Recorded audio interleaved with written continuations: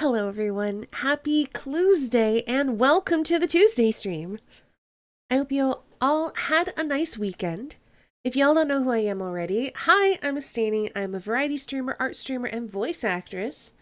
And we're going to be doing more Phoenix Wright, Ace Attorney, Trials and Tribulations today, the final game in the trilogy. And I'm having a good time with it. But first, I'm going to say hello to all y'all in chat. Hello, hello. Hey, yeah, Derek. Yes, you did get here before the timer. Hello, HD. Yes, Sustained Detective's on the case. Misos, thank you so much for hosting. Disintegration, hello and welcome. Hello, Kulan. Final game, I know. It does make me a bit sad. There are other, Ace Attorney games out there, though I don't know if they're, like, similar in, like, gameplay to this or not. And I don't know if they're on PC or not. But I've been having so much fun with these. Also, I just want to say it warms my heart to see y'all enjoying the stream so much. It just feels really good to see y'all appreciating things that I'm streaming. So I just wanted to say I appreciate you appreciating me. Which is weird, but we're saying it. Anyway. Do I have anything to announce? Just as a reminder, tomorrow is only going to be half of an art stream. So the first half is going to be art. And Bunny Fiend! Bunny Fiend! The heck?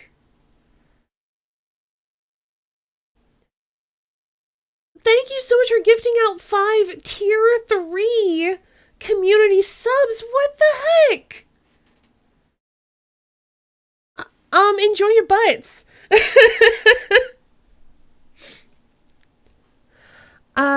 So Disintegration, Kulon, Orbital Links, Koilu, and Jess at home, enjoy your tier 3 subs.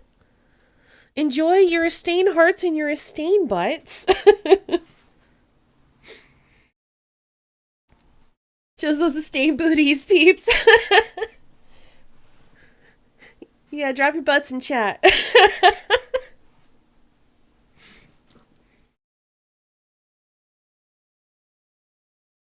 What did I miss? We appreciate you appreciating us appreciating you. These streams make Tuesdays worthwhile. I'm glad it gives you something to look forward to. Thanks, HD.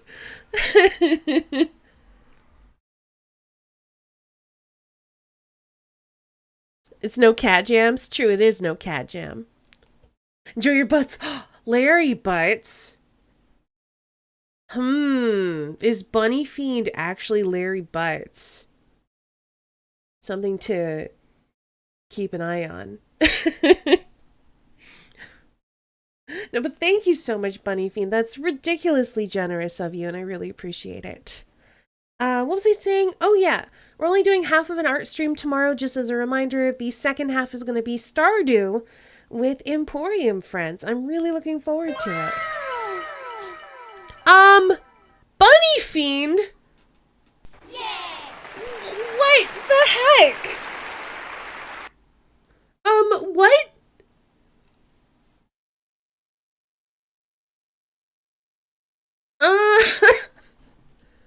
Well, this is gonna be here a while.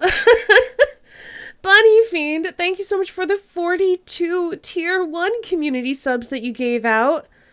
That's gonna be a lot of names to read. Well, let's start going through the list. Hold on. Let's get some music going. I'll go through the list. Sunrose, enjoy your sub. Empress Sock, Lychee TV, Sing Junebug, Shish Kababa, Shish Kaboba, either way. Madman Oreo, Shirt, Frost Dwarf, BCG, Ember in the Dark, Kostya Grigorev, Elbero, Hammurabi, Lanterns. Lunchybus. Bow. Din Oshino. Fox Chips. Angry Jarl. Mikey T. Minas. Joba. Tara Jade. Signsai. Vanna. Baka Awful. Come back in an hour. Velky Studios. Techno Bear. Sandwich Boy. Silency. There's so many names to read. Nerded2. Hello, Sock. Nomad. Siziel. Groovy Gamer. Milky Kibbles. Tigrarnia. I'm good at reading names. Tibbs Overload. J Ray. Kingry. Louis 5U. CG Casperex. Is that all of them? I think that's all of them. Water's definitely needed after this. Let's drink some water.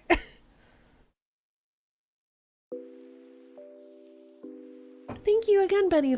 Words. Thank you again so much, Bunny Fiend. And hello again, Sock. If I missed your name, I will be reading them all off again at the end of the stream. So, worst case, I will welcome you then. Hello, Rex. Wow, it took a whole heckin' song to read through all those names. Hey, Corey. All right. I think we're ready to start the game now.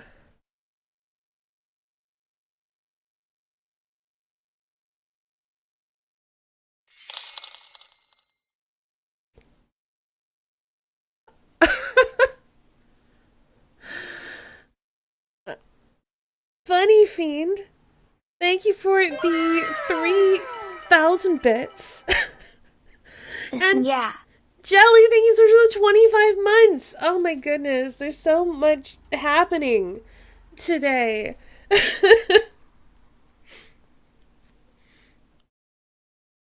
Yes, when my voice is broken after Ace Attorney, I'll have to read out all of those again. That is correct, HD.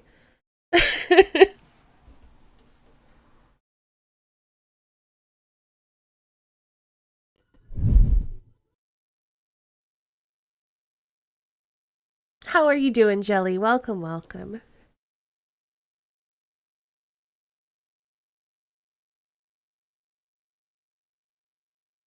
How was your day? Oh, it's been okay. I made tacos last night, so I had some tacos. And I've been working on some art and reading a lot of Twitter and having to block a lot of crypto art thieves. So that was fun. Tacos, yeah. I need to fix them a little bit though, because I added corn and tomatoes to them, and I probably should have got salsa instead of just tomatoes, because it made them a little bit more bland. It just needs like a little bit more seasoning, so I might have to go back through and like maybe add some more salt, maybe a little garlic and cumin or something. Block what thieves? Crypto thieves. There's a thing going around where people are stealing artwork and then attaching them to like a cryptocurrency type thing, and then they're buying and selling that. It's a whole thing, and I'm just like, and they can like attach anything to it. Like, I think they've done it with like just tweets. They've done it with like digital furniture sets. I'm very confused.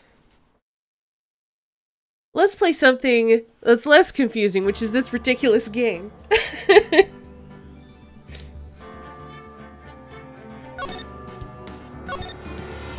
So, if you recall, last time on Ace Attorney Trials and Tribulations, unfortunately we didn't get a good ending point. So we're in the middle of a cross-examination of this guy right now. So Give me just a minute. I'll explain a little bit about what happened last time.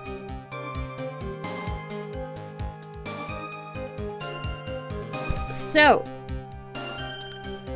this guy, oh yeah. Last time on Ace Attorney, Trials and Tribulations, we were supporting Maya because she was basically her... Oh gosh, how do I even start? There's a showcase going on, Treasures of Kurain Village, which is the village she's from. And so like all of the old artifacts from the temple were brought to this department store, but then there's this thief whose name I've already forgotten.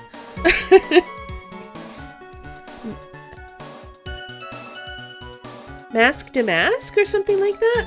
Maybe?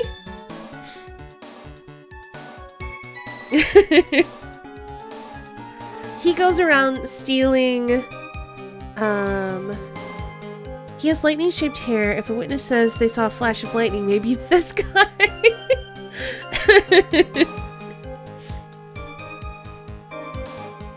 A magnifying glass for a monocle, stylish, very. Yes, Mask Star Damask. Thank you. So Mask Damask has been going around stealing these priceless treasures.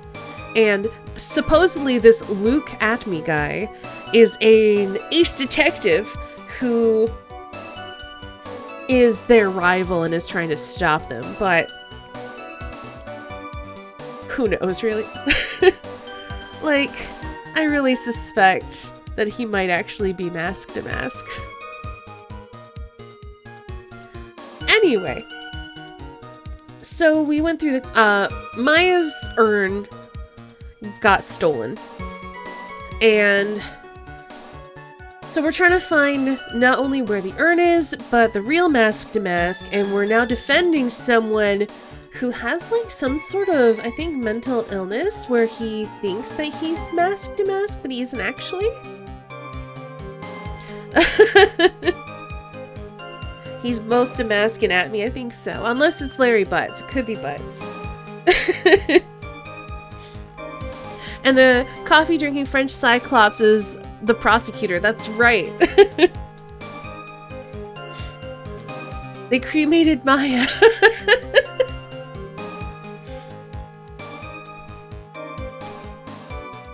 Did I miss anything, or is that the gist of it? We know that there's some sort of security firm involved, and we know that our client was basically blackmailed into going to the department store that night and works for the security firm that's involved. And that's about it. Anyway, let's go ahead and read through his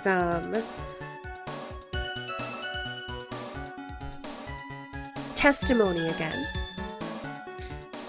Did you like the link I made? I think so, if I remember which one it was. I remember... Was it the one with the... I can't remember his name. What's the French prosecutor's name? Is it with his objection and then something about having a sultry French accent? Godot, that's right. Welcome back, Sock. That was entertaining. It made me laugh. Butts himself showed up conveniently. He happens to work at the same security company, I know. Indeed, it's true that I looked away from the door for a brief moment. Hold it! Hold it! So why did you look away from the door anyway? In addition to the camera, I had prepared a variety of other sensors as well. The alarm on one of those had gone off, so I had to check the data. That's why I went to the computer. Elegantly, of course. So you were momentarily vulnerable when you were working on the computer? What should I do? Should I ask more questions? About the sensor? What kind of sensors are you talking about? There are other places in the basement that someone could enter and exit from.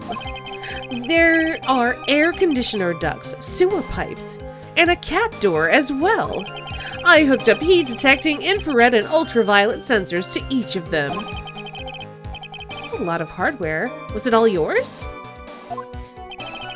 Lordly Taylor Department Store was kind enough to provide the monitoring hardware. Naturally, the security camera that took the photo belongs to them as well. In other words, he couldn't have rigged the equipment, huh? Has that cleared up any doubts you had about me, Sir Lawyer? No.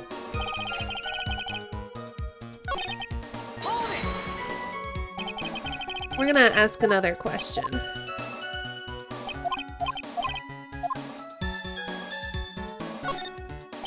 So did that computer belong to Lordly Taylor as well? Correct! Well, except for the program that manages the data. That was specially designed by me! Look at me! In that case, he could have easily manipulated the data. What's wrong, Sir Lawyer? However, Luke at me cannot be so easily discombobulated. What does that mean? Discombobulated? Young people these days, they really irritate me.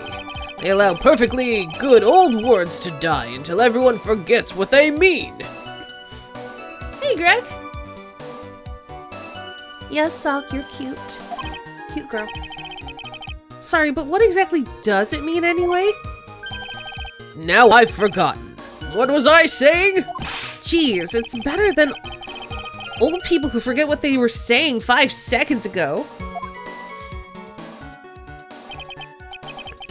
Well, it looks like we've cleared that up. You can go on with your testimony. Unfortunately, the thief grabbed a weapon from the side and rendered me senseless.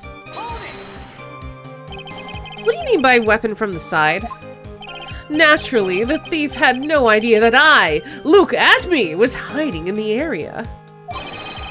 He grabbed the sword from the statue that was standing by the door to the warehouse. Sword? You mean the sword that was all twisted like a tree branch? Correct! Fortunately for me, the blade was not sharp. Okay, so he is talking about the Shichisitsu. It's so hard to say. Hey, Ori!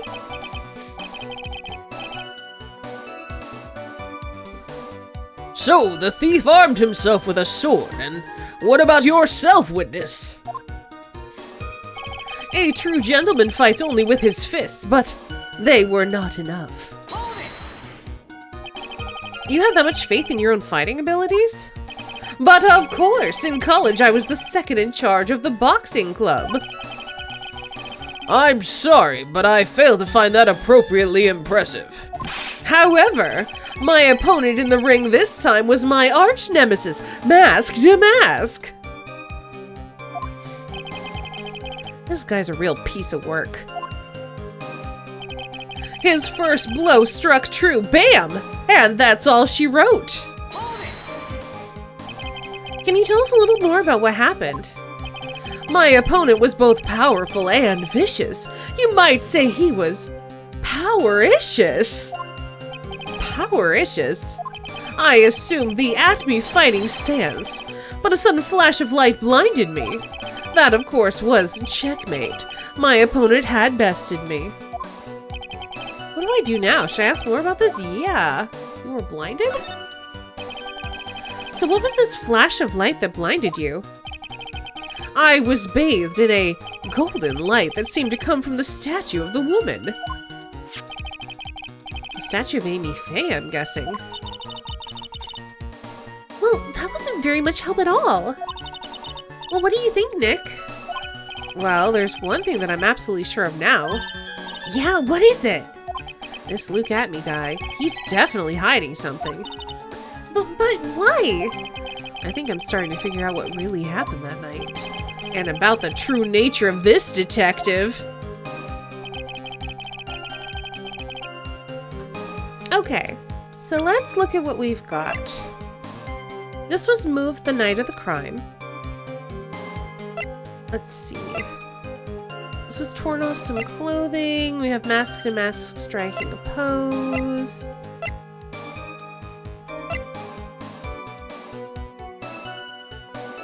Hey, Captain Keys, thank you.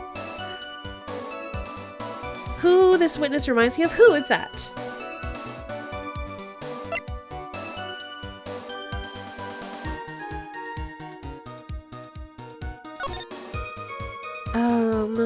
At that point, the statue's already been moved. Huh.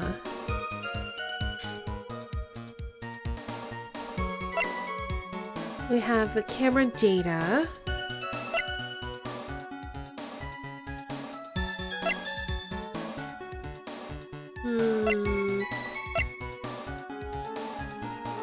I feel like we've got to have...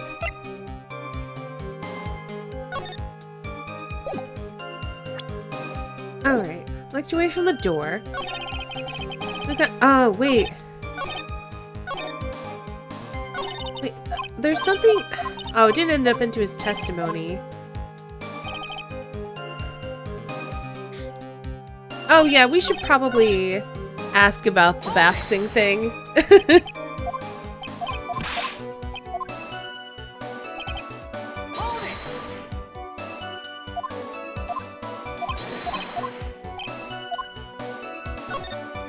What is this at-me fighting style?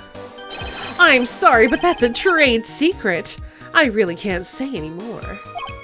But I suppose I can tell you if I absolutely must. The main thing is to put your back to the wall. That way no one can get behind you.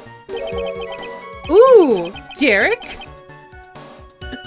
You're kind of right, though. That is actually an important fact if we can get that in his testimony. Well, Mr. Wright, what about that testimony? It's very important. Of course it's important. I've learned a detective's secret technique after all. Hey, Saint Guard! Hey, Divine! Welcome, welcome.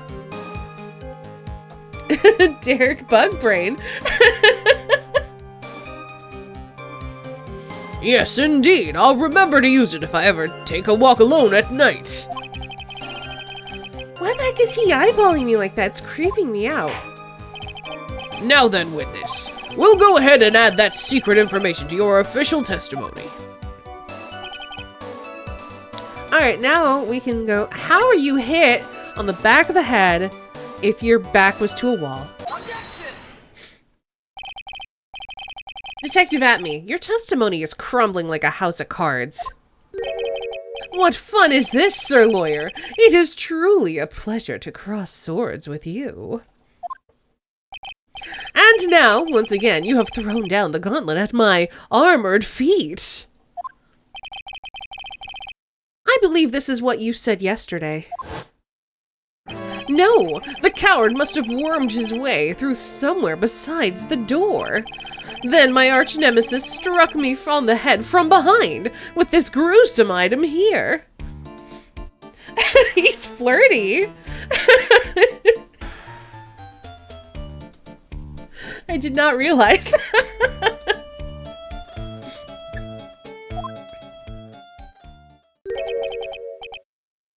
From behind, huh? But just now you testified that he struck you on the forehead. I hardly think you could forget where you were hit on the head. He's heckin' flirty, is he? Ugh, it seems I've made another mistake.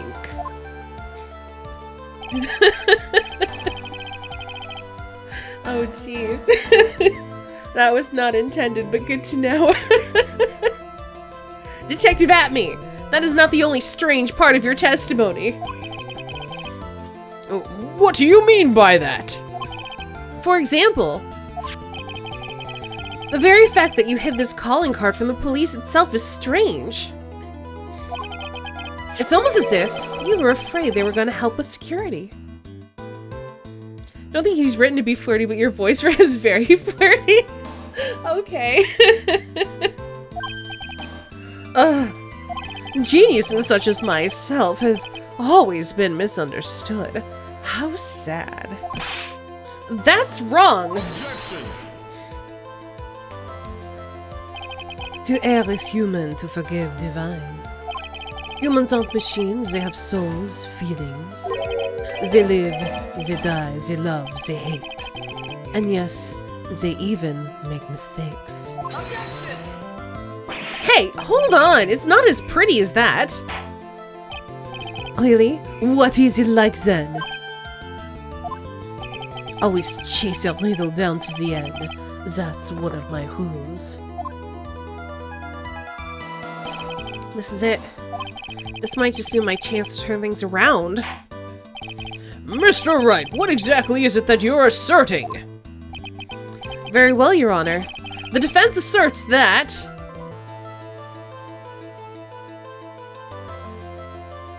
Oh no. We're gonna save it, but I'm gonna do what I feel in my heart. Might fall asleep soon? That's okay, Suck. I hope you sleep well. Yeah. Mr. Atme is mask to mask! The answer is simple. It's all clear to me now. Detective Luke Atme's true identity is actually mask to mask.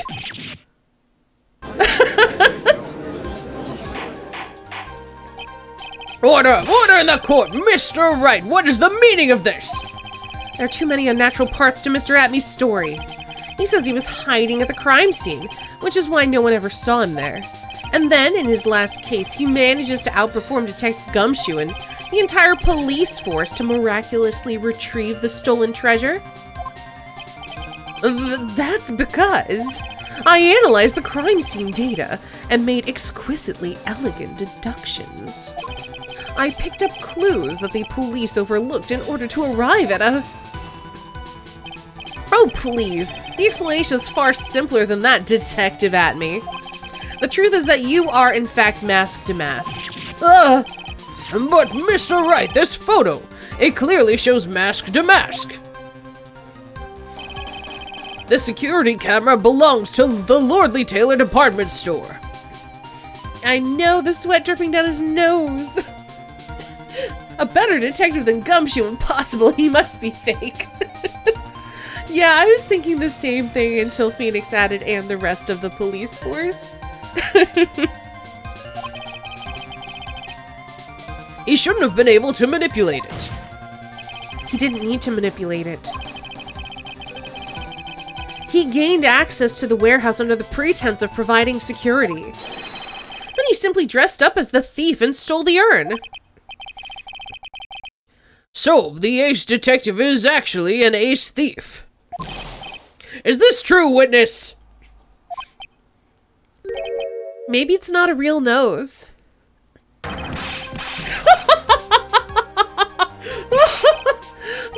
Damask's MO is pure genius. And so am I. Look at me, ace detective. Retractable nose, clearly. You're very clever to have come to such a conclusion. I am impressed, sir lawyer. What? Witness, you're admitting it. Nick, now's your chance. Yes, time to put the last nail in this guy's coffin. Detective Atme, when you assumed...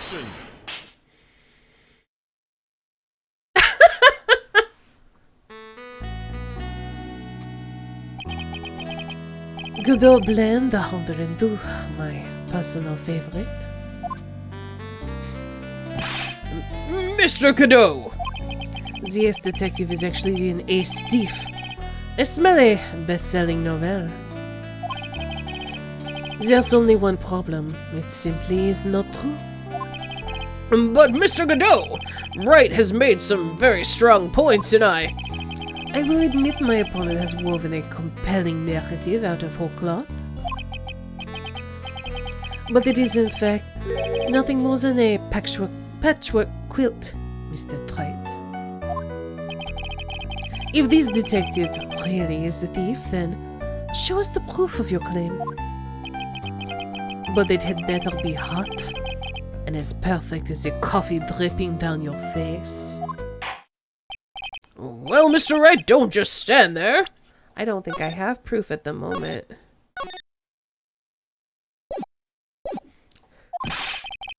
This court would like to see this decisive proof you have, quickly!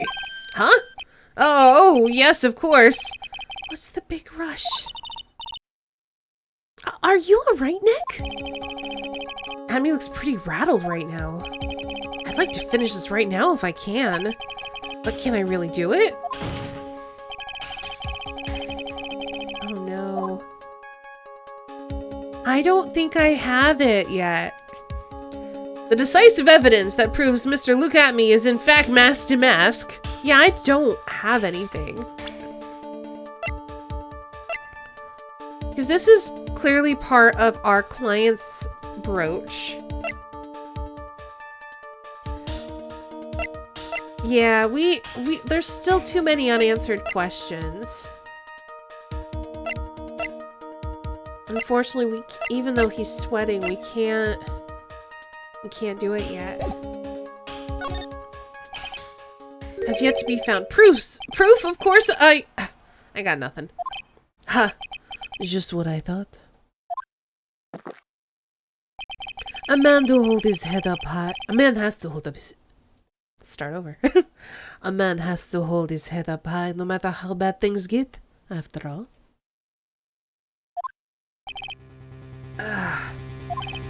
I see.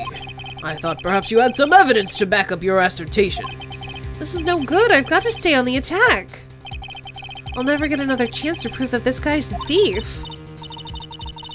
Don't give up, Nick. Think harder and try again. It's no good. I'm just not ready yet. But are you gonna just give up and let us lose this?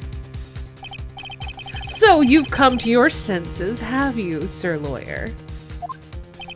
I can't think of a single counterattack at all. It seems the cloud of suspicion surrounding this witness has lifted. Mr. Godot, if you have anything further to add, then... Who? Oh! Who are you? Oh, that doesn't really matter right now, does it? Miss Delight, what are you doing here? Nicky boy, the thing you've been looking for. I think I found it. You mean that bag? No, not the bag. What's in the bag? Well, and it's fixed and covered in paint? That's... The sacred urn! Nick, it's the urn! There's only one bag, old bag. Order! You... Madam! That urn, where did you find it? You'll never believe it. It was in the office of Mr. Fancy Pants Ace Detective. Look at me. Oh, Jesse, I don't remember this guy's voice at all. You're the best. Well, how do you explain that one, Mr. Atme? Even you are gonna have a hard time weaseling out of this one. Objection. Huh. Pathetic. Mr. Godot, do you have something you wish to say? Yes, Your Honor. It simply amazes me how quickly times change. In the old days, a man was to be taken at his word. It's truly sad. You're still denying that Mr. Atme was involved? Luke saw Don't At Me and took it personally. Oh, no, boo. Before casting aspersions at Detective Atme, consider the young lady here. Your name is Desiree Delight, is that correct? Yes, what about it? How charming. The lengths that a woman is willing to go to save her husband is truly inspiring. What are you insinuating? This fella seems pretty French to me. Good, I guess.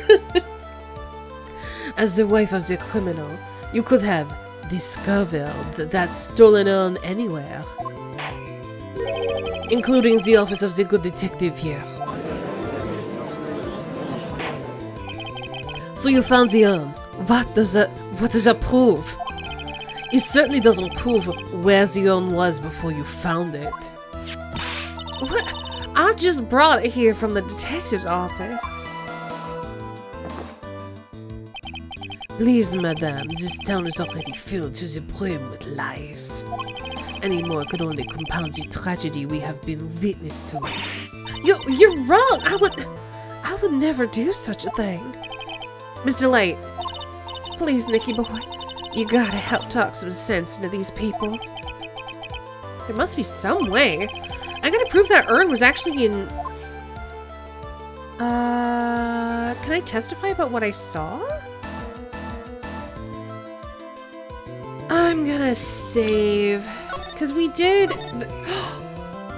Ooh, if there's fingerprints on the urn, and there are fingerprints, that's proof.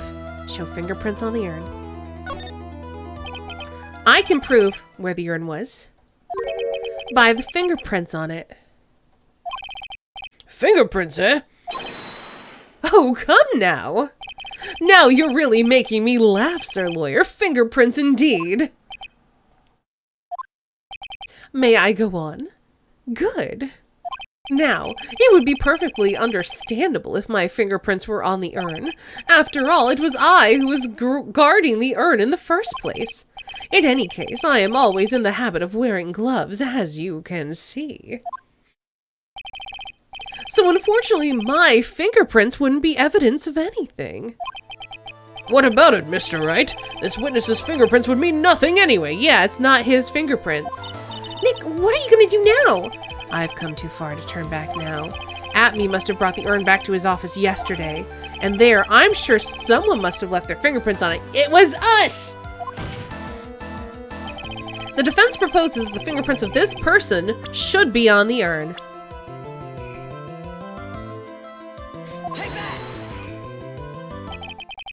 What is all the fuss about fingerprints anyway? Mr. Atme, do you recall the events of yesterday? Hey Nick, come on, open it up! Hey, wait a minute, we can't just open his private property. Don't be such a fuddy-duddy. This is an important investigation. Well, what's in there? Hang on a sec, I'm taking it out now. Whatever it is, it feels kind of hard and smooth. Well, hello there. We get charged with trespassing later. He invited us to his office. And it's a public office. That's not necessarily trespassing. However, rifling through his stuff, I don't know, is that a crime? It's definitely not a good thing to do, but I don't know if we did anything criminal.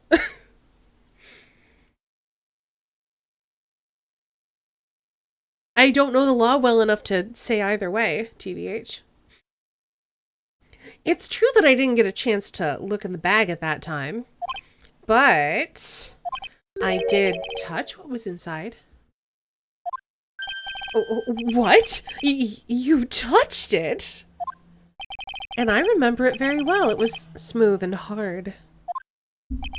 Well, that was just... I don't think we have warrants because we're a lawyer.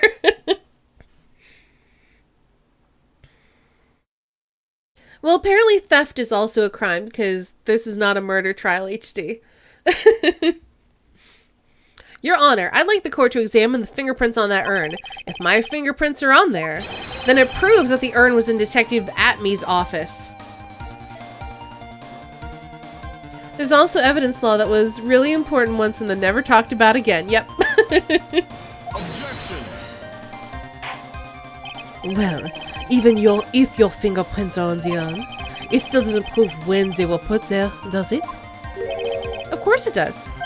Oh, what did you say? It's not what I say, but what Adrian Andrews, the person in charge of the exhibition, said. I polished it until it's just about glowing. I thought maybe I can make it look more valuable.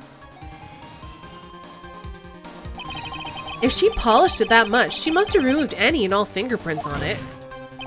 And the only chance I had to get my fingerprints on it after that was yesterday at the Atme Detective Agency.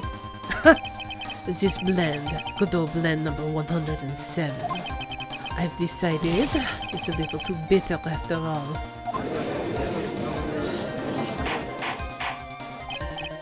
Order. I accept the defense's request. Bailiff, take this urn and... Wait a moment, Your Honor. There is no need for that. No need, you say? Precisely. I already know Mr. Wright's fingerprints are on the urn. What are you saying?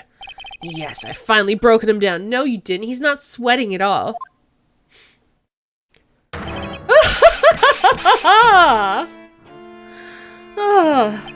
Take a good look, everyone. Oh, maybe we did actually. Unable to find a rival worthy of my genius, I was forced to create one by myself. Hey, Mr. Uppercase T. Here I am, the tragic clown. This guy is nuttier than a fruitcake. You see, it was me all along. I am the one and only Masked Mask. I hope you all enjoyed my little performance.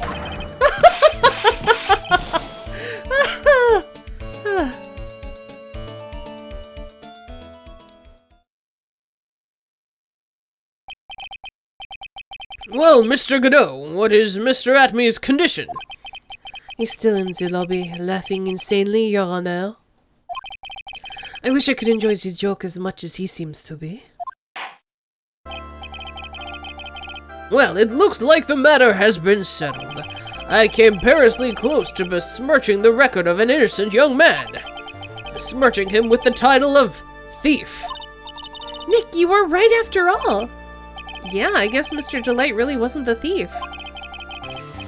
The court finds the defendant, Mr. Ron Delight.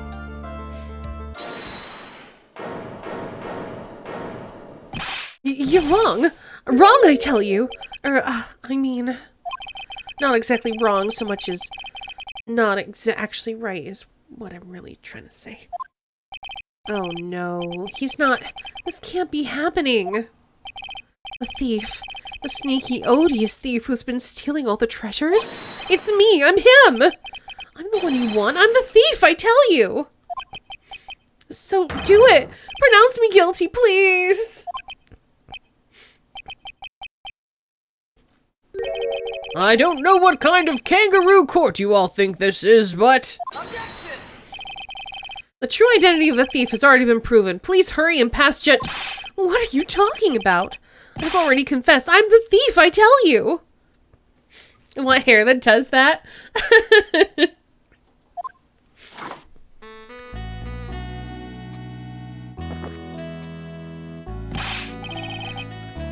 Mr. Godot, don't just stand there drinking coffee. Hey there, Mr. Thief. Yes, sir. If you're really a man, then clean up your own mess. I'm sorry. I'm afraid I just don't have any idea what you mean. If you are Masked Mask, then prove it. That's what it means. Yes, sir. I'd be happy to. He says he'll be happy to, Nick. It's kind of cute. He's 100% committed to his fantasy. Good boy. Just remember one thing. A boy only gets one chance in his life to become a man. I know that. I won't fail, I swear. Okay then, talk. We're all listening. Oh, well, let's all have a listen to this confession.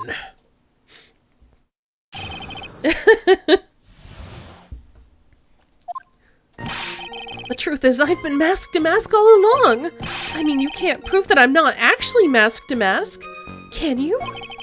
I don't have an alibi. I was, like, for the night of that the urn was stolen, after all.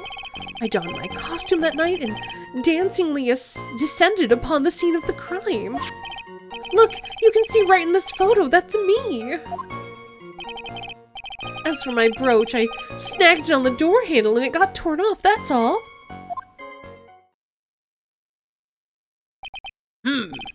I don't like the direction this trial has taken. But this is how every trial goes, at least with me anyway. Oh no! Huh. You're doing great. Stop it, Mr. Godot, you're embarrassing me. Like I said, you're only going to get one chance to testify, alright? But if you make it through this With flying colors, I'll keep my promise too. I'll make sure you stay locked up in prison as the one and only true Mask the Mask. Thanks so much, Mr. Godot. I'll do my best. All right, Mr. Wright, I'm afraid it's time for the cross-examination.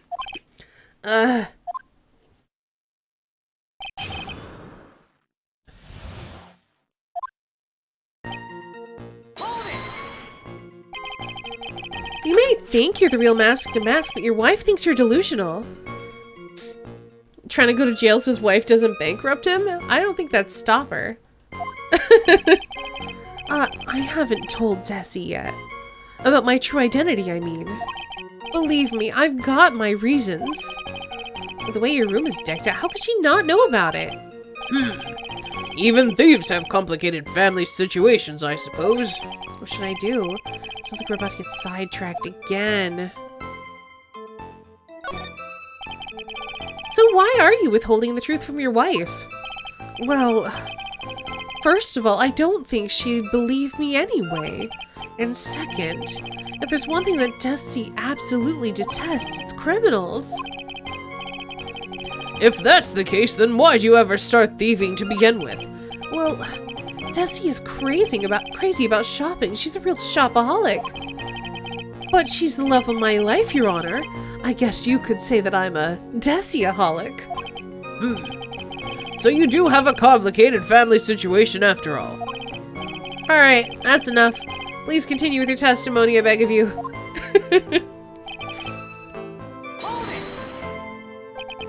I thought you were gonna be the one to show us the proof? You know, that you're the real Mask to Mask and not just some kind of obsessed fanboy? Hey now, that's not fair. Why do I have to do all the hard work anyway? Maybe because you're the one making the outrageous claim for a change? Come on, Nick. You know Mr. Delight couldn't have committed the crime. You're the one with the fancy law degree. It's time to put it to work already. I need some kind of proof that Ron couldn't possibly be Mask to Mask. Well, I guess if you had that kind of proof, we wouldn't still be here, would we? For the time being, maybe I need to shift strategy. I should try to show that Mr. Delight couldn't have stolen the urn. Anyway, You've got no alibi?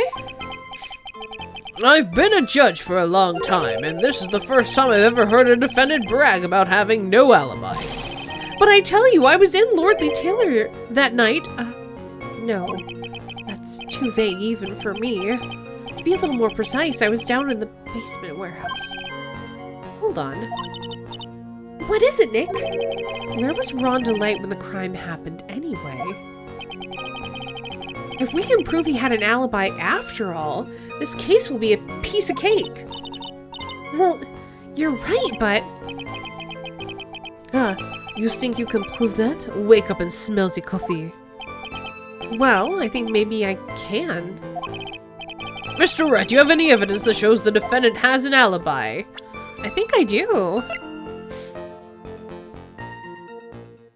Yeah, okay, he doesn't work for KB Security, but it was found in the security building. Yeah. I have the evidence, or do you think I'm just still some sort of third-rate rookie? Oh, I've never seen you this angry before. I'm not surprised. Anger is the last refuge of the pathetic. I thought I was more confident than angry. Well then, let's see this evidence already. Show to this court evidence that proves where your client was on the night of the crime. Mr. Delight, this wallet belongs to you, correct? Yes, it does. I had lost it somewhere. Mr. Wright, when you find a wallet, you should report it to the police right away. No, you don't understand. This is an important piece of evidence. Evidence? Mr. Delight, when did you first notice that you'd lost your wallet? Let's see. I think it was on the night of the crime. But I know I still had it when Desi and I went out for dinner.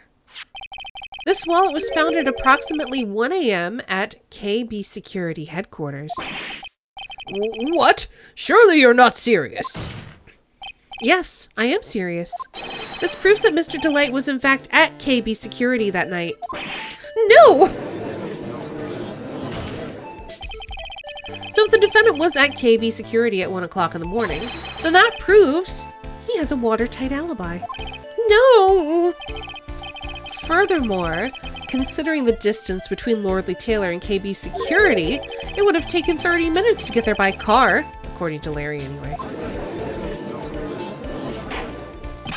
Well, Mr. Godot, do you have anything to say? And stop drinking that coffee. Come on, Mr. Thief. Don't let this guy beat you. Tell him why he's wrong. You're the only one who calls me thief, Mr. Godot. All right, I'll try. I'll do it, I will. He's really got Mr. Delight all worked up. Yeah, he's like a kid at his first day of school. Look, it's just ridiculous. Why would I have dropped my wallet at KB Security? Someone must have planted it there to make it look like I was there and not at the heist. Planted it there? He's really reaching now. Mr. Delight, you probably dropped your wallet when you took it out to use this, didn't you? The key card to KB Security's CEO's office? No! That was a pretty good try, Mr. Wright. Unfortunately, you've overlooked one small thing. What? I confess, I'm mask to mask. Motive, of course. Why would this thief go to the KB Security in the middle of the night anyway? Well, Mr. Wright, it looks like you need some more evidence after all. Oh, this stupid kid. Now then, let's see your evidence. The evidence that shows why Mr. Delight went to KB Security at 1 a.m. in the night. I'm pretty sure it's this one, right? The blackmail letter? Yeah.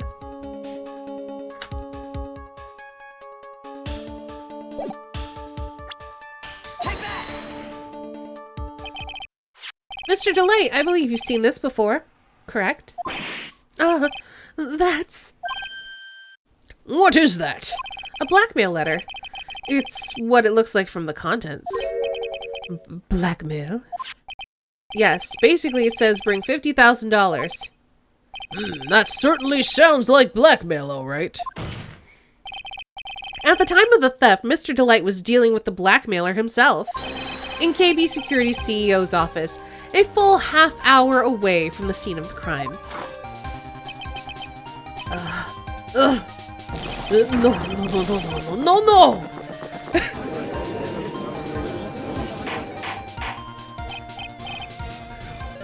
Order!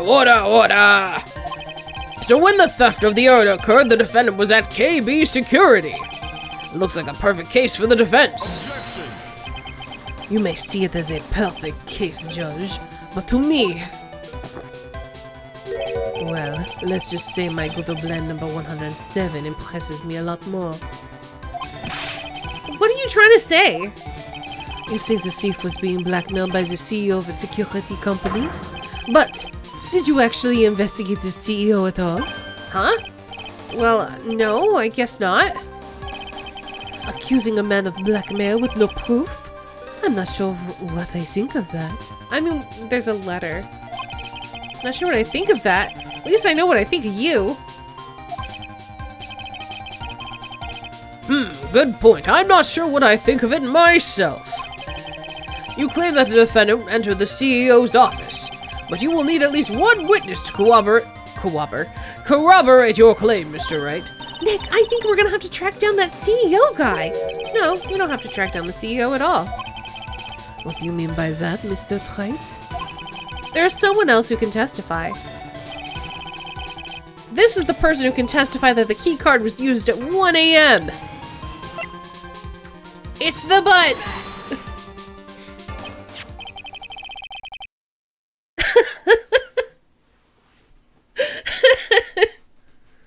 Who is this useless-looking man? You don't remember him, Your Honor? Not exactly.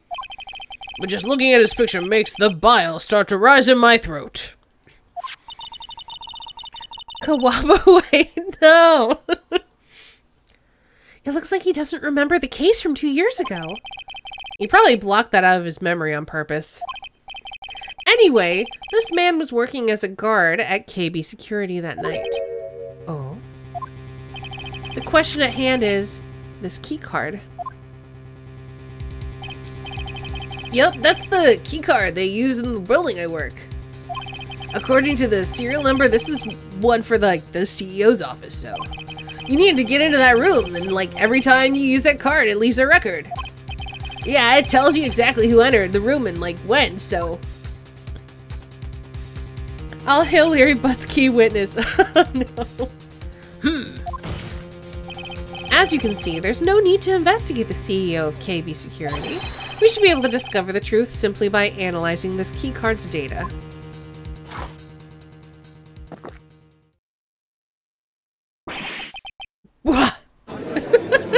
Just calmly drinking coffee so he can do a spit take. This guy.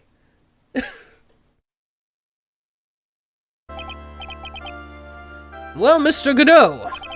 The name of the CEO of KB Security is Cain Boulard. I wasn't able to contact him directly, but I got the keycard data here. So, what does it show? Each keycard has its own serial number and they leave detailed records of their use. According to this data, this card was used at 1 a.m. on the morning of the crime.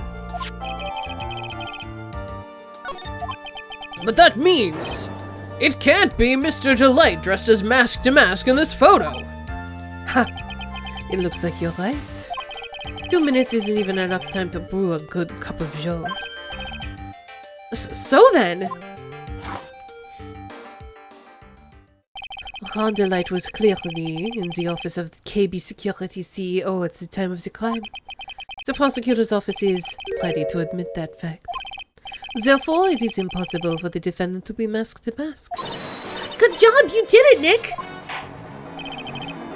That's enough. I came perilously close to besmirching the record of an innocent young man. He's saying the same thing again. Besmirching him with the title of thief. What's wrong, Your Honor? I'm ready to pass judgment, but before I do that, do you have any further objections? No, Your Honor. Very well. The court finds the defendant, Mr. Ron Delight, not guilty! Who will object this time? Nobody! The court is now adjourned.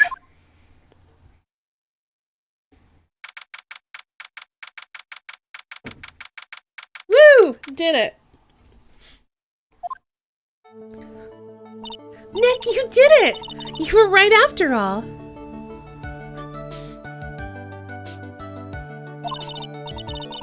Actually, I'm a little bit ashamed of myself. Nicky boy. Oh, Ms. Delight. I knew you could do it. I believed in you all along, Nicky boy. I don't know how I could ever repay you. Ah, shucks. Thanks, Ms. Delight. I just know I'm blushing. Didn't take us 5 weeks? Did not. Congratulations, Mr. Nick. Oh, pearls. Oh, I got a bad feeling about this. Who is this woman? Oh, she's nobody. She's just, You're blushing. How dare you do this in front of Mystic Maya? You should be ashamed of yourself. She just slapped us. Ow! She slapped me. Pearly. This woman is Miss Desiree Delight. She's our client's wife. Mr. back! Yes? You're even worse than I thought. Going behind the back of your own client. No, you've got it all wrong. I'll never forgive you. Ow! A double slap! Stop it! Well, anyway, all's well that ends well, right? We got the sacred urn back, and the thief's been caught. I'm really surprised. Hold on. Like, there was this whole thing about, the statue being moved and the paint spilling, and that didn't end up being a thing at all. I'm really surprised. I don't think he's ever gonna slap her, which he shouldn't. But someone needs to teach this little girl not to slap people. You're so right. It's all thanks to Nicky Boy here. But actually, it was you, Ms. Delight, that brought us our urn back. Thank you from the bottom of my heart. Oh, please, you're embarrassing me. That's true, I'm just surprised. If we won the case, then why does this guy look so glum? But I am a thief. Actually, what's the point now? What is it, honey? I did my best for you, Ronnie. I know that, and I appreciate it, Desi. The thing is... Come on, give the kid some time. He's just got a little touch of the blues. You know about feeling blue, right, amigo? Mr. Cadeau, what are you doing here? Oh, come on, I just came here to say thanks to my newest buddy. You, Mr. Wright. Maybe you should learn my name before you call me buddy? Fun fact, amigo is definitely French and it definitely means bro. I mean, ami is French and means friend. I don't know if I've heard amigo. I know that that's Spanish.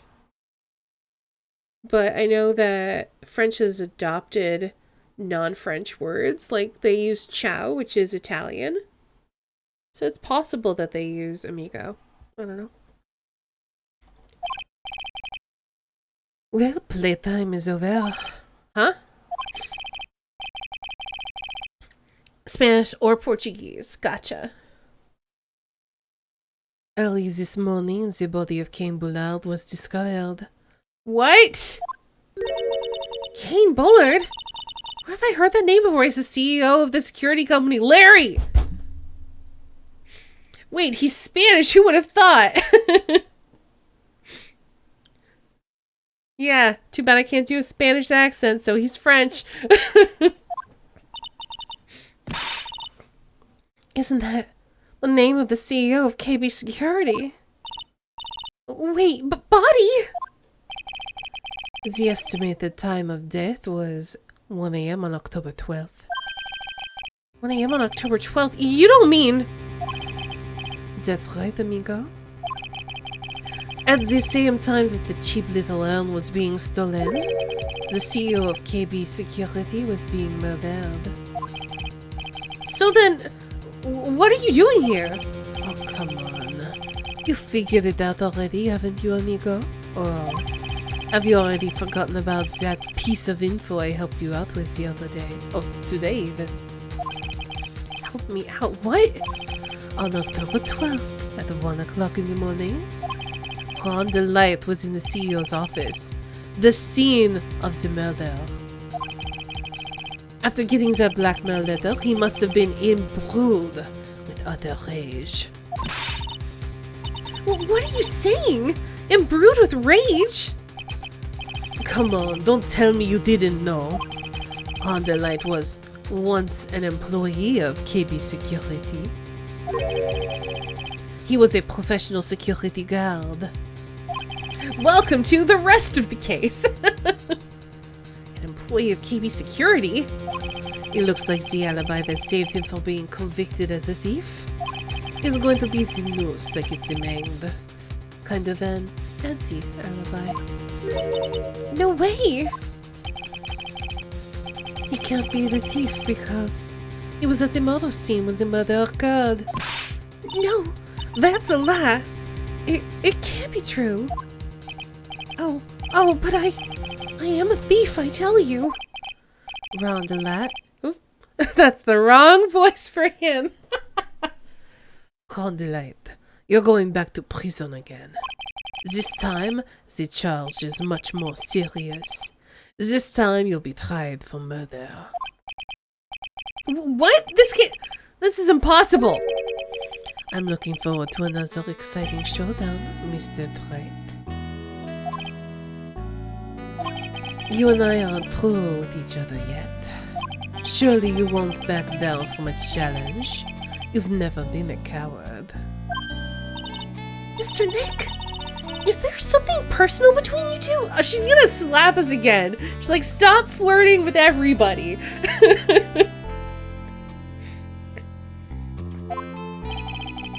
I've returned from the depths of hell to do battle with you. At least let me have some fun while I'm here. This guy, who the heck is he? He may be quiet, but he's the most dangerous enemy I've ever faced. Well then, time to say goodbye to Mr. Delight. Choosing to believe Godot is multilingual and knows so many languages, his accent is a veritable soup. Sounds good. He's a polyglot for sure. Nick, how can this be happening? Right in front of our very eyes, our client has been arrested for murder. And the one who established his presence at the scene was me. When Pearl finds out about Edgeworth. Yeah, Ronnie!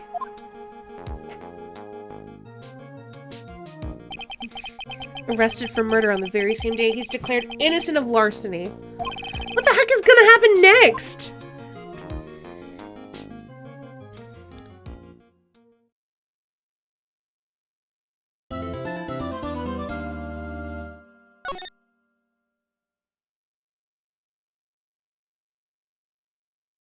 Veritable is better. Not sure why you used vegetable.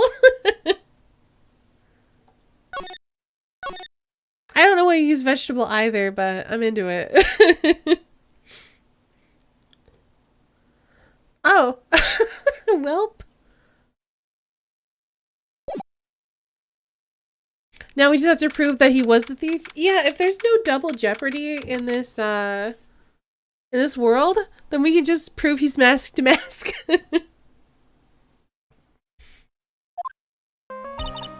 You know, I'm glad we found the urn and all, but poor Mr. Delight got arrested again. Well, supposedly Mr. Delight was in the CEO's office when the murder occurred. No way, Jose! I don't buy it! But the one who proved that Mr. Delight was there was Mr. Nick himself. At least from what I can understand. Looks like you did too good a job this time, Nick. Well, how about we get started looking into this KB security murder? Throw Larry under the bus, always. I think I'm gonna head back to Kura-in Village for a little while, if that's alright. It's certainly alright because your voice is hard to do. Sure, but why? I'm gonna bring the sacred urn back and have some people take a look at it. Oh, that's a good idea. I think I'll go with... No, Mystic Maya, you should stay here. I want you two to spend some quality time together, full of love and happiness. Pearls is so caught up in her fantasy, she forgot there's a murder to solve. Sacred urn given to Pearls. Now remember, no fighting, okay?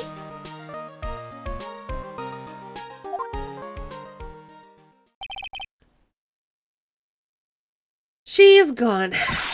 Okay, Nick, time to get going on this murder investigation.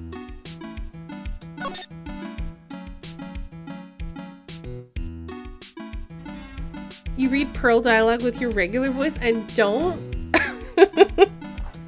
Oh gosh, that would be I can't even imagine having a voice like that, like normally. That would be kind of rough.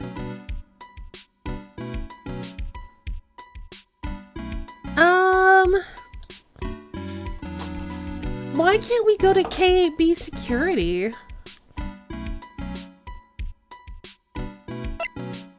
I guess we'll start at the detention center. Speak any other languages? I can speak French. Oh, Pearl said no, Maya, you stay here. I thought that was Phoenix saying it. Gotcha. Yeah, I got mixed up. I already told you, it's not me. You're hearing fingernail clippers. I got a hangnail I'm trying to get rid of. I didn't think y'all would hear it. Hold on one second.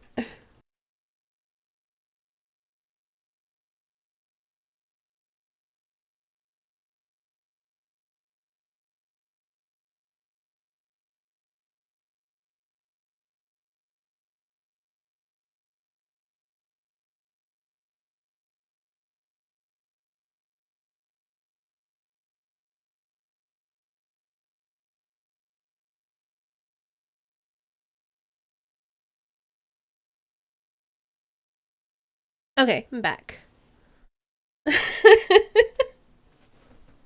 I'm glad it made you feel good though, Worry. A sad, pitiful whine that tapers into silence. Sounds like you're interrogating Mr. Delight right now. Man, and we don't have enough time as it is. Yeah, well, I guess the police are just going crazy like we are. Yesterday they thought he was just a thief, but now they got a murder case on their hands?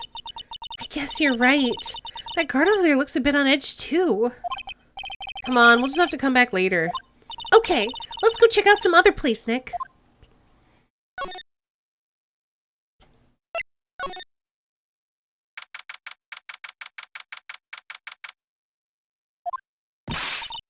Oh, Nicky boy. Maya.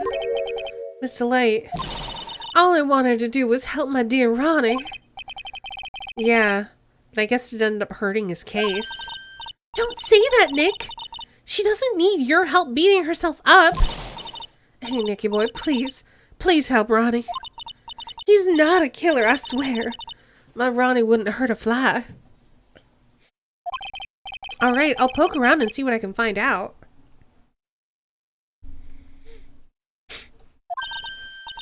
Really? Are you serious? Oh, I'm so happy.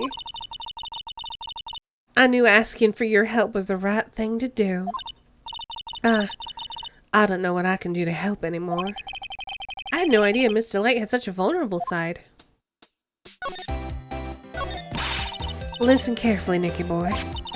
My Ronnie would never ever kill anyone. It's just not in him. I don't think he would either, Nick. Yeah, but you gotta admit, he's got a bit of a temper to him. It's not hard to imagine him just snapping and screaming, "Please die!" He would never say that.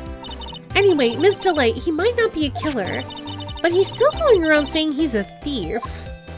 I already told you, that's just a little fantasy for him. Miss Delight, I hate to say it, but you're the one living in the fantasy world. How dare you say that to me, Nicky boy? I know everything about my Ronnie. We don't have any secrets between us. Ronnie isn't the thieving type. He's so honest he wouldn't even sneak a nap. He's so honest that he wouldn't even steal a glance. A thief. The very idea. I guess I just don't get it. Huh? Get what? I just can't understand how they can be so different and yet such a happy couple. Yeah, they sure are different. Come on now, Nicky boy. It's not that mysterious, is it? It was love at first sight. For me, anyway. What? For you?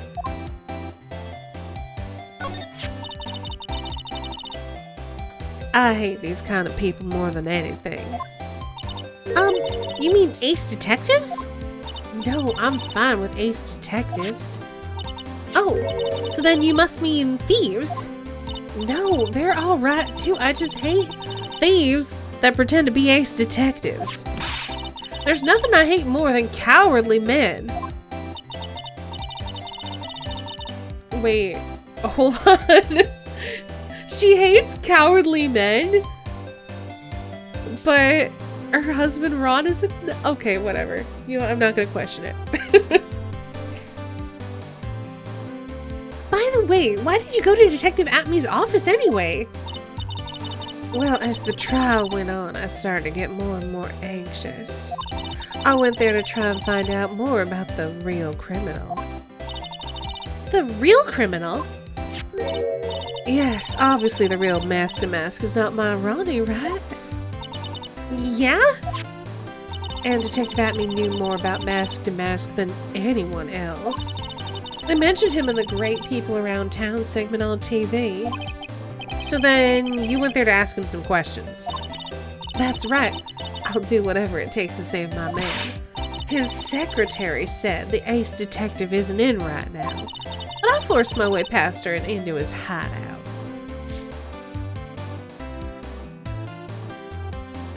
Maybe she used Ron's card at KB? Ooh, maybe.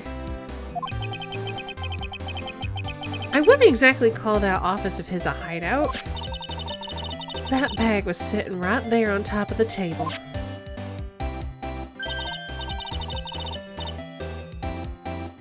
Oh yeah, we saw that bag there yesterday too. There's nothing lower than someone who would try to pin a crime on someone else. Ms. Delay, do you know anything about KB Security? Don't be silly, of course I do. That's where my Ronnie works. So, she thinks he still works there, huh? And yet, according to what we heard today... Come on, don't tell me you didn't know. Ron Delight was once an employee of KB Security. He was a professional security guard. Ron quit. He doesn't work there anymore. It looks like Ms. Delight doesn't know. KB Security's only about 20 minutes away, by motorcycle that is. Larry told me it takes 30 minutes by car. Well, I have to admit, I tend to fly pretty fast on my bike.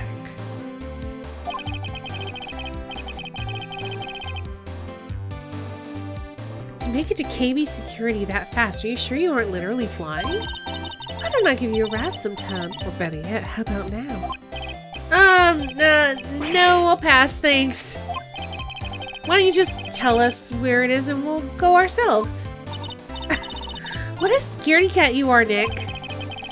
Miss Delight told us the location of KB Security. Okay, let's head over there right away, Nick. No, first, love at first sight? So was it really love at first sight when you met Mr. Delight? Well, maybe not at first sight, but Ronnie saved my life. Saved your life? I was at work one day when two robbers suddenly rushed in. Well, I'm not the kind to just curl into a little ball in the corner, so I fought back. Robbers? Yes, they took me hostage. I was so frightened. They were both carrying these huge knives, and I broke down into tears. Yeah, I would too if I were in that situation.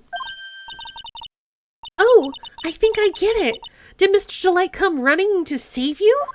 Yes, exactly. I remember he looked so handsome in that guard uniform of his. He went right up to those two knife-wielding robbers and screamed in their faces. Police, stop it, he screamed. I could see the robbers' faces turn pale.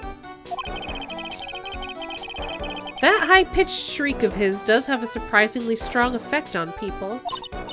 Then, crying and swinging his arms like crazy, he attacked the two robbers. All by himself.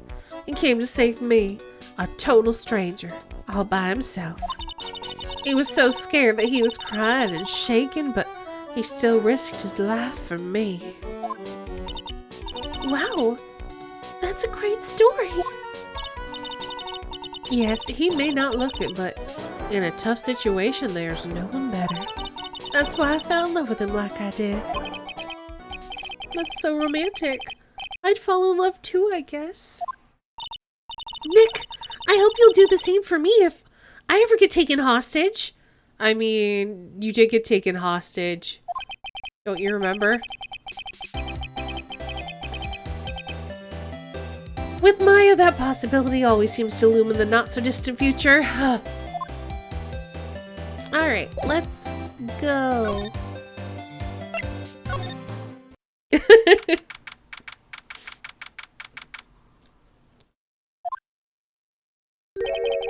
So I guess this is where it went down, huh? Oh gosh, was he in the safe? Or lying up against the safe? The walls here look really thick, like you just what you would expect from a CEO's office. What's that got to do with anything? Hey, it's you guys. Oh, it's Detective Gumshoe. Today's a real train. What the heck did my voice just try to do there? Let's take a minute and hydrate and recalibrate so we can do a good Gumshoe.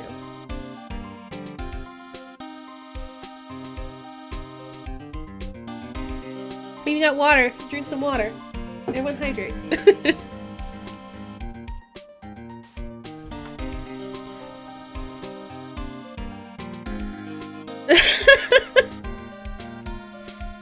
Got Blue Badger stuck in my head again. Oh no. Today was a real train wreck for you guys, huh? Sure was, pal. That prosecutor made real fools out of us. Yeah, I feel sorry for you. Wow, that's not like you at all. I thought you'd be more like, oh, that was great. You guys got what you deserve, pal. Or something to that effect. Do I really sound like that to you, pal? If the gumshoe fits. Well, anyway. The point is, I can tell when someone puts their heart into the jobs. And I can sympathize when things don't go your way. Sometimes I feel like wrong is the only way things go for us detectives. Aw, Gumshoe! Wow, I had no idea Detective Gumshoe was such a nice guy. How could you not know? He's wonderful! Now if this little love fest is over, maybe we can get started investigating.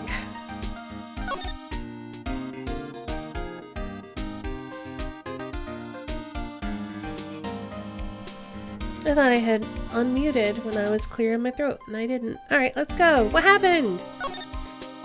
Detective Gumshoe, tell us what you know about the murder! Okay. But the thing is, I'm not really supposed to. Hey, come on! What about how we put our hearts into our work? They're really working against us right now, and we need help. Okay, I'll tell you. Just don't start crying on me, okay, pal? Okay, I won't cry on you, pal. The victim's name is Kane Bullitt.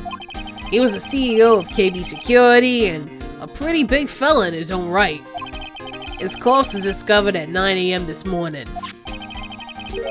His estimated time of death was 1 in the morning on October 12th. Cause of death was blunt force trauma to the head, probably an object in this room. It happened at exactly the same time that Mask to Mask was stealing that urn, huh? So why did it take almost an entire day to discover the body? There's a good explanation for that one. Bullitt's body was stashed away inside that safe. Oh, he was in the safe! Safe? Well, it is pretty big. Nobody heard from him, and when they opened the safe this morning, out he came. Oh, so the body fell out. The white string must be the shape from when he fell out. I think we still need some more information about Mr. Billiard. Maybe we could start by getting the man's name right? So, what happened to Mask? Doesn't sound very safe to me, Nephilim.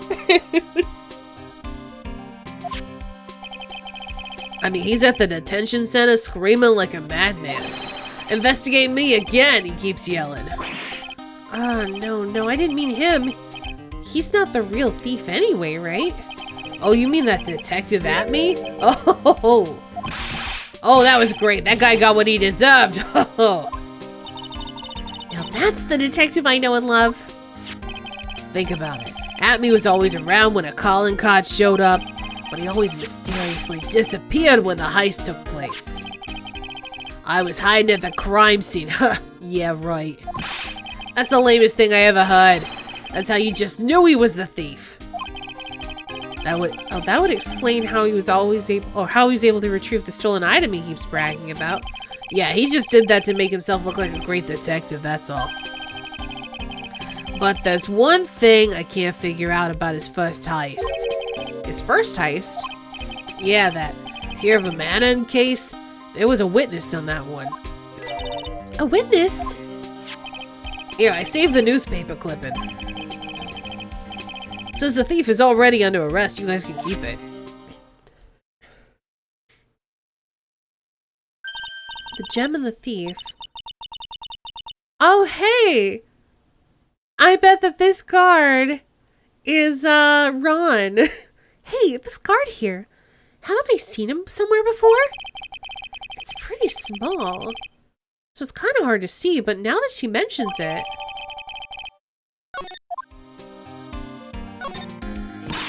Oh, that prosecutor! I really don't like that guy. The way he used our own evidence to do that to Mr. Delight. Yeah, I think he did that just because he knew it hurt more. That's what my gut tells me anyway. The killer needed to know the safe code to put the body in, unless the killer had... What's his face? Open the safe. Ron will panic and confess, but who else do we know that works there?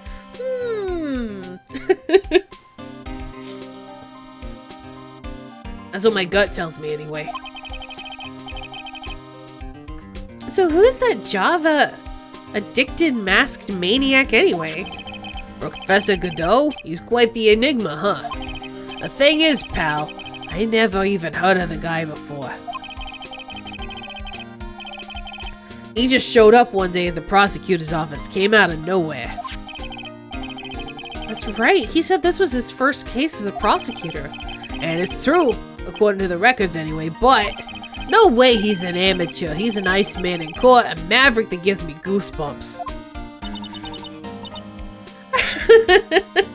D-Killer.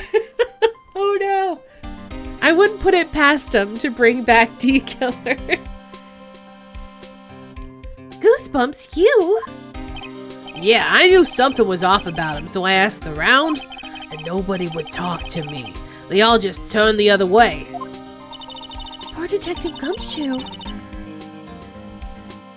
I had no idea you were so unpopular. No, that's not what I meant. That Godot guy acts like he knows me and has a grudge against me. I get the feeling he's hiding some kind of dark secret.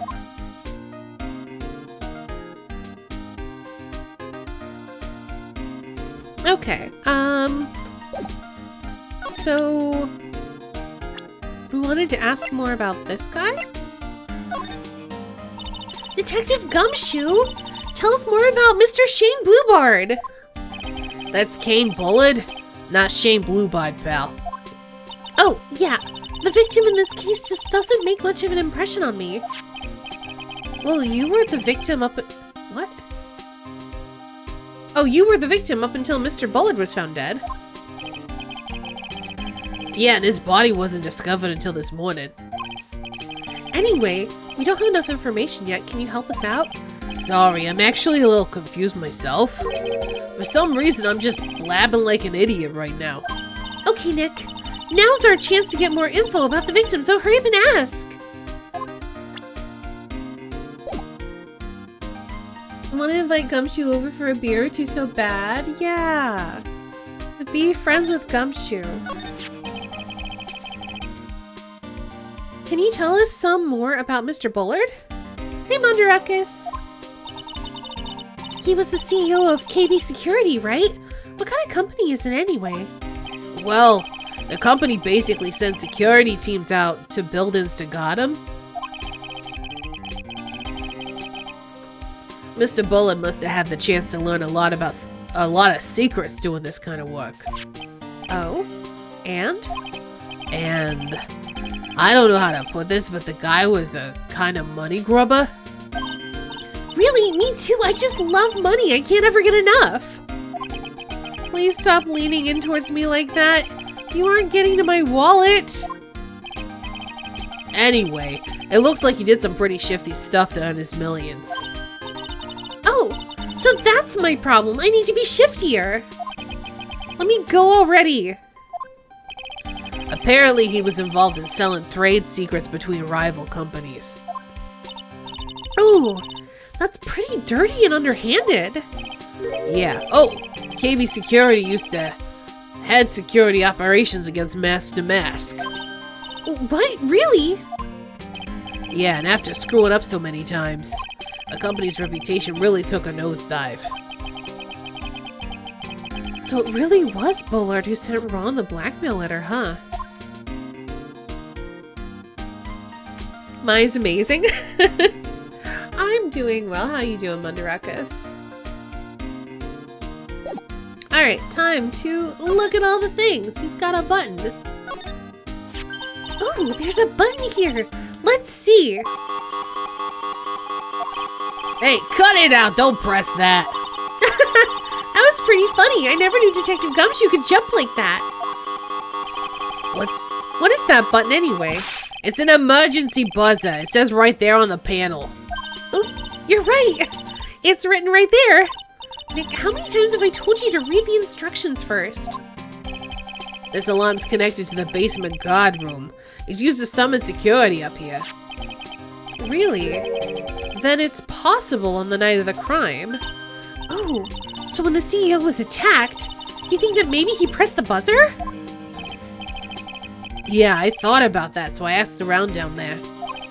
But they said that the buzzer never went off that night. Also, we couldn't find any fingerprints on the buzzer. Mr. Bullard, the victim, wasn't wearing any gloves, by the way, just so you know. Huh. I think we better go talk to that guard about this emergency buzzer. Had a rough weekend? I'm sorry to hear that. I hope your week goes better than your weekend. Pretty good now again? Glad to hear that.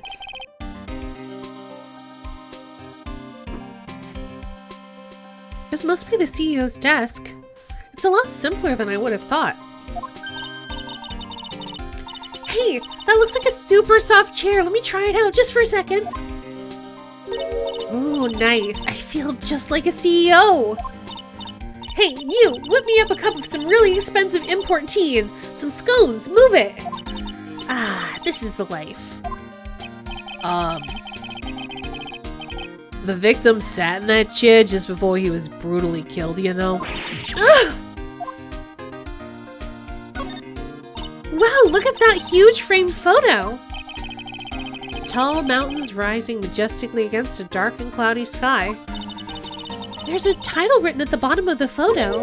The greatest sunrise of my life. This is it? This is his best sunrise? Either this guy didn't get out enough, or he really had rotten luck with weather. Maybe if he had lived a little longer, he would have seen some better days.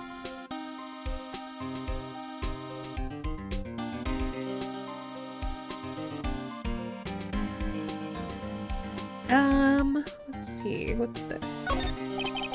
Check out this big thick binder here. Leave the heavy lifting to me, Nick! Reading a file isn't exactly back-breaking work, just a little hard on the eyes. Ah! What did you find out, Nick? This file, it's not about any sort of security operations or anything. This huge file is all about Mask to Mask. It's filled with info on him. What kind of info? It's filled with incredibly detailed information about his methods and the crime scenes. Hey Nick, look at that last page. It's a list. Let's see. Tear of a Manon, 100,000. This looks like a list of all the treasure that Mask to Mask stole.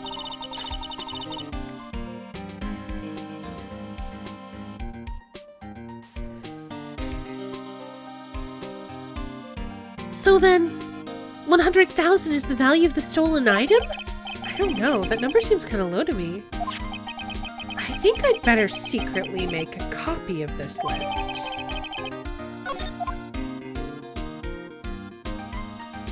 So, early suspicions.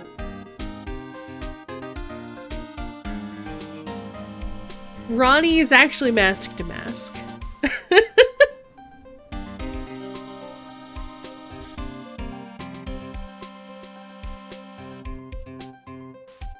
And that the CEO forced him to become mask to mask and steal things with this plan of, hey, you need money because of your wife's spending habits. I think Desiree definitely killed him. And here's what I'm thinking happened. This is our early theory. The CEO tells Ronnie, hey, you're gonna be a thief now. You're gonna steal some stuff, and we're gonna sell what you've stolen, and then you'll get a cut of the money because you clearly need more money. And Ronnie goes along with it because he wants to make Desiree happy. Well, this thing ends up going kind of poorly for KB Security because since they're the security in charge of trying to catch mask to mask and they keep failing, it ruins their reputation. And so he's like, all right. Does that make sense though? Why? Hold on. Why then would he be blackmailing Ron? Take that red diamond you received the other day instead.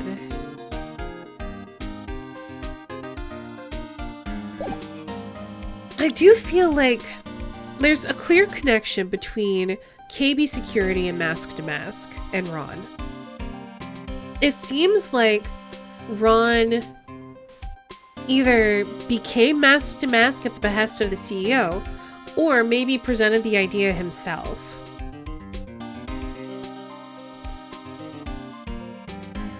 Because what other secret identity could he possibly have?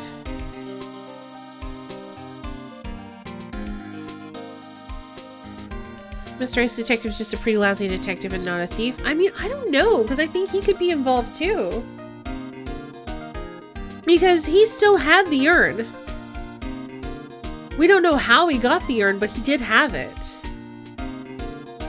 So it could just be that they're all involved in this, and it's a big old conspiracy thing.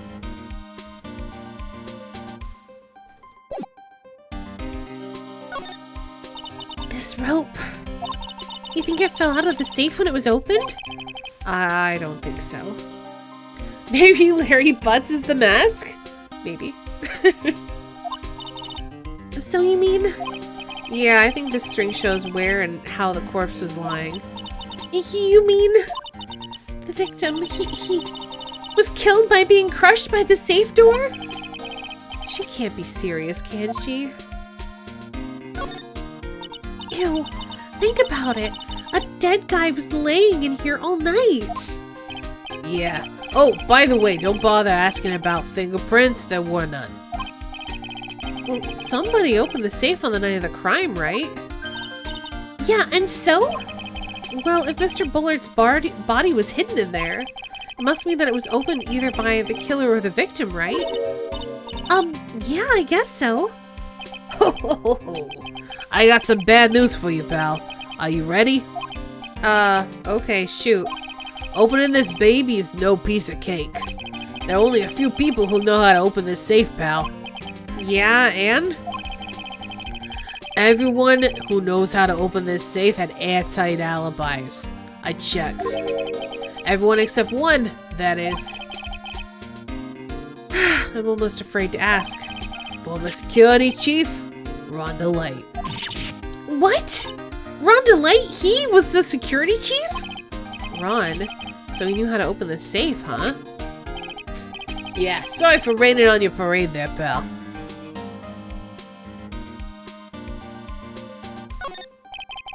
This looks like some kind of bookshelf and rolling cabinet hybrid.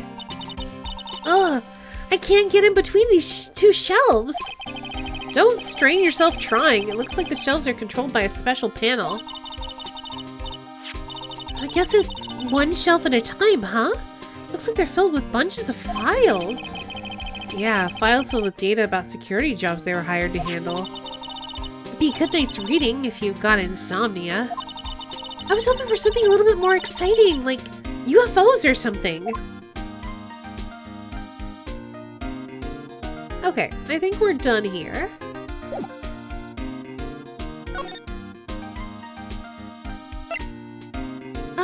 You know what? Before we head to the security room, we're gonna take a little break. Because I feel like I need more breaks today. Oops. Almost went to the wrong scene.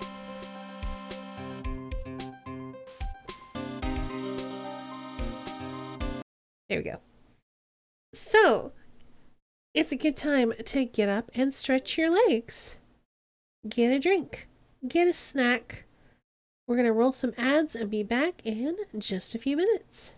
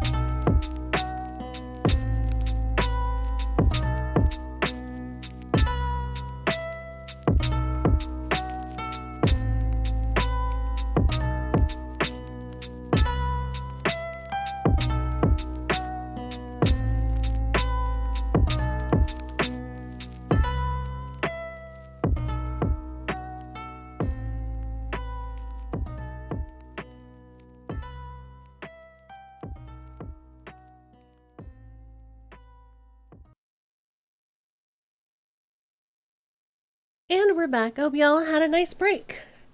Let's get back to the game.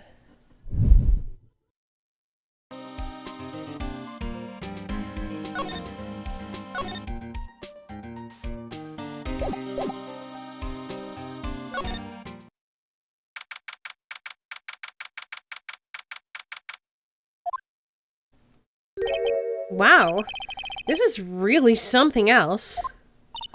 For a security guard office, it sure doesn't feel very secure. KB security guard. Uh-oh, I just remembered Larry might be... Hey, Nick, what's up? So he is here. Yo, how's it hanging, dude? You got my sweet little Maya with you, too. Hi, Larry. Here I was, working my fingers to the bone. And in walks an angel. I got no problems with the daytime date. It's all good. No, that's not what we're here for. We're investigating the Bullard murder case. Huh? Oh, yeah, that's right. You're a lawyer, aren't you? He's so hopelessly clueless. Well, if it's about the murder case, boy, have I got some good info for you. Really? What is it? Well, I don't mind sharing with my sweet little Maya. But Nick here is a different story. But Larry, I thought you two were old school buddies. That was then and this is now. What's this good info you were talking about, Larry? Hey, I'm a Garda pro. I can't just give away information for free. What's a bribe? I thought professionals were more, I don't know, honest? I was expecting discreet, but whatever. Can you talk to him, Maya? Larry, tell us already. What's the good info? Hey, I like that. This kitten's got some claws. Okay, you really want to know? Yes, so tell me. Okay, so the thing is, Rhonda Light was an employee here. And naturally, since I'm a pro, I looked into his background. Follow me? Yes, you're a pro. I follow you. Go on. Well, 1 year ago, Rhonda Light was fired. And there was no warning at all. It just happened like all of a sudden. I know this is a small company, but I think that was pretty awful. I guess you must have done something bad to have gotten fired like that. When did the mask-to-mask heist start? Like maybe skipping out of work to go pick up hot chicks or something? No, that's just you. So what's it like to be a part-time security guard? Let me tell you, it's tough. Well, you know me, I get by alright, I guess. First, I have to keep my eye on those monitors, like all the time. Oh, it's so boring. Monitors? There's security cameras set in each room around the building. It's really hard. Sometimes I feel like my eyes are gonna fall out. Oh. And if I see something suspicious, I have to contact one of the teams. What teams? The security teams for this company. They're supposedly the best in the business. But I'm no amateur either, so if it's something small, I don't bother calling them. So in other words, you basically watch TV screens all day long. That sounds heckin' boring. You were in this office when the murder took place, weren't you? Why do you say that? This is just a part-time job for me. I can't operate the equipment and I'm dumb and... Even if it is a part-time job and even if you are dumb, you're still in charge of security here. Hey, give me a break. Don't try to pin the whole thing on me. It's not fair, Nick. Huh? I don't think you can expect someone like him to take any responsibility. Anyway, the point is you were here that night, right? Ooh, he has a psyche lock, huh? Oh no, I knew something smelled bad, and it was the butts after all. Well, it's like I always say, that was then and this is now, okay? Looks like I'm gonna have to break his psyche locks after all. Alright, let's have a little look around. That's my partner's seat. Your partner? Well, that's what I call her. She's my superior, actually. Kind of a weird old lady. Oh, no. There's tea spilled all over that machine, you know. Oh, don't worry about it. Just the other day, I spilled some chocolate milk on mine. Still works fine, more or less. They really know how to build them, I guess.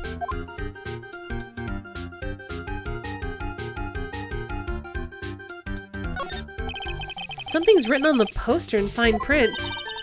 A guard's 5 commandments. Wow, this sounds serious. Let's see what it says. Number 1, obey thy superior.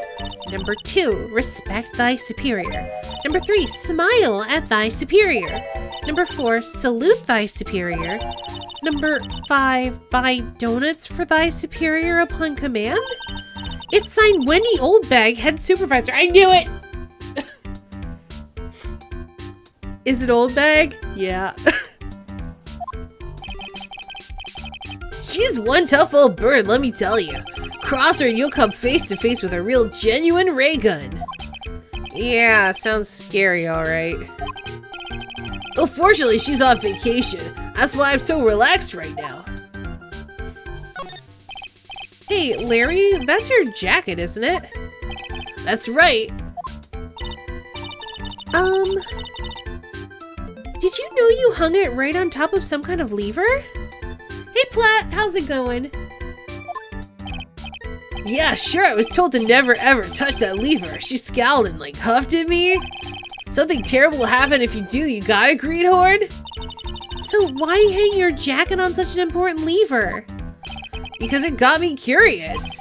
If the jacket's weight pulls the lever down, that's what they call an accident. Doesn't the suspense just kill ya? Don't you want to just know what'll happen, huh? It's true, it is killing me too. What about you, Nick? Yeah, but for a different reason. Those screens there show what's going on all over the building, everywhere. And it's my job to keep a steady eye on them. All of them. I wouldn't sound so smug if I were you. Can you watch regular TV on these too? If anyone would sit here and watch TV instead of working, it's Larry. Hey, Maya, I'm a pro, okay? Besides, you can't get regular TV on it. And how do you know that, Larry? Because that was my first bit of investigation, if you know what I mean. I know what you're thinking. It was a professional investigation, alright? That's my workstation. Pretty cool, huh? I keep a steady eye on all the monitors and use that mic for communication. Look at all this equipment. It must be hard to operate. What I missed, did he confess already? He has not confessed. The only thing he confessed to is that he tried to watch regular TV on the monitors. No biggie. I think there's an instruction manual somewhere in this room. Somewhere? Instruction manual? What are you gonna do in an emergency? Well, I guess I'll start by calmly looking for the instruction manual. During that time, my partner, the old lady, would calmly look for her reading glasses, and that's what us security professionals call teamwork. Even Maya and Pearls could run this place better. Hey, what is that supposed to mean?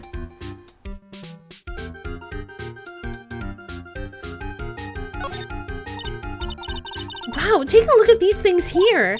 Hey, Larry, what are they? Huh? Did you say huh? Hey man, it's not like I have to know what they are to do my job. I always thought they were just some kind of decoration or something. Oh boy. How did this guy ever get a job here anyway? That is a good question. Alright, let's go try to figure out what we need to convince Larry to spill his guts. Nepotism? Does he have an important parent? I've never heard of his parents before. It's the only thing that makes sense. I mean, that's fair. Either nepotism or bald-faced lies. Like he just lied on his resume.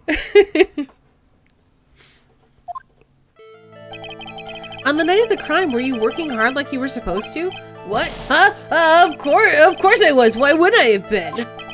But didn't you sneak out of work just yesterday to go see Ms. Delight? But that was... And this is... Is there any chance you snuck out of work last night, too? Never! I didn't sneak out. I'll tell you what. I'll even bet you $1. $1? Wow, now that's confidence. The way this boy goes through life, he has to have rich parents. You know, you're not wrong. What's with that drenched to the rain puppy look on your face? Do you have any evidence that I left my position, or are you just pulling my chain? The evidence that Larry was not manning his station when the murder happened, I don't have it. Alright. Anything else to present him? Oh yeah, we needed to ask him about the button. Hey Larry, there's something I wanted you to look at. Hey Nick, I told you, I'm a pro, and you don't interrupt a pro when he's working. I don't have time to sit and chat with you, alright? Oh, is that right? Oh, naturally I got time for you though, Maya. We're gonna have to squeeze this guy if we want to get more info out of him, huh? I thought we were supposed to ask someone about something. And I thought it was this button. But I guess not.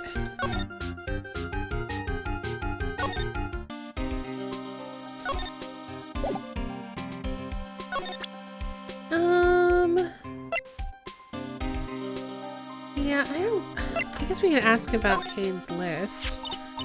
So about this? Huh? What's that? Hey, wait a minute, Maya. What's wrong? We copied the data without permission. Don't show it to him. He might get mad at us. So, what are you two whispering about? Oh, it's nothing. It's just my billfold. That's a pretty thick billfold you got there, pal. Now I really want you to show it to me. Aw. Alright, where else can we go then?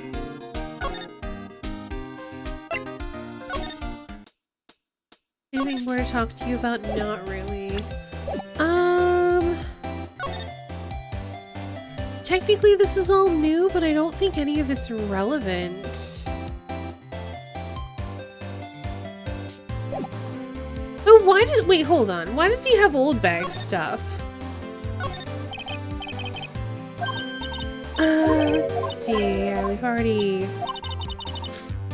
Oh, he asked one of his friends from work if he could have it. It was a Space Ranger uniform. I never seen Ronnie air happier in his whole life. Oh, man, now I want one too! I wonder if KB Security was in charge of security at the event in that old case. The answer? Probably.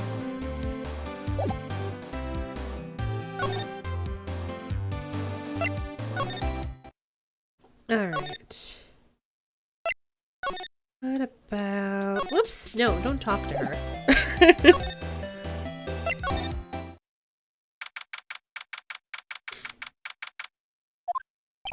Whoa, this place is literally crawling with cops.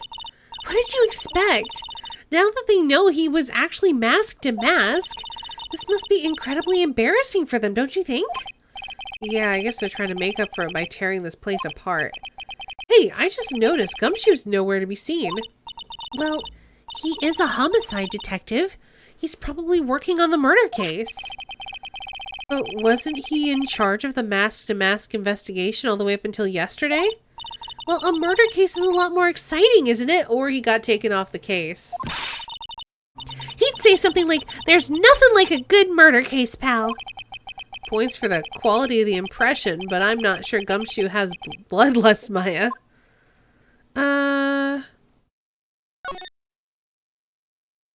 Yeah, I don't think there's really anything to look at in here. It's weird that there's nothing to look at, but we can still come here.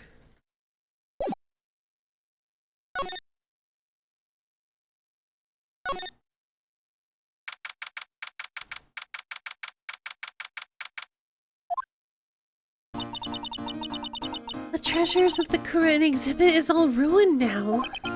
Maya, I'm sorry, it's just so sad. This was our big chance for everyone to learn about spirit channeling. maybe I can cheer her up somehow. Well, now that we got the sacred urn back, maybe they can reopen it? Really? Sure, maybe we can label it the Urn of Mask to Mask's Desires. That would probably attract a lot of attention. Whoa! Whoa! Whoa! That's brilliant, Nick! We could clean up and be filthy rich! Woohoo! Whoa, that was surprisingly easy. Yeah, I don't think any of these treasures matter either.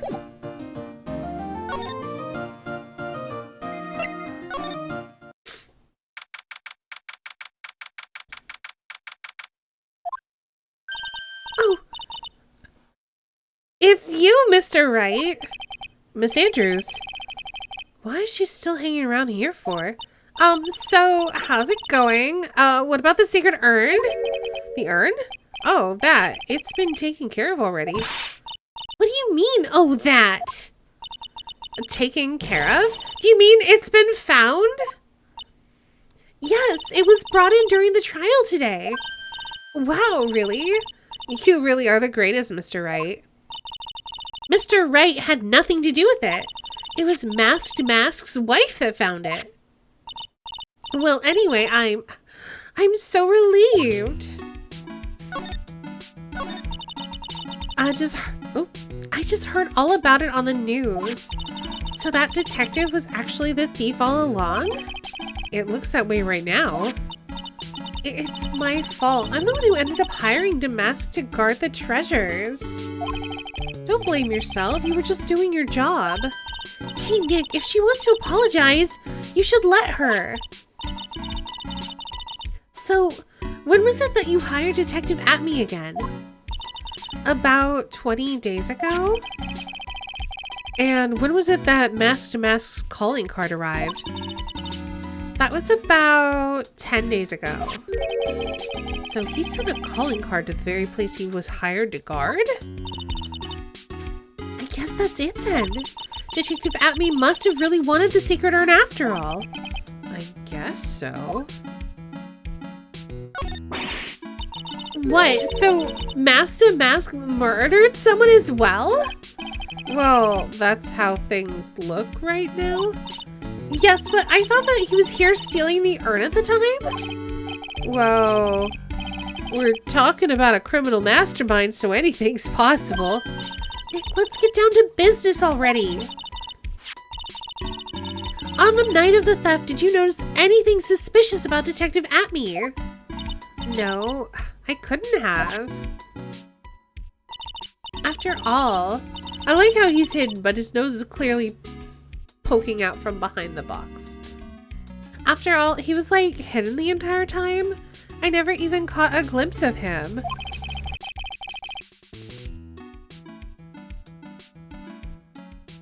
He claims us the way he always operates. That's just what he says so he can have an alibi while he commits the thefts himself. Yeah, he was caught in the crime scene photo dressed up as Mask to Mask pretty well. I'm so glad that you got your sacred urn back. Yes, but there's still something that bothers me about it. What is it? I'm not exactly sure, but somehow the urn that came back seems a little different. It could be anybody's freakishly long nose. Really? You wouldn't know anything about that, would you, Miss Andrews? No, I don't know anything. Why would I? Oh no. Oh, I think there was an accident and it broke again and then she fixed it. Oh no. Psyche locks. What do you think this means, Nick? It means the person that holds the secret of the mystery of the sacred urn is our very own Miss Andrews.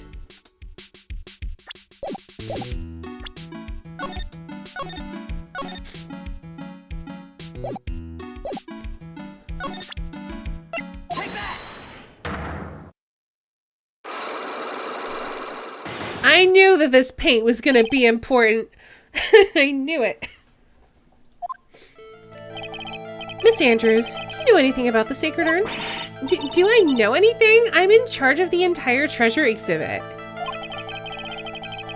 The urn that was submitted before the court today. It's obviously not the same urn as before. Oh, well, that's true. Maybe it isn't the same. It could be a fake. A fake? You're the one who said it wasn't the same, so that's the most obvious explanation. Any evidence that the urn submitted at the trial was genuine. Oh gosh.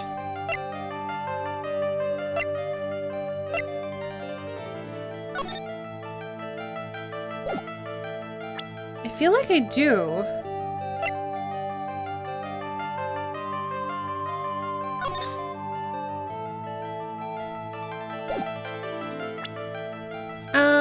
Let's go back real quick.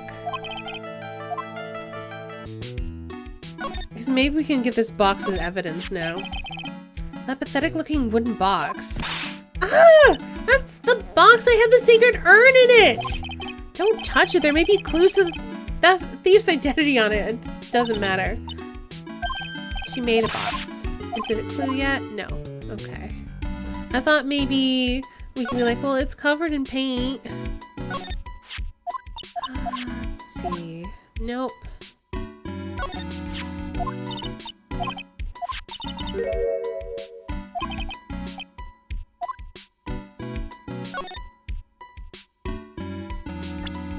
Huh. So proof that they're the same one.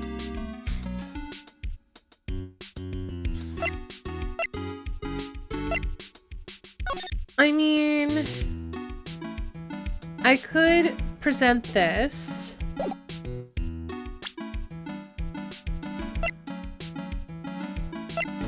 Because that's really the only thing I have that depicts the urn at all.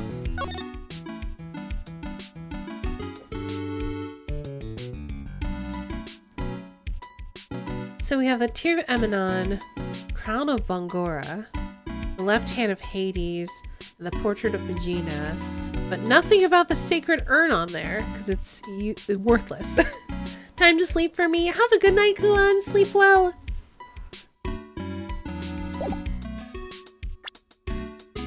All right.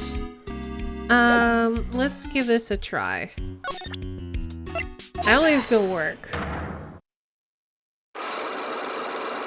But we'll give it a try.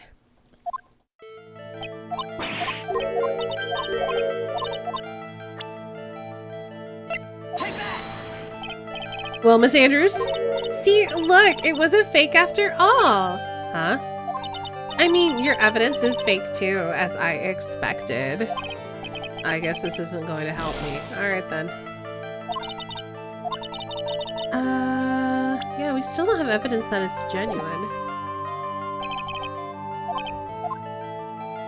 Maybe we need to go upstairs?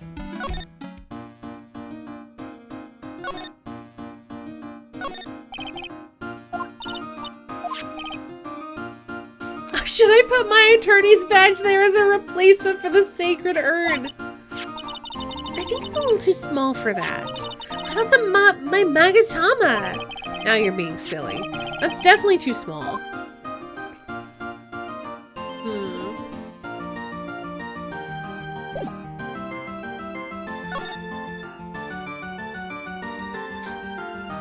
Hey, Kelsey.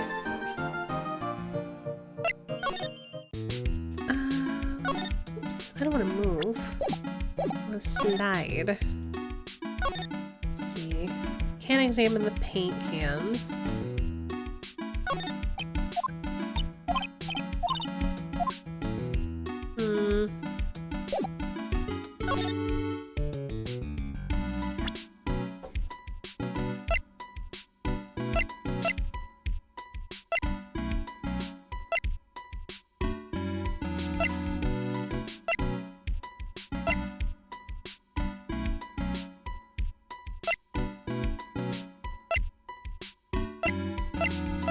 Yeah, at the moment I have no evidence that's the real urn.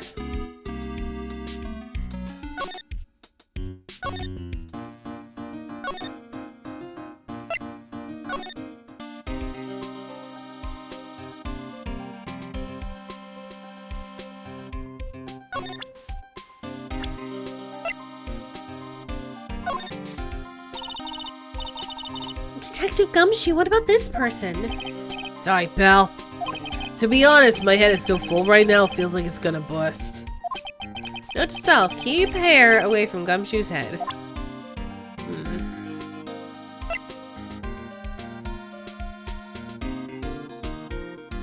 I'm just looking at these two guys and just imagining that he folds his nose straight up to fit it in that mask.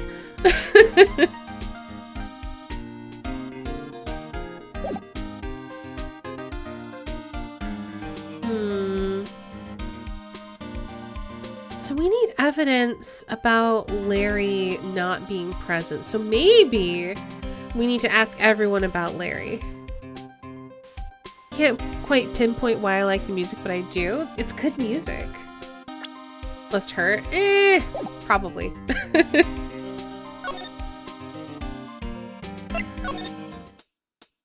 So we're gonna make everyone talk about Larry.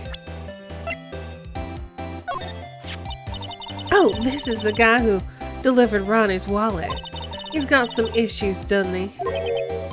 Huh? Let's just say his flirting style's pretty obvious. Pretty stale, too. It's pretty sad when the only thing you got to remember about a man is lame pickup lines. What's even more sad is said man probably believes in those like they're his lifelines. Looks like he blew it again, huh?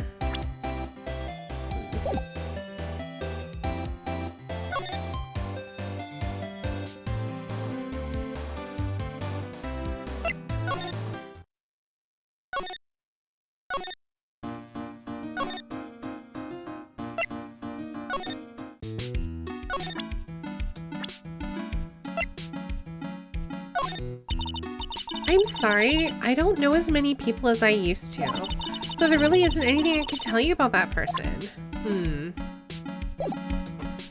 So, we're looking for two pieces of evidence right now. Evidence that confirms to Adrian Andrews that the sacred urn is the correct urn, and evidence that Larry was not in his office on the night of the murder. I don't think I have either one yet, and I don't know how to get either one. I'm gonna just examine all of this again. I'm not gonna read it again, I don't think.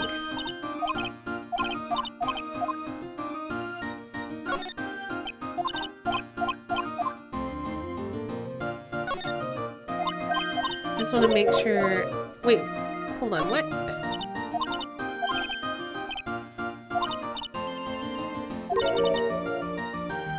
I'll be in trouble if I ever forget what it says. Looks like the Kura and channeling school is teetering dangerously on the edge. Oh no.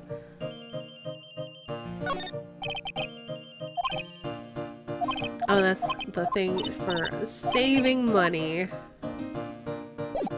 Alright, so there's nothing up here. I think we looked at pretty much everything in the basement. There's nothing to look at the detective agency.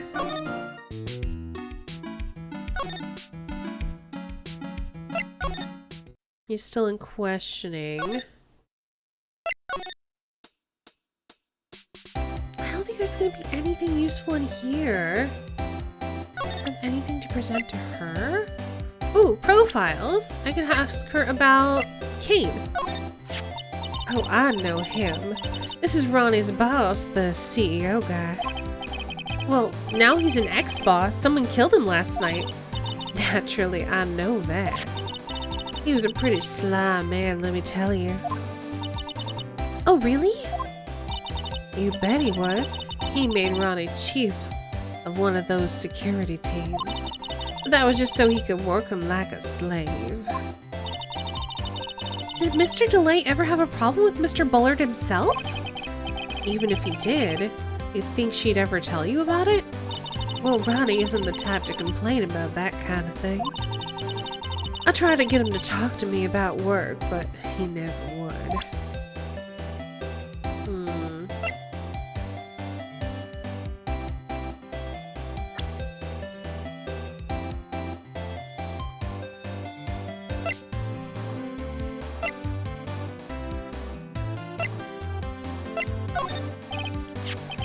Do you know about this? Oh, is that a letter addressed to my Ronnie? Sorry, but I hate it when people poke their noses in other people's business.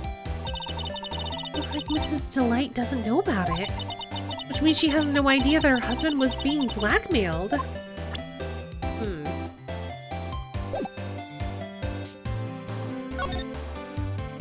I guess let's go back to the CEO's office.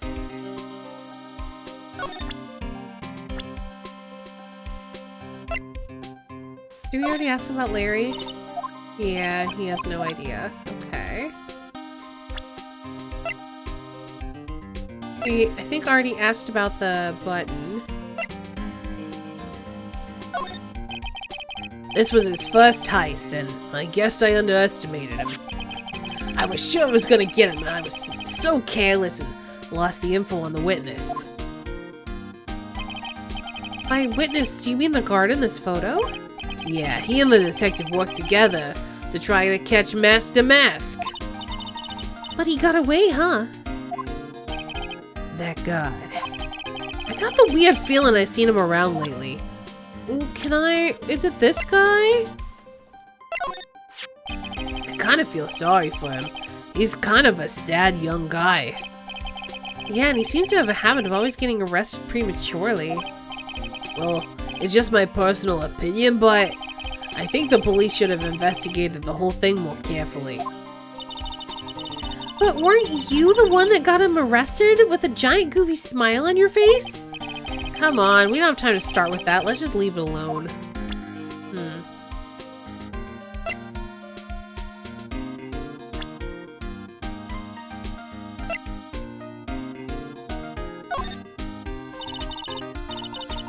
Detective Gumshoe, about this right here. Sorry, it's hard to believe, but there's a limit on how much my brain can hold. I got 2 ears and 2 eyes, but I only got 1 brain. I can see your eyes and ears. Whoa, you're still on the brain thing, Phoenix, no! Hey, Nick, if you have something to say, just come out and say it. Okay, we already asked him about this.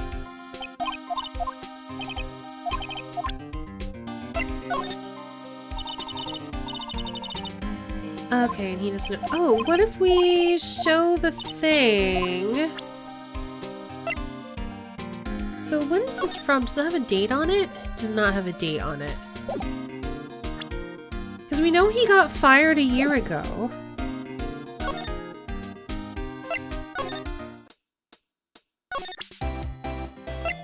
But it does kind of look like Ron.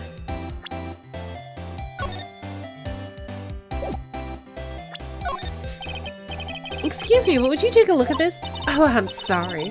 I haven't the faintest idea. I guess I just don't get out enough.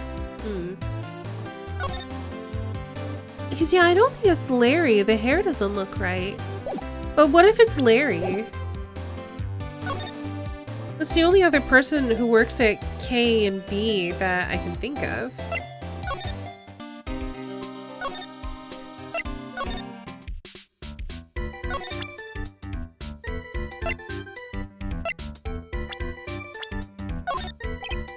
Hey Larry, there's something I want you to look at. Hey Nick, I told you I'm a pro. And you don't interrupt a pro when he's working. I don't have time to sit and chat with you.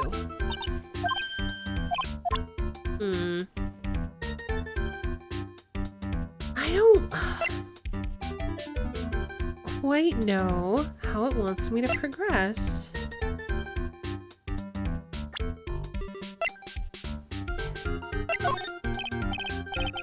Okay, so he doesn't want to talk about the CEO. Probably doesn't have anything to do with the prosecutor at the moment. Hey Nick, I told you. Oh, he still does not want to talk about girls. Not her. Nope. I'm gonna ask him about everything. Hey, Jezzo! Alright, let's stretch.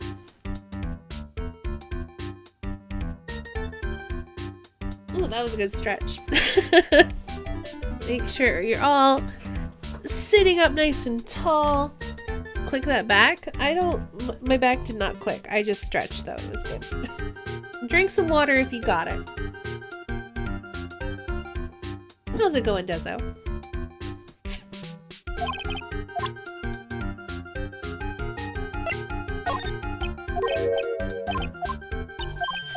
I'm literally going to ask him about everything and everyone.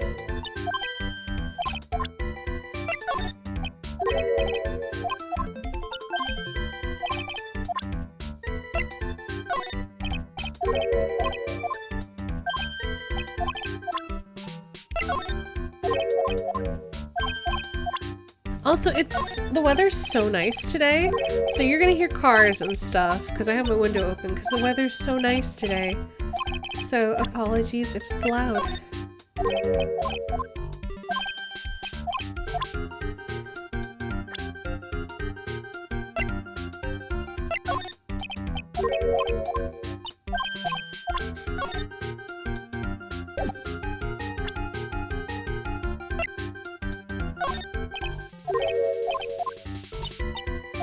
Click that back. I don't have a back. Yeah, I don't think anything else is relevant except maybe it's really nice here too. Yeah, I'm not quite sure what the temperature is, but I've got my window partway open. It's just really nice out. It's like gonna be nice all week.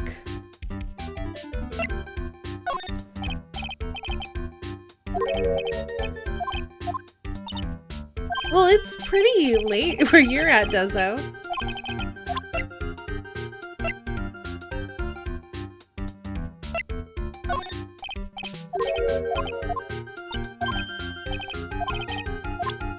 Written with a fountain pen. Why is that important? Had rain all week. Gotta walk to the supermarket in the rain tomorrow? That doesn't sound fun, Dezo. I'm sorry. Hopefully it's not too rainy.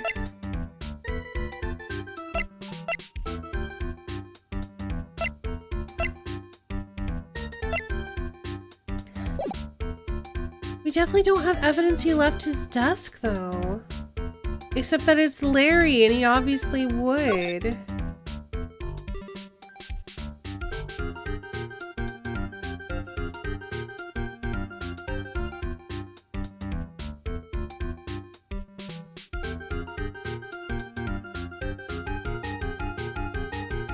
More rain equals less customers. Oh, I didn't realize you were still working there. Or wait. Are you still working there? Or do you just have to like walk to go to the store? Because I thought you had I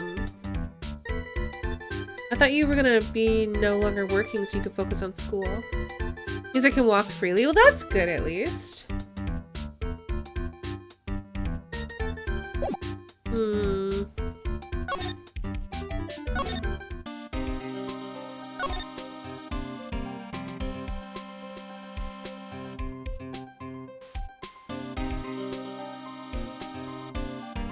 There's nothing else to look at here, and we can't really ask Gumshoe about anything. I'm so confused. Oh, I see. Okay.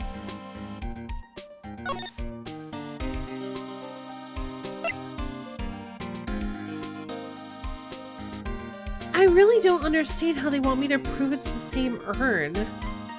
Or prove that Larry left his desk when I don't see any additional evidence. Like, if he left his desk, where would he go that we're allowed to go to?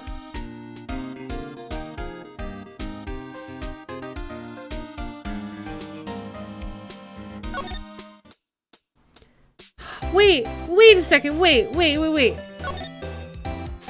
I think I have the proof, actually.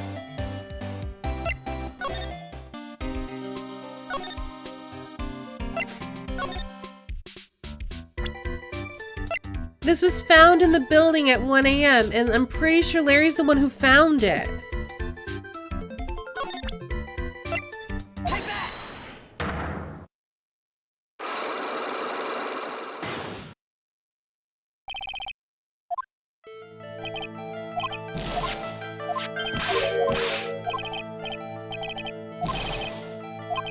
Evidence that I left my position. I think it's this. This wallet. You know about this, right? I've never seen it before. Liar, you hand-delivered this wallet to Ms. Delight just yesterday. Give me a break. You can't expect me to remember every little thing that happens. Well, I do expect you to remember something that happened just yesterday. What time was it when you found this wallet? I guess it was around 1 in the morning on the first floor of our company building. 1 o'clock in the morning? That's right. In other words, Larry, at the time of the murder, you were away from the security guard office. Ah! Yeah, but what? There's something you didn't think about. What's that? My shift that day didn't start until 10 p.m. The murderer might have snuck in before then. What do you mean by that?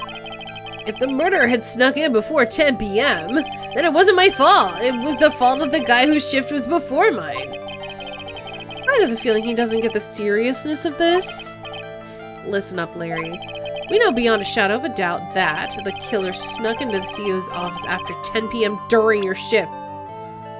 Do we? Oh yeah, because of the transcript.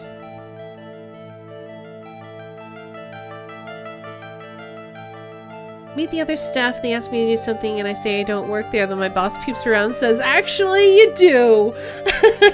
Great. Take that! Larry, when you use this key card, does it leave a record? Yeah, it does, but I can't show the record to just anyone, you know. That keycard data was already made public in the trial today. What? I didn't know that. Any kind of request for info like that's supposed to go through me. Boy, does that sound a bit arrogant coming from a part-time guard. Anyway, according to the data, the door to the CEO's office was open with this card. Furthermore, it was most definitely used at 1 a.m., the time of the murder.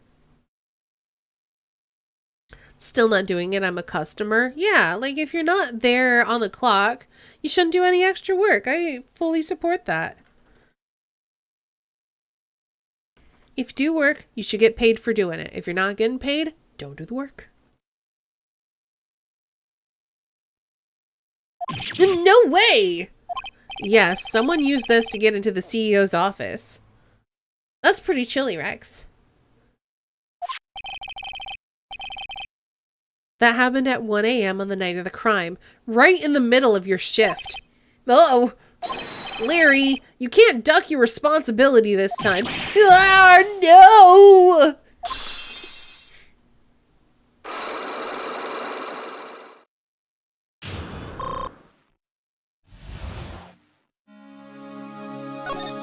Oh, I knew it. It's all my fault. It's my fault that the boss was killed. My fault! Larry! There's nothing I could do. I have important issues to deal with too, man. When I was working at Old Navy, they had rules about that sort of stuff. If you're not on the clock, you can't help with anything, no matter how small the task.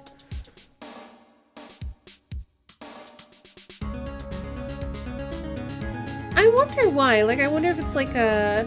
they were worried about getting in trouble thing, because usually they only have those sorts of rules to protect themselves.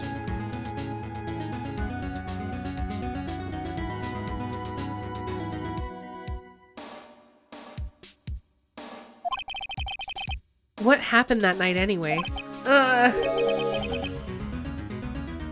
My Donna happened. Huh? Your Donna? I got a bad feeling about this. Yeah, my Donna called and said I have to talk to you right away. So I went to see her and he was standing right there next to her. Who was? Her new boyfriend. It's like some horrible joke. Before I knew what was going on, the guy socked me right in the kisser. Normally I'm the one that does the punching, isn't that right, Maya? Yeah? So is that why you left the security guard office? I'm sorry. It's all my fault. How can I ever make up for it, Nick? What can I do? What?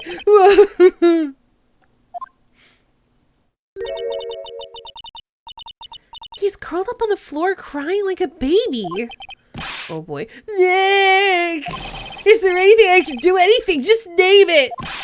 I'll do whatever I have to make up for it. I swear I will. Larry. Hey, Nick. As long as he's offering, why don't you show him the evidence we've got? She's right. Maybe we'll get at least one bit of useful information from him. Nick!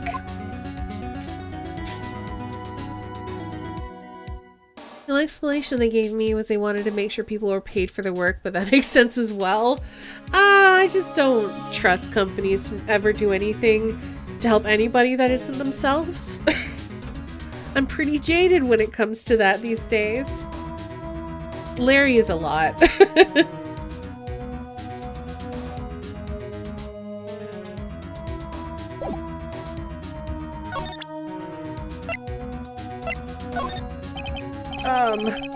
I think you know how much I want to help you guys, but I really don't know what to say about that.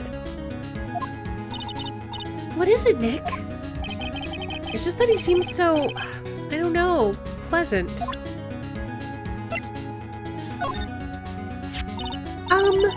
The buzzer in the CEO's office is directly connected to this room, right? That's right, just like my heart is connected to yours, Maya. Huh? Go ahead, Maya, press the buzzer in your heart. I promise I'll come running to your rescue, like the professional guard I am. I'm jaded as hell too. Which is why I agree there was more of a reason than them just wanting to make sure we were paid. Yep.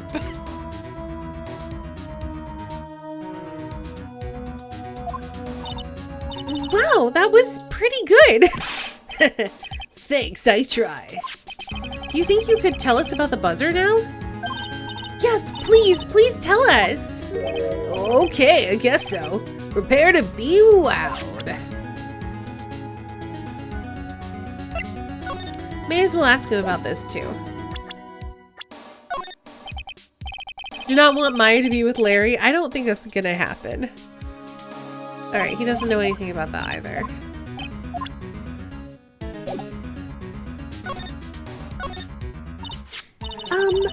I accidentally pressed the buzzer earlier. Yeah, I heard it. So that was you, huh? You're a security guard, aren't you? Why didn't you come to the CEO's office? Well, this is the 3rd floor of the basement, and the CEO's office is on the 1st floor. I thought it'd be a good idea to, adopt a wait-and-see approach. Plus, there's a police detective here, right? I just didn't think it was necessary. As if he's trying to win an award for the laziest person on the planet. Let's get back to talking about the night of the murder, okay? Is it true that the buzzer didn't go off that night? There must be a record, right? You must have had a look at it, right? Of course I did. And I couldn't possibly have made a mistake either. Do you think you could take just one more look for me? Pretty please? Oh, okay. I just can't say no to you, Maya. What do you think, Nick?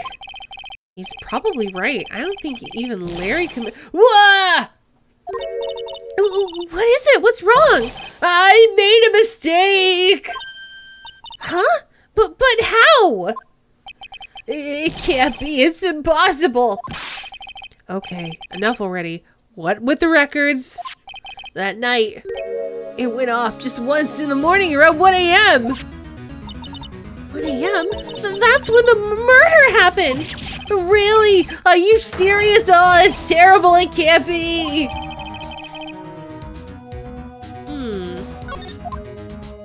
Well then.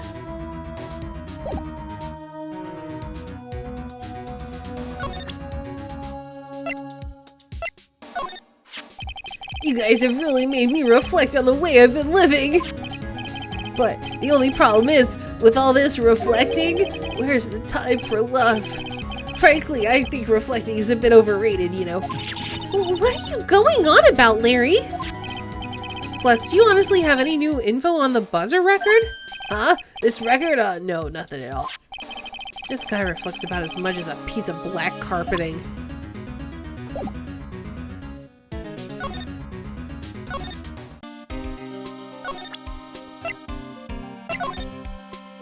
Detective Gumshoe, about this right here. Sorry, I don't care. I don't care about your evidence. Okay.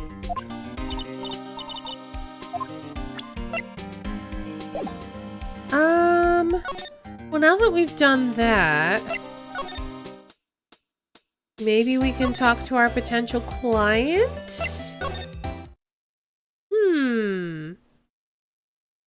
How does this buzzer thing help?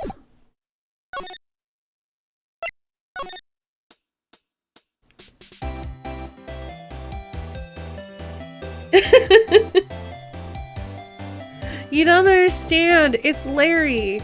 He doesn't know how to reflect.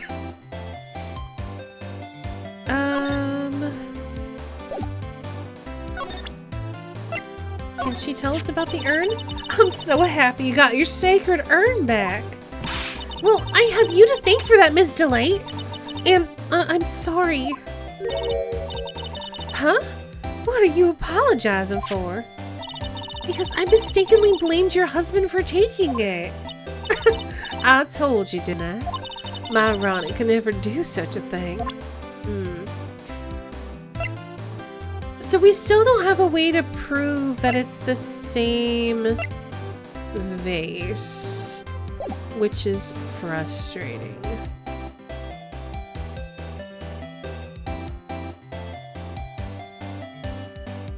Anything else to present to her?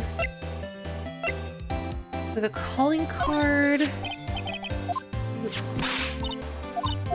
It's apparently top secret, but again, the emblem's literally here.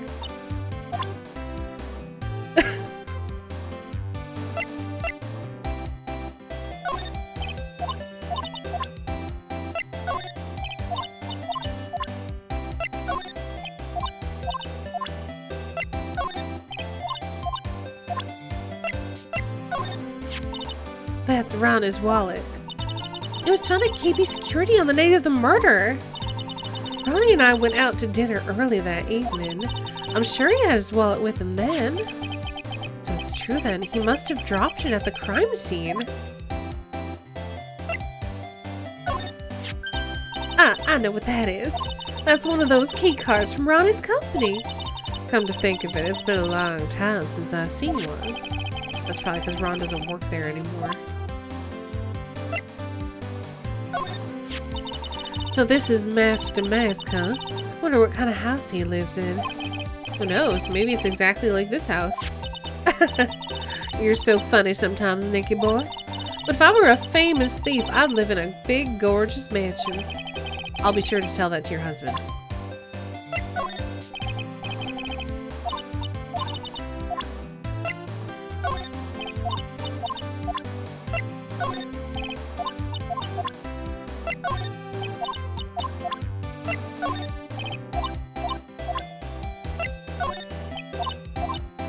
Okay, and we already tried presenting her profiles earlier. I'm gonna make sure there isn't any new evidence.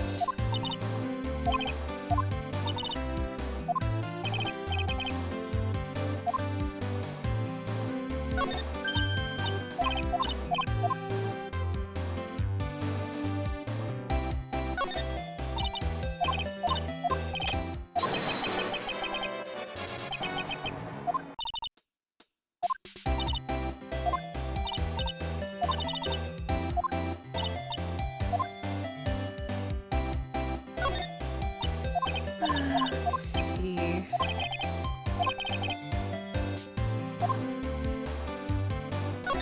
I really don't think any of this is going to be useful.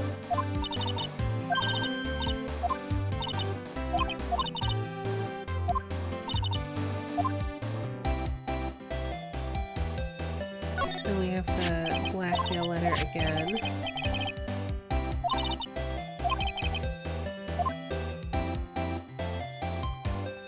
Alright, well, we looked at well, beards. Let's look at the beards and the cheap masks.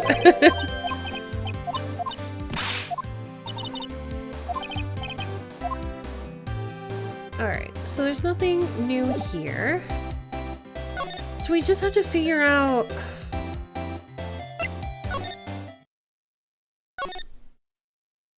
how to make Adrian talk to us about how she broke the urn.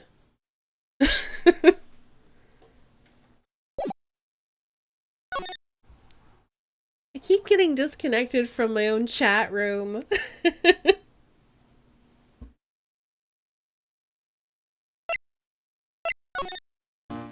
So I don't think there's any additional information we can get.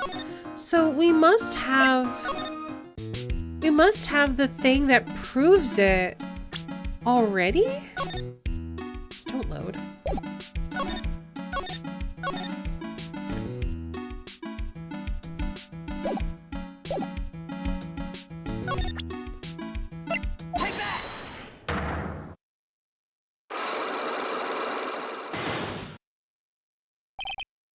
Okay, so she says it's not the same as before, and then she's like, it could be a fake. Evidence that it was submitted was genuine.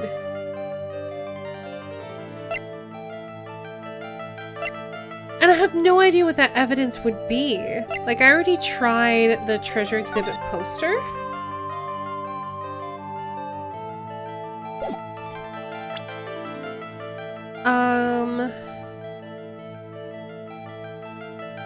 I guess the other evidence could be like a person, maybe? Like, I think Maya kind of confirmed that it was.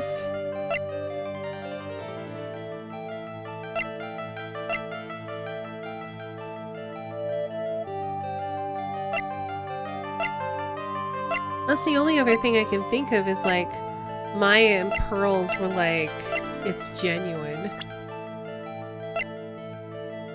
So I guess we'll try them. I don't think it's gonna work.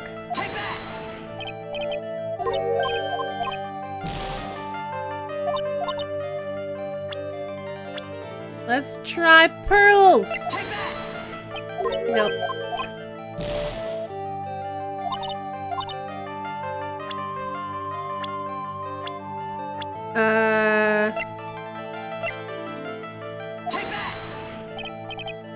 Nope. Hey, Ice Bunny! I have no idea what this evidence is supposed to be.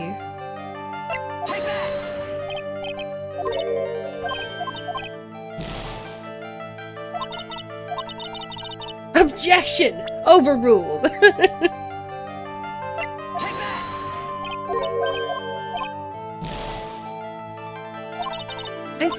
We don't have any other information about this heckin' urn.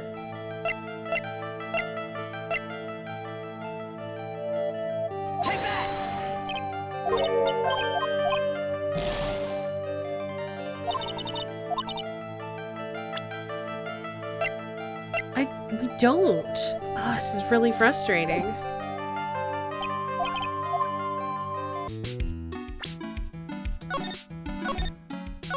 Because I don't know what else I need to investigate. This is the only thing that I can't figure out how to progress with. Have we asked her about everything? I think we have.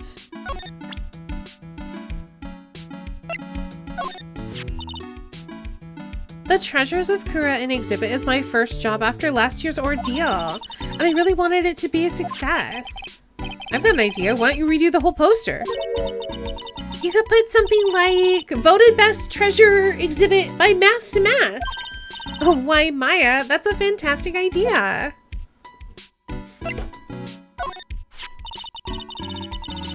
I thought the whole exhibit would be brightened up by something shiny and gold. So I went to the trouble of borrowing it from a branch family training hall. A gold statue is totally cool in my book. It arrived rather late, so I thought I wouldn't be able to put it on display. By the way, It looks like the statue was moved on the night of the theft. Do you know anything about that? Huh? No, it certainly wasn't me that moved it. Why is she so flustered all of a sudden? Because that's the reason it got moved. It got broke. The urn broke.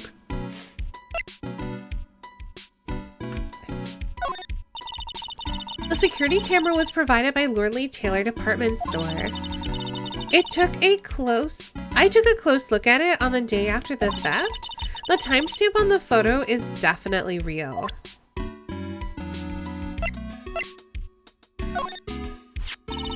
Detective Atme said he got hit on the back of the head with this by the thief. But that was obviously a lie. Because it turned out that Atme is the real thief, it's still hard to believe. Looks like Adrian feels really bad about it. I'm gonna take full responsibility and fix that sword myself. I know I don't look it, but I have complete confidence that I can fix it right up. I promise I'll fix it so you never knew it was bent in the first place. Please be gentle with it.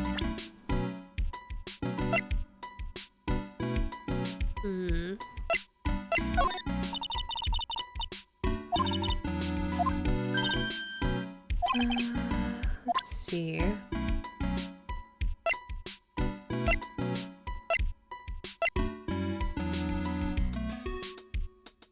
I still don't have evidence that's not a fake, though. Where am I supposed to even get that?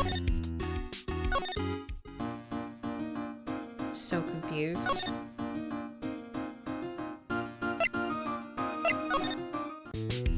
Maybe we can talk to Maya about it. Sacred urn.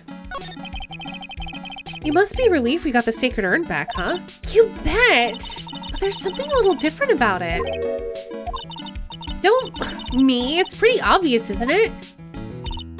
I mean, take a look at this. It clearly says I am on the urn in the poster.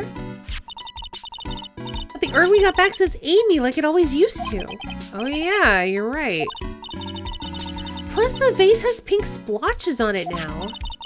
I'm sure they weren't there before. Maya doesn't know, but 1 year ago when the urn was broken, the repairer accidentally turned Mystic Amy's name into I am. And that repairer was one mechanically unskilled little Pearls. Aw. But still. I don't remember ever seeing pink splotches on it. Is it possible the urn is a fake? I'm sure Pearls will find out about it once she gets back to Kura Inn Village. Yeah, I suppose. Oh, maybe we just can't do it now. We have to wait for Pearls? Now I think about it. Maya hasn't been back to Kura Inn Village in a long time. So I guess people still go to Kura Inn Village to do their training, huh? Yup, if you want to become a spirit medium, you need to undergo severe training. So why haven't you been training lately, Maya? Well, lately I've been thinking of heading to a channeling dojo to do just that. A channeling dojo, huh? Sounds pretty serious, whatever that is. If you're gonna train, you have to be serious, otherwise real tragedies can happen. Is what happened last year still bothering you? That murder in her village. It happened because the power of channeling was misused. I mean... not really. That isn't as easy as it sounds. Fixing a sword like that looks like it's made of bronze that's green because of oxidizing in the rain. And I'm pretty sure Atme would be dead if he was struck by that in the head hard enough to bend bronze. You know what? Getting technical with games is bad. Ignore me. I don't know that it's bronze. I don't know what it is, but I don't think it's definitely ornamental.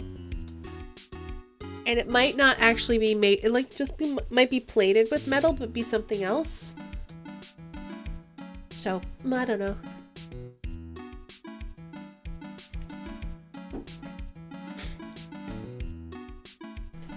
Yeah, it could just, it made a pipe cleaner, yeah. Gold is super soft, but I still feel like getting clobbered in the head with a big gold sword would be pretty bad. When a medium uses the Kurin technique, she temporarily loses her own will. So when an especially strong spirit is summoned... the spirit medium can get taken over and even forced to commit terrible crimes. What's worse, in those cases, the spirit medium has no memory of what happened. That murder. It wasn't your fault, Maya. You know that, don't you? I suppose not, but I guess I'm still a bit shaken up, that's all. Sounds like being the master of Kurin is gonna be a heavy responsibility. So, what do we do now? Isn't it obvious we should get out there and investigate the murder? Well, first we need to find out exactly where KB Security is located. Already did that. Hey, why don't we ask Ms. Delight? She should know. Besides, I want to ask her some stuff about motorcycles. Motorcycles? You're not thinking of getting one, are you? I'm not the same little Maya who used to be happy with her dinky little bike, Nicky boy. Speaking of asking around, I got a few questions of my own from Mr. Delight. Okay, well, let's make sure to go to the detention center, too. Well, I tried that. Probably end up with a concussion if it were gold. Yeah, that's what I figured.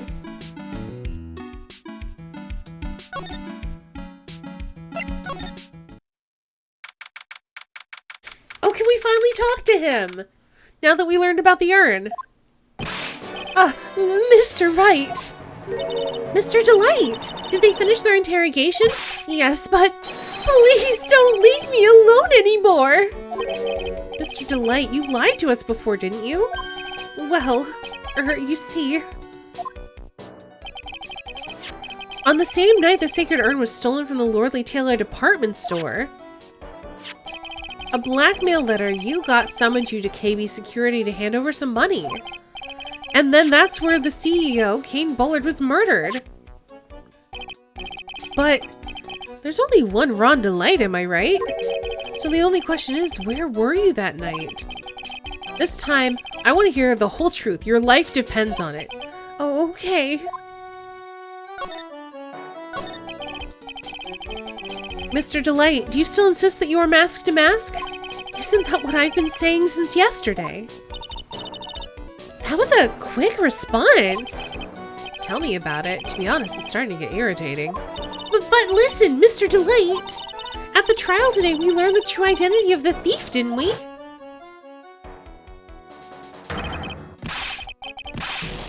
I'm just gonna let him laugh. Take a good look, everyone. Unable to find a rival worthy of my genius, I was forced to create one by myself. Here I am, the tragic clown. I guess it's true. I wasn't the one who stole that urn.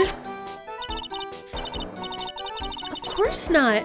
After all, you were at KB Security at the time. So then the person dressed up as mask to mask in this photo, it's gotta be Detective Atme.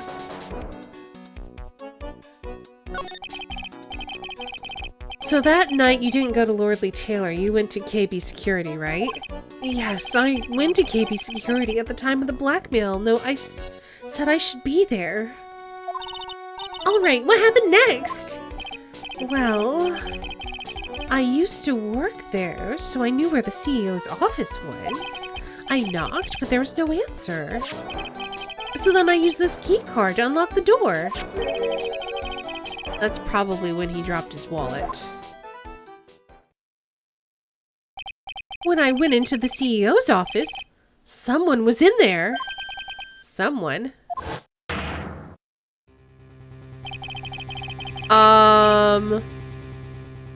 Wait. Okay, hold on, wait.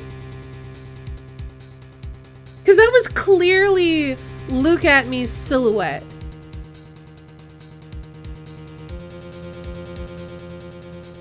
I don't think it does, Manixer. That's somebody else in that costume. Luke Atme's the one who actually murdered this guy. The heck is going on?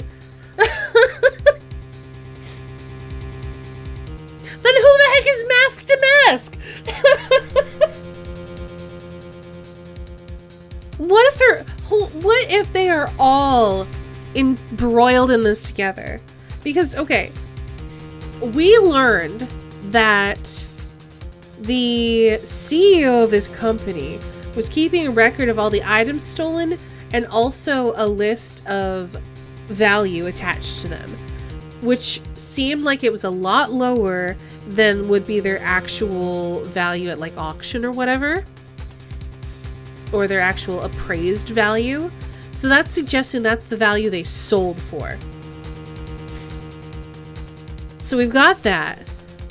We know that KB Security, Look at Me, we're working together on trying to quote-unquote catch Mask to Mask. And it ruined KB Security's reputation.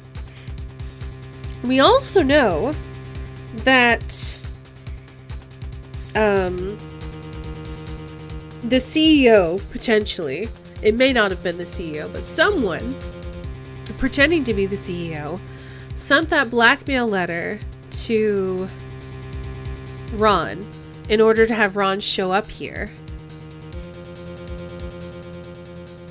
So now I have two theories. One, this is all being orchestrated by Look at Me somehow.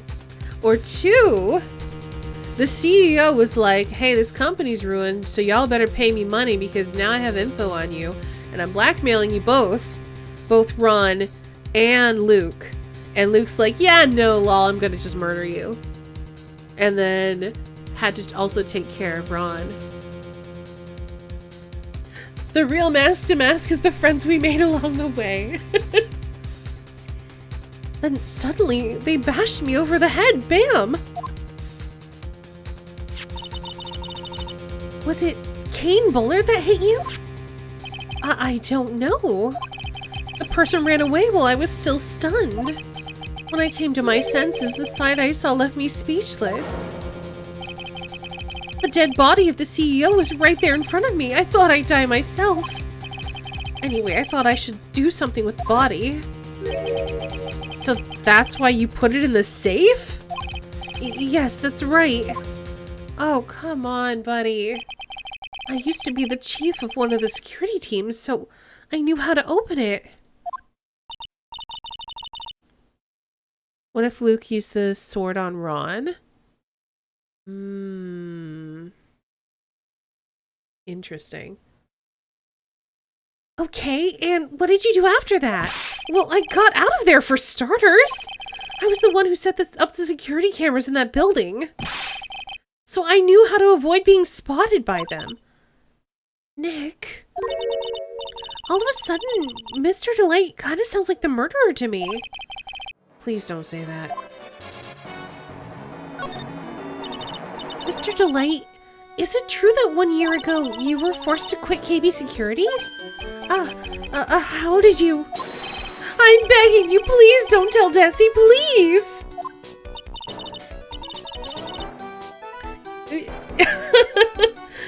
Oh, he really is, Corey. If you find yourself the witness of a crime scene, don't immediately start hiding evidence. I know! Right? Don't worry, we haven't told anyone yet. Oh, thank goodness.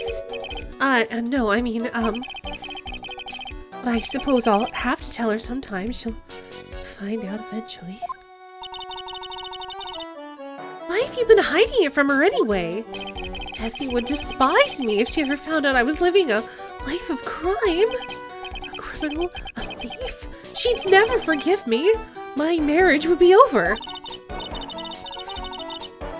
Knowing that, why did you become a thief in the first place?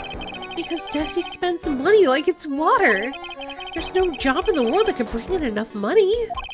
Except being a thief, at least that's what I thought anyway. So he became Mask to Mask for Desiree, huh?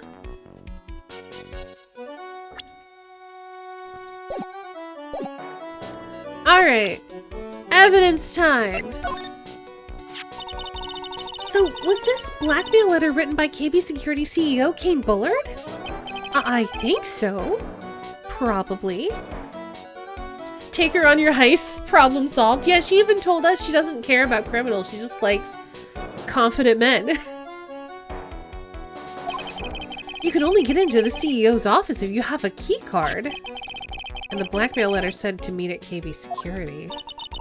I guess no one other than Mr. Bullard could have written the letter then.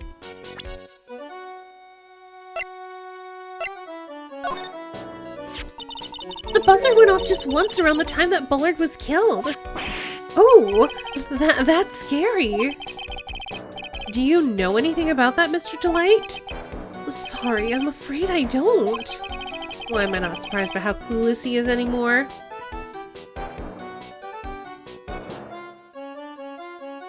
Yeah, I mean, it's possible that Ron was hiding it from her, though. So if Ron was, like, constantly encouraging her, like, no, it's fine, I got the money, get whatever you want, baby. And then he's like, oh god, how am I gonna pay for this on the side? Like, I don't know.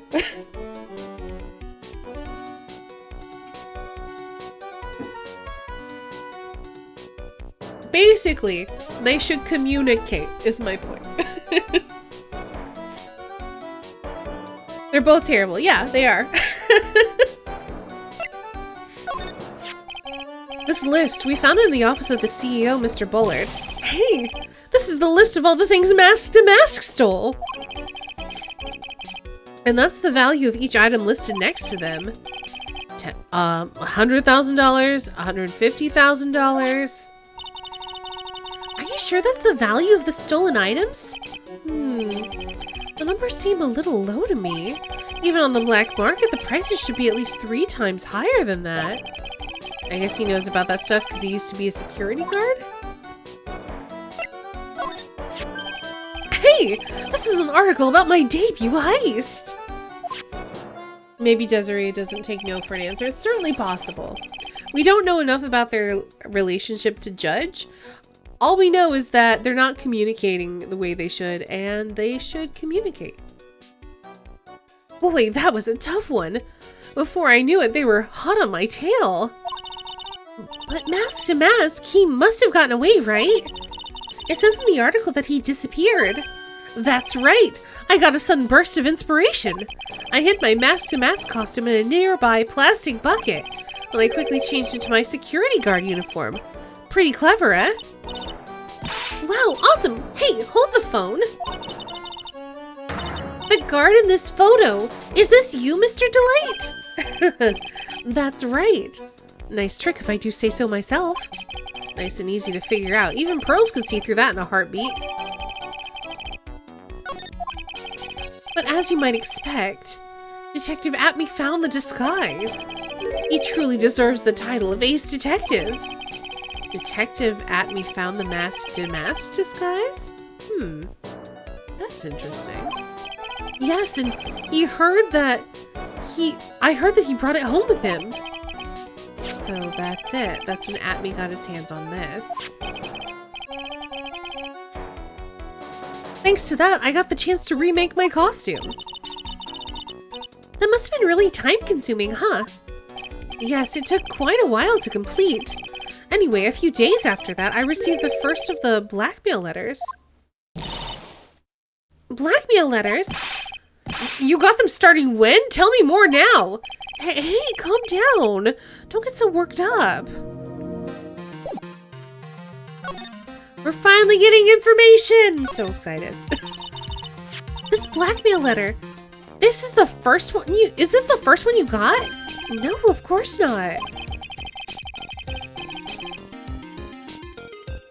But this is the so many loud things. Sorry. But this is the first one that ever called me out to a specific location. So, did you start receiving blackmail letters after this incident? Yes, just a few days after the Tear of Emanon heist. That first letter, it said, I know you did it. So, someone found out about your true identity just like that? The Moon Arcana, hello, welcome! Music in this game is so heckin' good. It's not easy being a master thief, you know. I've got proof that it was you, so give up. It went on to say. So in the end, I had to give up the treasure I went through all that trouble to steal. Is that right? Hey, hang on a second. What do you mean you had to give it up? Oh, don't worry. After I put the jewel in the safe deposit box the letter specified, someone sent me $10,000. No one said anything about being worried, you know. After that, I started getting the plans in the mail. Plans? What are these plans you're talking about?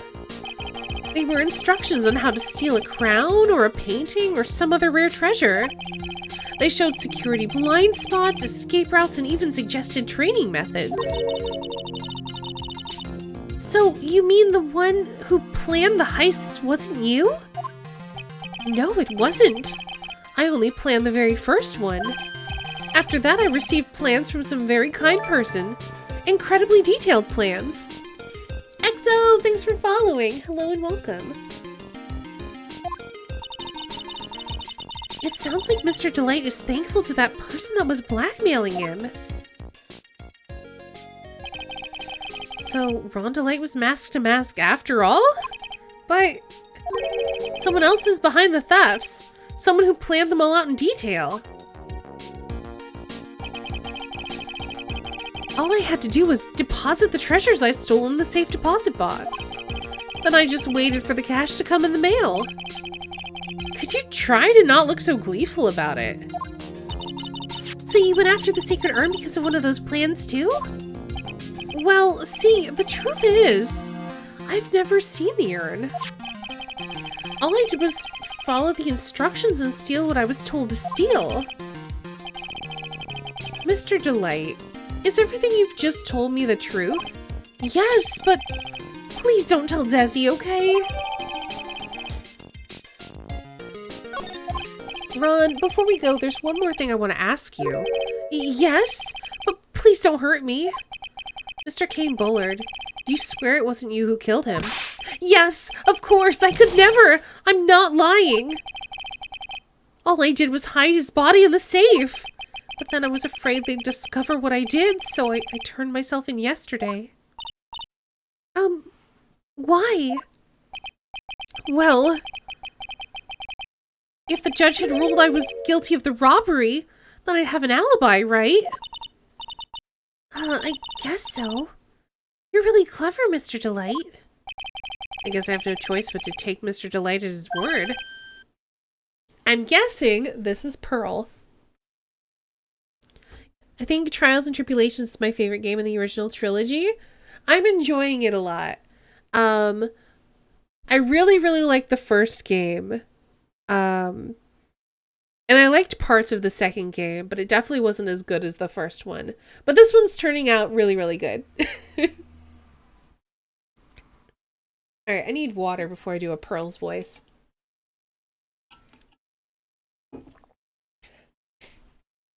Mystic Maya! Hey, Pearly! I'm back! Hey, Pearl, so what have you been up to this whole time? The secret urn, Mr. Nick. I took it back to Kurain Village to have it examined. And what did you find out? Well, there's no need to worry. They said it's the real urn. That's a relief. I was really worried. Everyone loves Pearls. She's so cute. But there's one small problem. Problem? These cute little pink splotches. He said it's paint, and that they were put on the urn recently. Why are we talking about the pink splotches again? What's the big deal? What's the big deal? We gotta find out how they got there. That's the big deal. Yeah, Mr. Nick. We gotta find out how they got there. Okay. We'll go find out how they got there. Please don't forget about me. Fantastic. Now we can go talk to... Adrian. Blood from a killing game. Oh no!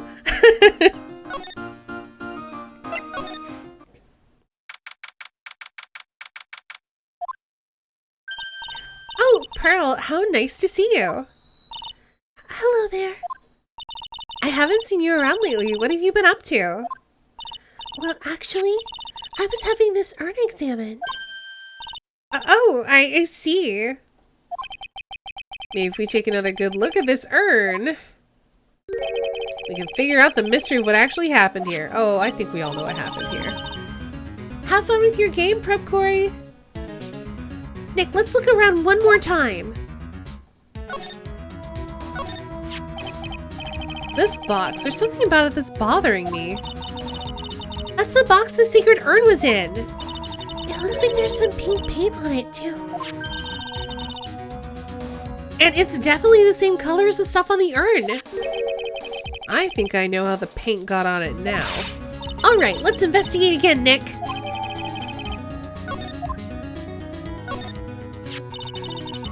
All right, got hit in the head, but it was a lie. She says she's gonna fix the sword. So let's, slide. Looks to me like it's been dry for several days. There's something suspicious about this paint mark. The bottom left part of it is shaped oddly and it's shocking pink. Mr. Nick, could it be this odd shape is... Yeah, I'm pretty sure this is it. Oh, that's the box the secret urn was in. If you look here, there's a little bit of paint on the box as well. Wow, you're right! Look, it matches! What is it, Mr. Nick? This is all turning out exactly as I thought it would. I think this is all starting to become clear. We're that much closer to solving the mystery of what happened to the urn. I mean, I know what happened. We already looked at this. When I was playing it, I looked at both those things and screamed, "This is the key to solving it!" I was really frustrated earlier because I was trying to, when Adria was being all sketchy about the urn, I was trying to look at these things again, and Nick's like, huh, yeah, this is weird. Oh, well, I'm sure it's not relevant.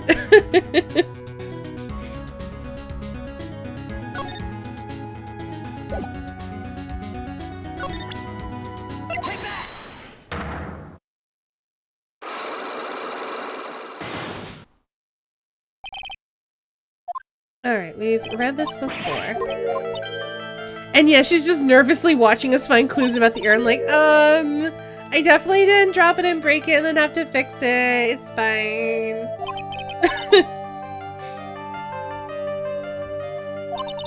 Evidence that it's genuine. I do.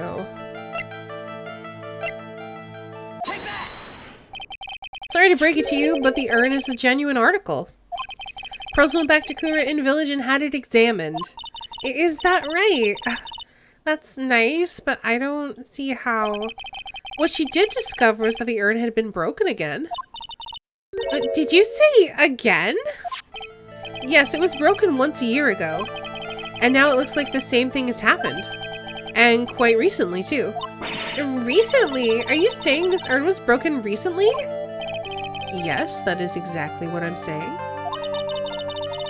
Why do you think it was broken recently? How do you know? Well... Because of the flyer? It's like clearly in the wrong shape. This poster, it was made recently, right? Yeah, she was playing with her little ball. It was like a steel samurai ball in the estate, and then she knocked off the urn and broke it. Poster? Oh, the poster for the exhibit! At the time when this photo was taken, the urn said, "I am" on it. But now, for some mysterious reason, it says Amy. When the urn was fixed, the letters were transposed. Oh! I am? What does that even mean? I don't know anything about that. I wasn't even there for when the poster was taken. Like, photo-wise and stuff. That was a mistake. Now, tell the truth. Oh, wait! 4.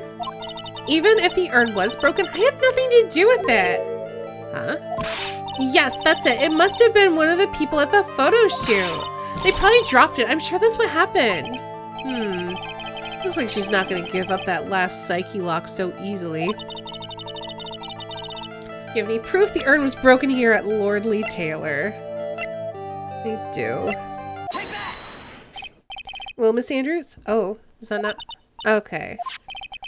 What is that supposed to mean? There's pink paint all over this urn. And there's pink paint all over the floor and walls of this basement warehouse. In other words, this urn was broken here.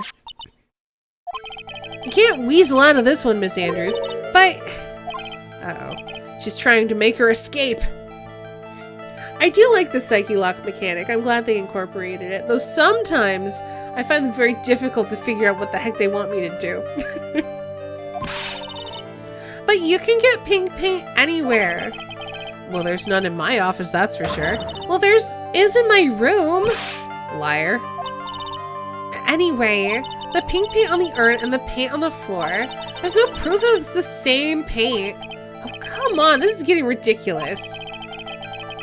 Ugh, fine, here's the box then. You know what? It was really funny that one time when Old Bag had like 6 locks, but it literally was one piece of evidence that broke them all.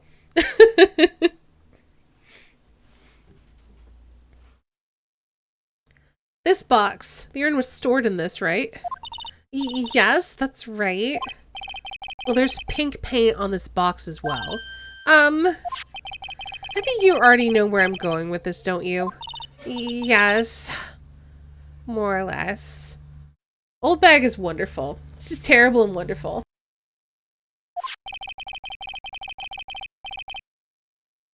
The paint on the floor has an odd-shaped imprint on it, doesn't it? Yes. If you put this box and the impression in the paint, you can see it fits perfectly. Which means this box was dropped right over here. And that is when the urn was broken. Your name does you justice, Mr. Wright.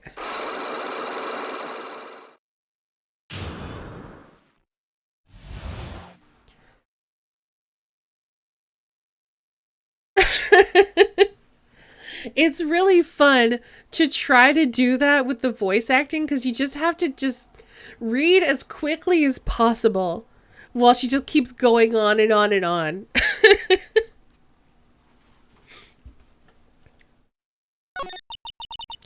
I'm so sorry. I was the one who broke the urn. Ah, boy, does this make me feel like some sort of evil school teacher. I'm a terrible person. Not only did I break it, but I tried to hide what I did. Well, that's not so hard to understand, is it, Pearly? No, not at all. I know just how she feels. It happened about 2 weeks ago. Just after the poster photo was taken, the same day it arrived here. I thought I'd put it away down here for safekeeping. I was carrying it in the box when I tripped on a paint can and lost my balance. The urn I was carrying crashed to the ground. I heard a terrible noise and I thought my heart was gonna stop. Fearing the worst, I opened the lid of the box and that's when it happened. The broken pieces of the urn fell out of the box and landed right in the paint. I was in shock and I let out a huge scream.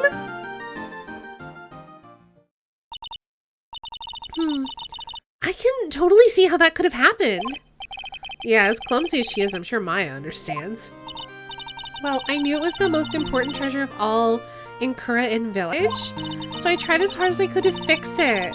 Fortunately, the shards were pretty big. And that's when the I am got changed to Amy. I didn't know how it was originally written, but any sane person fixing it would have assumed it said Amy.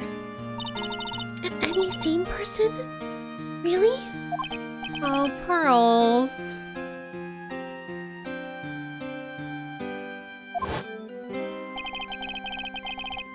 She said she wasn't very good at spelling.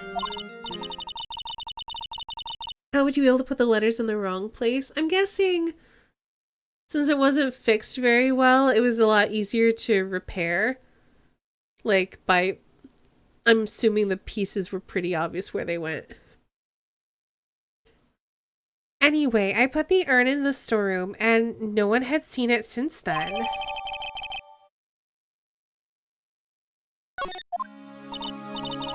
But there's something I don't get. When we first came here, I didn't see any paint stains. Well, that's because it was so ugly and embarrassing. I used the golden statue to cover it. The Amy Faye statue, aha! The first time that we came down here, it was on the night that the sacred urn was stolen. But Mr. Nick? There were no paint marks on the walls or floor of the warehouse when we were here. Well, there's a good reason for that. On the day of the crime at around noon, that golden statue just happened to arrive from the mountain training hall. And I realized that the statue would be the perfect size for covering up the paint stains. And that's why I put it where you first saw it. I see. Now it makes perfect sense. But there's still one thing I find strange. What is it, Pearl? The day after the urn was stolen, we came here again. At that time, the statue had been moved and the paint was clearly visible. She's right about that.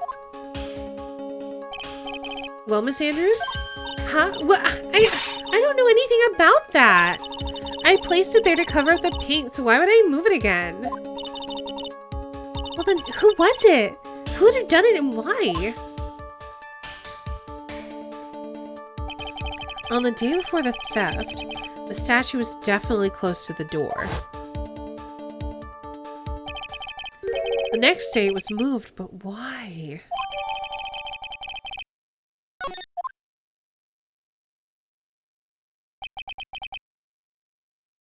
It looks like there's some connection between the sacred urn and the murder case. Why? Why do you think so, Nick? Because that night, a real thief, Rhonda Light, was at KB Security. So then why did another mask-to-mask show up here? A lot of different things are pointing to one undeniable fact. One undeniable fact? The The murder trial is starting tomorrow, but it looks like that thief is going to be making another appearance. To be continued.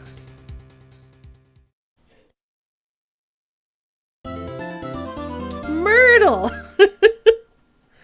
I feel like I keep messing up my R's today.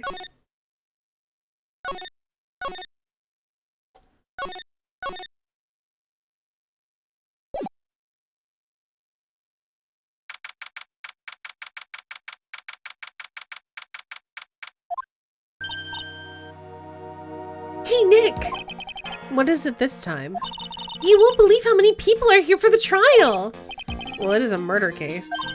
What are you talking about? They're here for the trial next door! Next door? Why don't you know this, Nick? Ugh! They're having Detective Atme's trial today!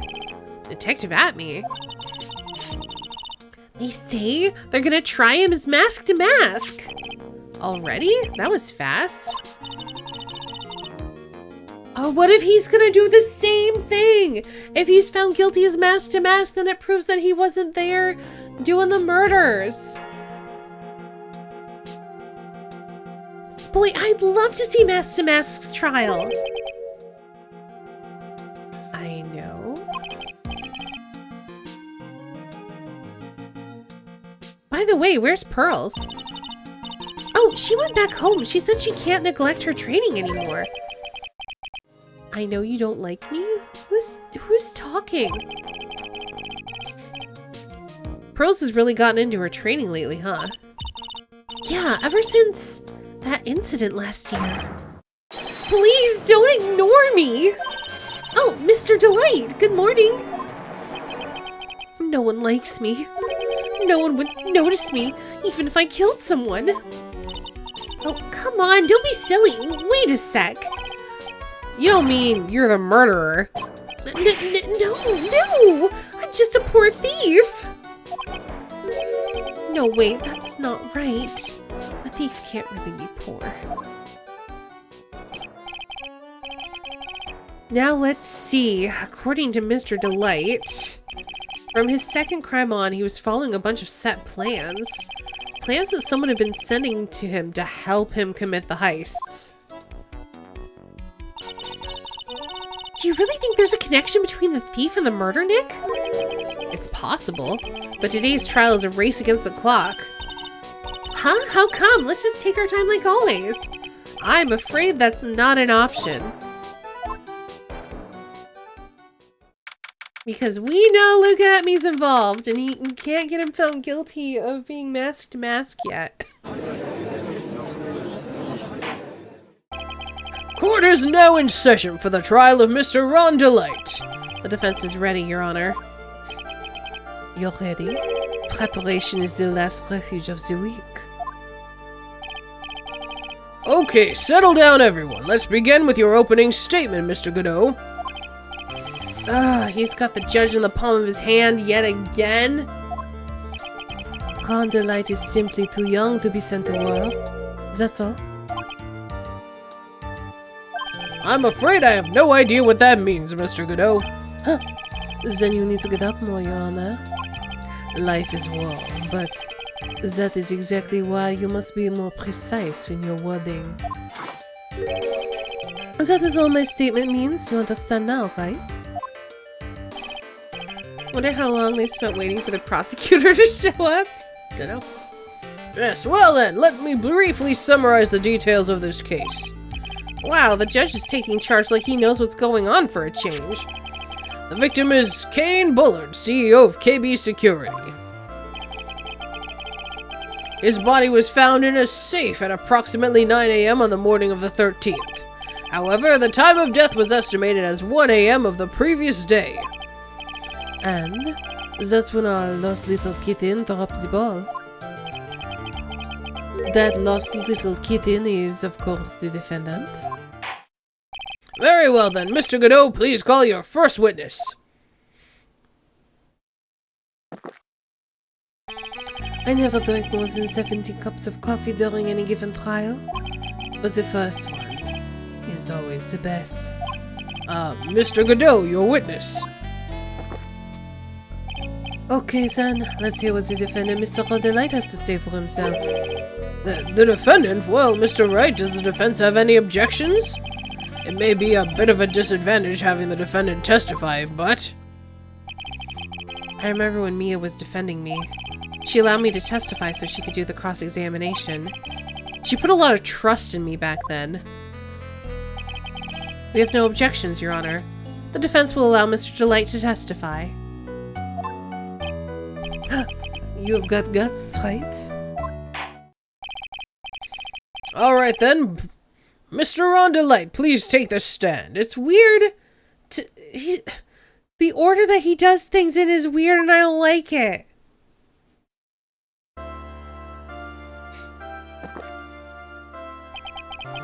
You did it, didn't you? Yes. What? No. That's not true. I also miss Edgy. For a moment there, I thought we'd set the record for the shortest trial ever. Well, Mr. Delight already looks plenty guilty with the face he's making. And once he opens his big mouth, he'll probably put the last nail in his own coffin. Huh. Very well. Now then, can you tell me something? If you didn't kill Bullard, why did you go to KB Security? Well, that's kind of hard to say. Boy, I wish I could go home. Now then, let's hear some testimony about what happened.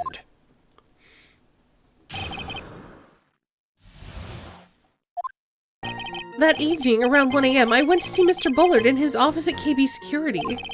A blackmail letter I got. It ordered me to go there.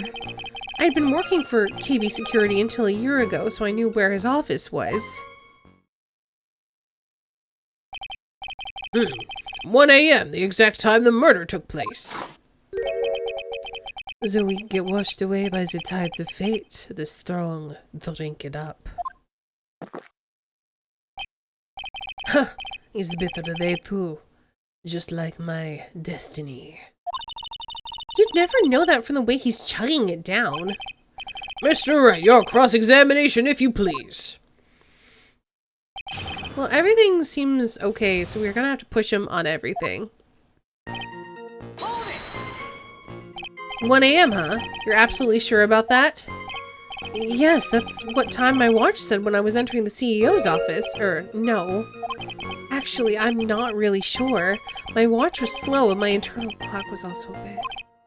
1 a.m., that's the exact time the victim, Mr. Bullard, was murdered, correct? It's too late for a coffee date, that's for sure.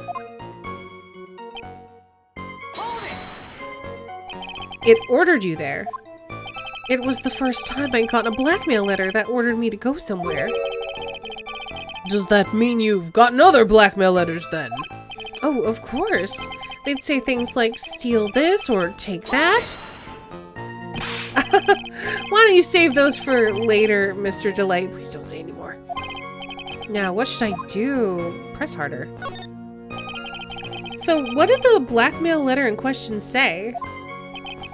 It said to bring $50,000. Money, eh? A perfect motive for committing a murder? Oh, but wait! I never intended to pay that money anyway.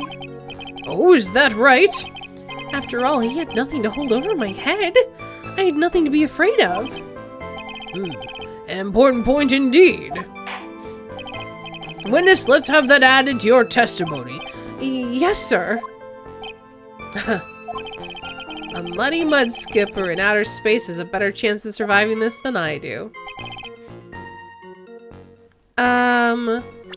So here's the thing. Wasn't gonna cause you trouble or anything, but you are masked to mask, apparently. What? How do I... No.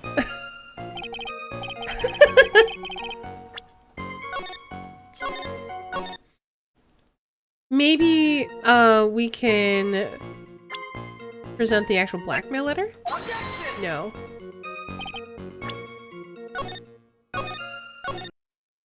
I feel like we need to present something, like, obviously that got added for a reason. Dude thinks he's masked to mask.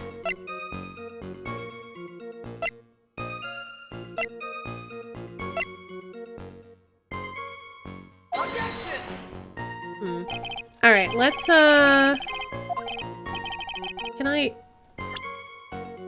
let's press that and maybe get some more information on, maybe a hint on how to object to that. Just what were you being blackmailed about anyway? The blackmail letter said if you don't want your identity revealed, correct? I'm sure it was referring to the whole mask to mask thing. But I wasn't worried. Mr. Bullard didn't have anything on me. He didn't. Anyway, I don't care what anyone says about me. Just as long as Desi believes in me. So that's why Miss Delight didn't believe he was masked to mask. That's why I knew that they were just hollow threats. So, hold on. Didn't have anything on him. What about this? No.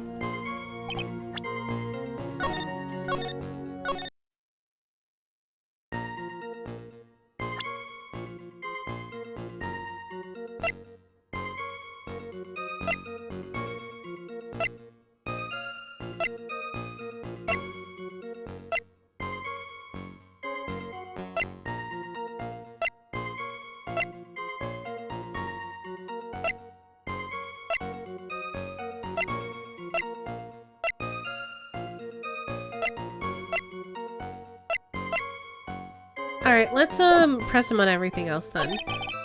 I feel like it's gonna be that because, like, If we have evidence that they know he's masked to mask, and it might just be the thing that he said about the other blackmail letters, but let's just do everything else first. You used to be security chief for KB Security, right? Yes, that's right. A security chief? You? And yet, a year ago you were fired without notice.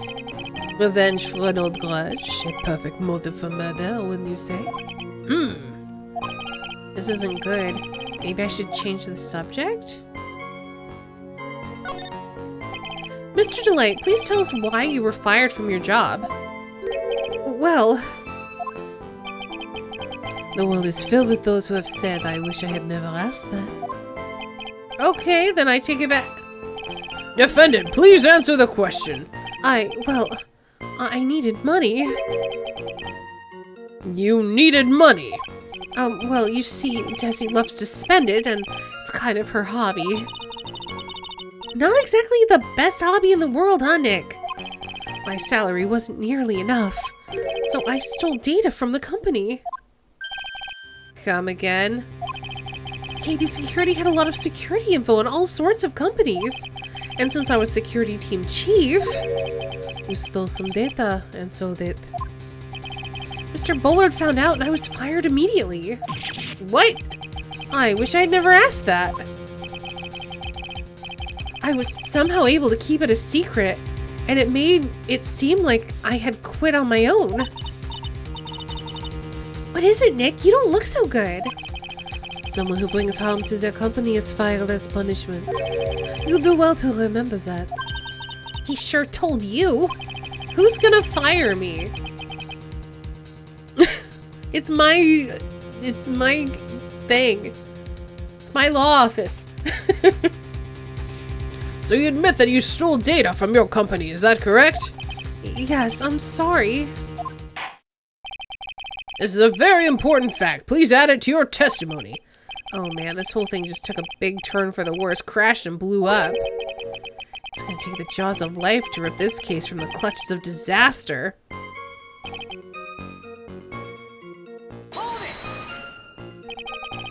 Why would you do something like that? Well, for Desi's hobby, what else? Wasting money, huh? It's not a waste! So Miss Delight doesn't know that her husband was fired, does she? So it would seem. I'm not sure what to think about couples who keep secrets like that from each other. I can't believe it. This case has gotten even Maya to think seriously about couples. Please try to stay focused, Mr. Wright. There wasn't much in his testimony, was there? Sounds like he's avoiding something. At least that's what it sounds like to me. Uh-oh, I've got a bad feeling about this. We'd better be careful. If we don't find a way to make him spill the beans, we'll never get closer to the truth. Yeah.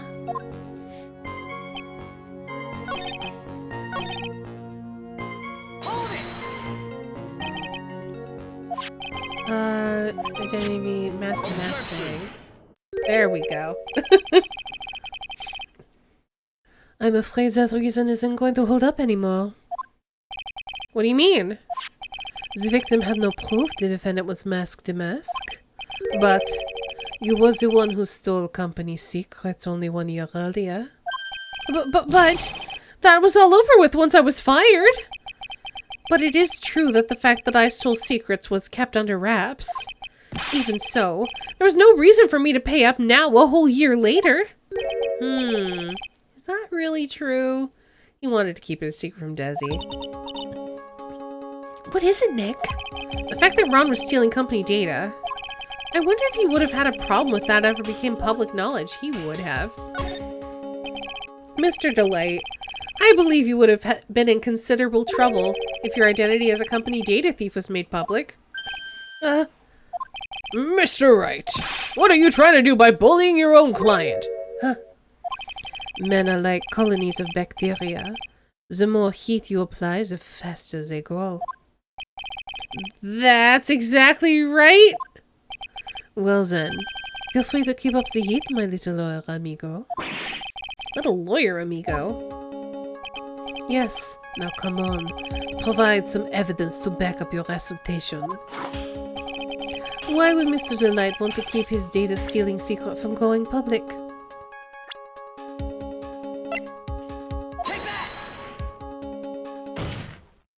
Mr. Delight, what you said just now doesn't match what you told me yesterday.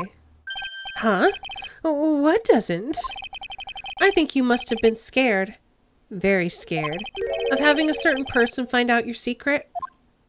A certain person? Ms. Desiree Delight, the defendant's wife. Oh, listen to me, my Desi, she... Looks like if I just sit back and relax, the fun will end before it truly begins. Godot. Yes, we know. It was all your wife's fault. What do you mean? Mr. Delight stole company data to pay for his wife's spending habit, for which he was fired. Unable to face his own wife, someone used his dirty little secret to blackmail him. And that is how this murder came about. Oh, No, everything is falling neatly into place for him. Don't talk about my Desi like that, or you'll be sorry!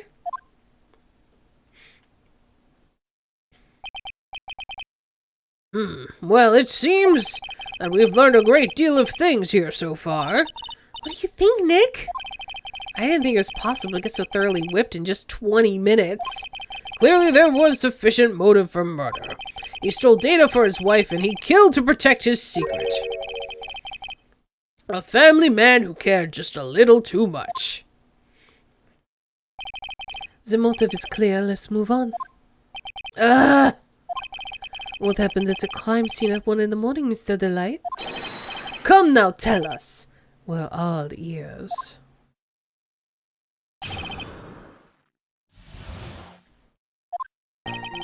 When I entered the office, there was a suspicious shadow there. Sorry, I'm a little nervous and having trouble speaking. Suddenly, I was hit on the forehead. After that, I remember being a bit dazed. If I hadn't been wearing that, I would have been killed. When I came to, Mr. Bullard was lying there dead.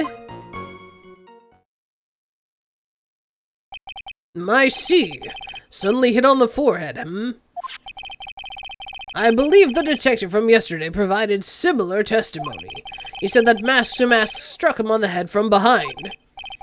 Of course, since Atme turned out to be the culprit himself, that was all a lie. Huh. No one's going to believe a pathetic lie like that.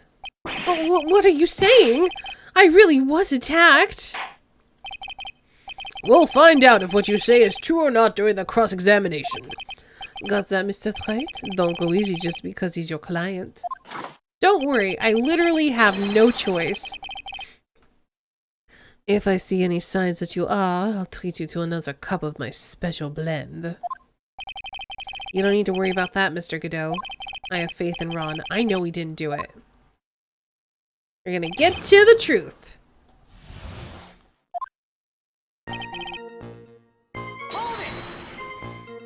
Who was this suspicious shadow? If there were 1,000 of me, and if even one of them knew, I'd tell you, trust me. He's dodging all of our questions, and it's not helping us win his case. Okay, then how was the victim Mr. Bullard at the time? What do you mean by how was he? Was he already dead? Was he still alive? Maybe he was the one who hit you in the first place. Oh, that's a good question. Well, what do you think, Mr. Wright? Forget it.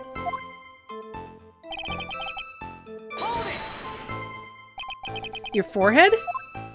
Yes, I was hit on the forehead as soon as I entered the room. It was an amazingly fast and powerful attack. Do you remember anything about who hit you? Well, like I said, it was a fast and powerful hit. So I think I was a little dazed for a while. I don't think Mr. Delight even grasped at what you were asking. Yeah, I'd like to show him a fast and powerful attack myself. Rude. Maybe that would knock some sense back into him. Rude! That? Could you please clarify what you're referring to? Why, my Mask to Mask costume, of course. Wait just a moment. Mask to mask. Huh? Oh, did I forget to mention it before? Just to be on the safe side, I dressed as Mask to Mask. And then, I descended upon the office of the CEO of KB Security. What? Nick, did you know about this? He never told me this. I don't recall him ever mentioning it to me either. Good job. Even I didn't know that. It seems our little friend really loves to keep secrets. I'm sorry, I just never had a chance to mention it up until now. Wait, that's not right. You know how sometimes things just slip your mind? My 6th cup of coffee is staring up at me coldly. At any rate, we can't ignore this new piece of information. Witness, please correct your testimony.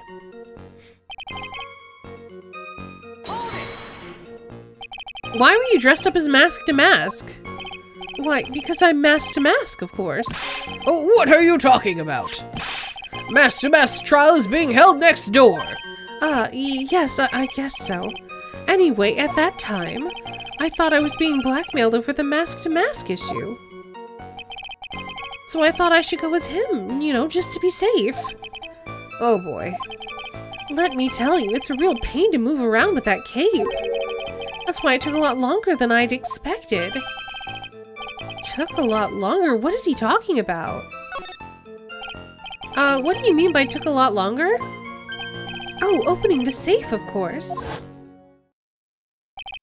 My cape got caught in the safe door, you see. This all happened when I was hiding Mr. Bullard's body. Oh, what was that? Back up a second. Yes? You were the one that hid the body in the safe? Well, yeah. Inconceivable! Why? Just why? What reason could you have? What were you thinking? Question. When does someone toss their dirty shorts in the washing machine?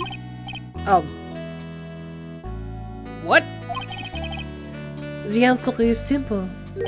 When they take them off. As usual, I have no idea what you were saying. Do you mean that Mr. Delight hit the body because he's the murderer? So you're not as stupid as you look. His metaphor this time was really obscure. Mr. Wright, you don't mean that you knew about this whole safe business, do you? Well, yeah. Why am I the only one not in the loop here? Witness, make sure you add this to the testimony. Yes, sir. Oh, looks like a storm front is moving in over the fair weather judge.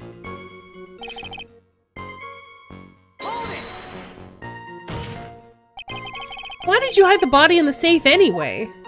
Well, because it wouldn't fit in a drawer? That's not exactly what I meant. When I saw that corpse, I kind of lost it.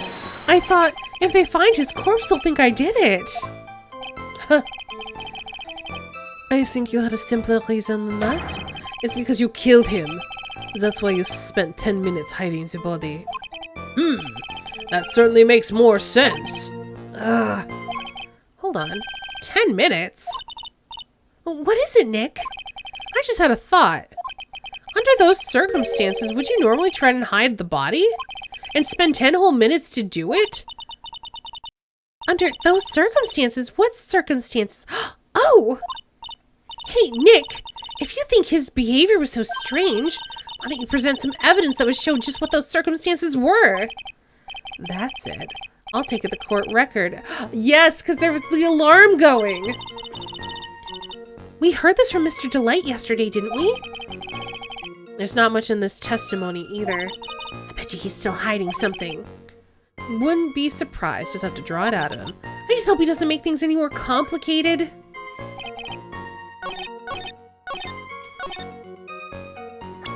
Cause yeah, we got information that the buzzer went off at 1:02 a.m. So if he's the one who did the murder, the buzzer would still be going off, unless there was someone else in there to turn it off. He is very much a cinnamon roll, isn't he, Cabral? Also, hello and welcome. Objection! Your Honor, could you please take a look at this record? And what might this be? The record for the emergency buzzer that connects the CEO's office to security. If the button in this office is pressed, a security team is supposed to come running. And according to this record, the buzzer was pushed once at 1:02 a.m. What? If Mr. Rondelite truly was the murderer, he would have ran as soon as that buzzer sounded. After all, a security guard would have been heading his way. Objection! Let's remember who we're dealing with here. He probably had no idea there were security personnel in the building. Up until 1 year ago, my client was working as a chief of security. There was no way he wouldn't have known about them. Objection! But, as it turns out, the guard never came. That was nothing more than a coincidence. The fact that the guard was a pathetic loser who had just gotten punched in the face by his ex's new boyfriend and wasn't anywhere in the vicinity was not something Mr. Delight could have known. Objection! Again, remember who we're dealing with here. It's a sure bet that Mr. Delight didn't even notice the buzzer going off. This buzzer is extremely loud. There's no way he could have ignored something like that. If he had been conscious, that is. Conscious? What do you mean by that? Ugh. Fine, let's hear your theory. Recall the defendant's testimony. The moment he entered the victim's office, someone attacked him. Mr. Delight said he felt dazed. I'm willing to wager that he was knocked unconscious for at least a few minutes. Unconscious, so he fainted. That's why Mr. Delight didn't know that the buzzer had sounded. And that's why he thought he had time to hide the body. So what are you trying to say? Mr. Delight was knocked out and the buzzer went off soon afterwards. Now, unless my client was able to hit the buzzer while he was unconscious, it can only mean that there was another person in that room. That's right. Whoever it was, they knocked out Ron Delight and then pressed the buzzer. Order in the court. Mr. Wright, this is... Objection! This is preposterous. It was this kid. Ron Delight. He's the one who killed Cain Bullard. Then who pressed the buzzer? It was... the victim, of course. He pressed the buzzer when the defendant attacked him. He didn't die right away. He must have held on long enough to push that button. So Cain Bullard sounded the buzzer himself. What is your opinion on that, Mr. Wright? It's not possible. I need to prove that the real criminal was there at the scene, but how? I'm pretty sure I can prove it because no fingerprints. And I don't think we have evidence that Bullard goes around wearing gloves. The defense opinion is this, Your Honor. This piece of evidence proves it wasn't the victim who sounded the buzzer.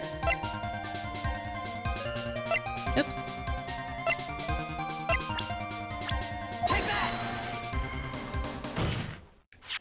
I believe this is the piece of incontrovertible evidence you were looking for. The emergency buzzer. Is there some kind of clue on it? Absolutely not. Hey, come on now. At least give some thought to what you say before you open your mouth. The fact that there are absolutely no clues is itself the clue. Now I'm the one who's clueless. This button has no fingerprints on it. If Mr. Bullard had really pressed it himself, naturally he would have left his fingerprints behind. I feel like they just made him drink coffee for the great spit takes, and I'm here for it. Ron Delight obviously wiped them off. Why would he? A guard could have come in at any moment. He touched that button. I know he did. The defendant, Mr. Delight, was dressed as Mask to Mask. And Mask to Mask always wears gloves.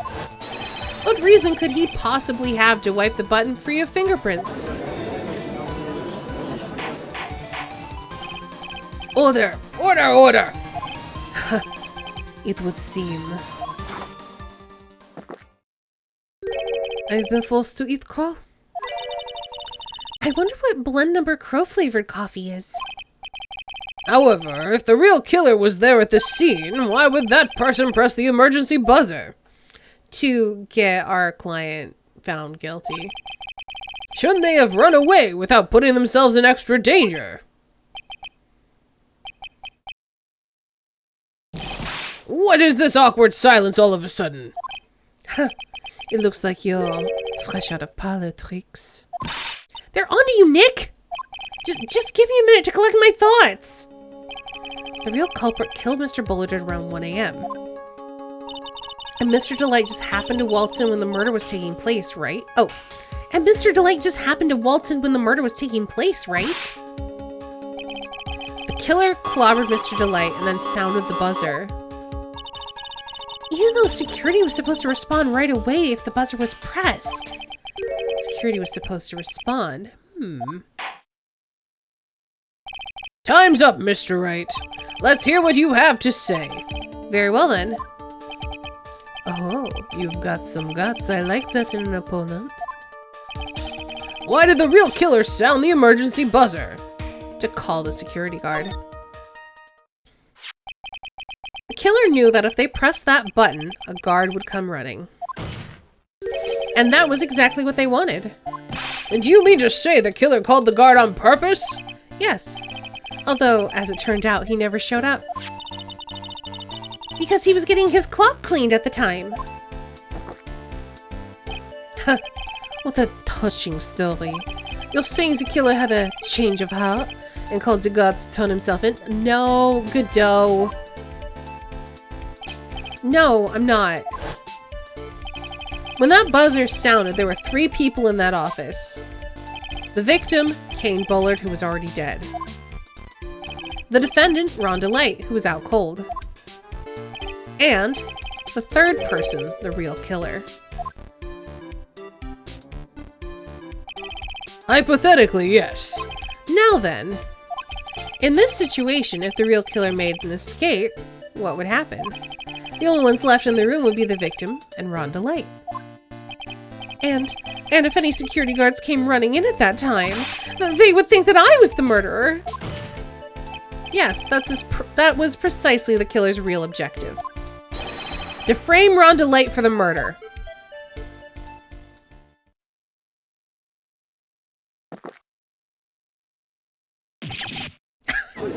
Calmly drinks for spit take. Ah, it's so good. Order, order, order. It would seem I've been made to eat my words once again. Actually, you've been made to do a spit take with a cup of coffee. Mr. Wright, who was it? Who was it that tried to frame me? Wait a second. I'm the one and only Mask to Mask, so... Nick, you mean the real killer is...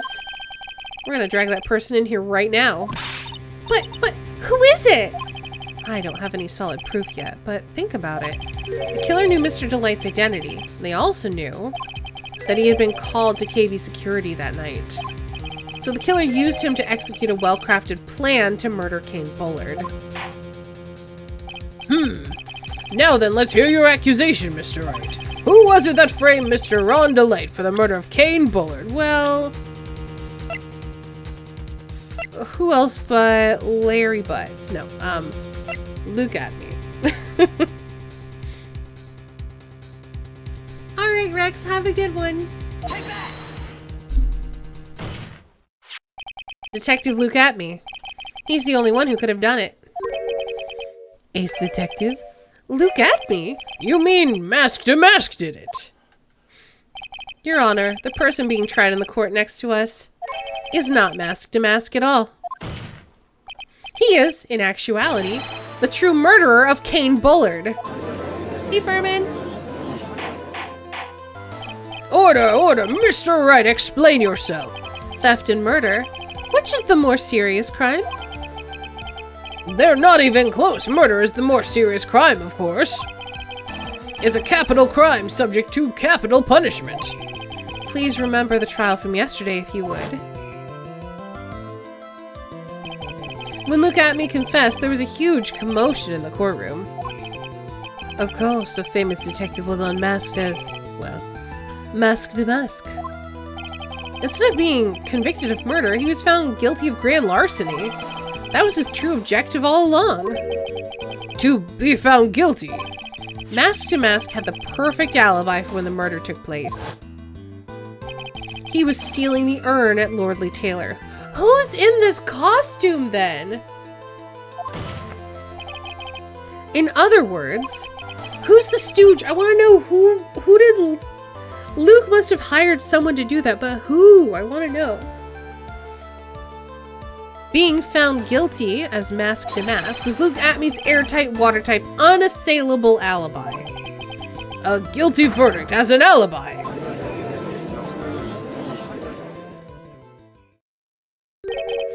So the detective was the thief? Kind of figured that might be? Apparently not, no. I mean, kind of. So here's what we learned. Our client is actually Mask to Mask, but was innocent of stealing the urn. Because they were up in a CEO's office and that CEO got murdered. So we pinned it on Luke. And then Luke cracked up and basically admitted to it and unmasked himself. But now we're learning that he only did that so he wouldn't get caught in this crime. So it seems like what happened is that this blackmail letter was sent. Luke somehow knew about it. We know that Luke had a spare costume for Mask to Mask because of something that our client told us about. In their first caper, they basically ditched their costume and disguised themselves as a security guard to get away. And Luke found the costume and had it. So then Luke must have hired someone to steal the urn as a Mask to Mask pretender while he was off murdering the CEO. And then made it seem like he was there and had the opportunity to steal it himself. Oh, this is so convoluted. This is very convoluted.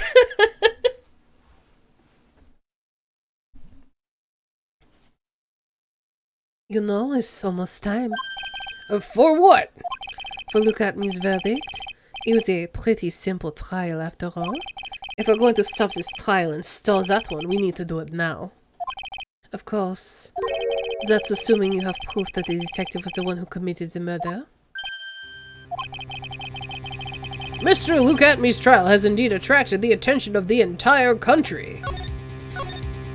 I don't know if I have proof, but I'm gonna make it happen. If we were to intrude and fail to provide adequate proof of his true crime, Mr. Delay would be left with no grounds for appeal. Am I really sure about this?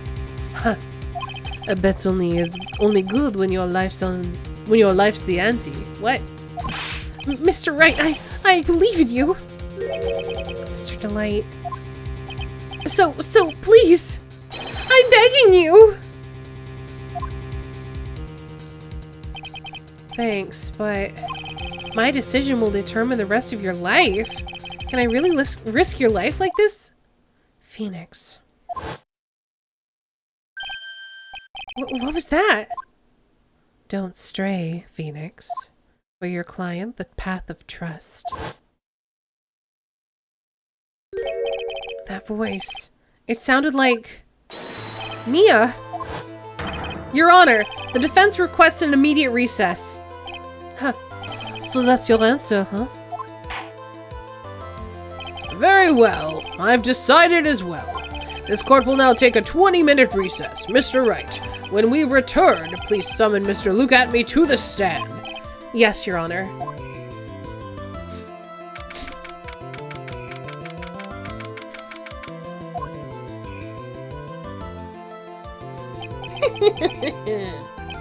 Well, Sir Detective Atme, I have to say, Mr. Payne, you performed splendidly. oh no, Sir Detective Atme, you were the one who... Very similar, but different judge. That's enough.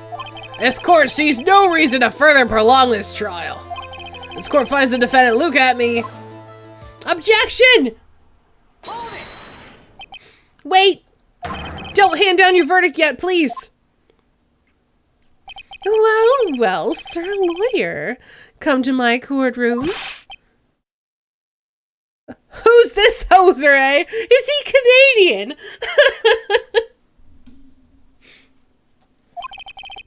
My name is Phoenix Wright, attorney at law, and I wish to file an accusation against this man, Look at Me. Accusation? You accuse Mask to Mask? That man is not Mask to Mask. He's just a ruthless murderer. Oh, what? His Canadian cousin sounds that way.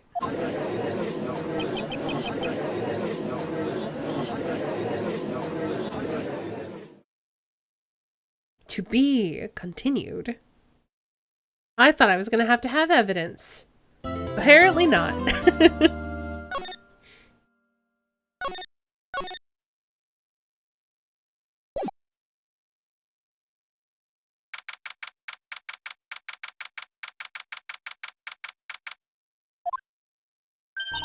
My sis?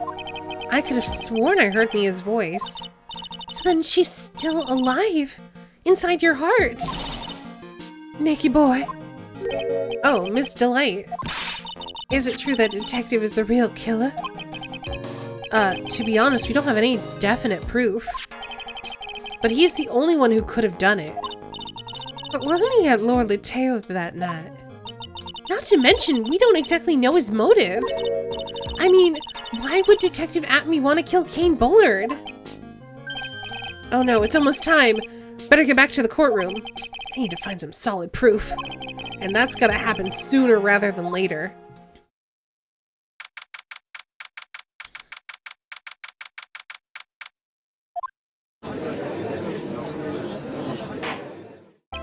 Now then, this court is back in session. Mr. Look at Me, please take the stand. Well, well, how do you do, Sir Lawyer? I never would have thought to see you acting so recklessly. I couldn't let them hand down your verdict just yet. Not when it would have given you your perfect alibi. An alibi by the name of Mask to Mask. I'm sorry. I'm afraid even the great Look at Me has no idea what you mean. Of course, I have been in the next courtroom ever since 10 o'clock this morning. I'm afraid there's no way I could know what has been going on in here. You've been in the defendant's seat all day long, correct? Being tried as Mask to Mask.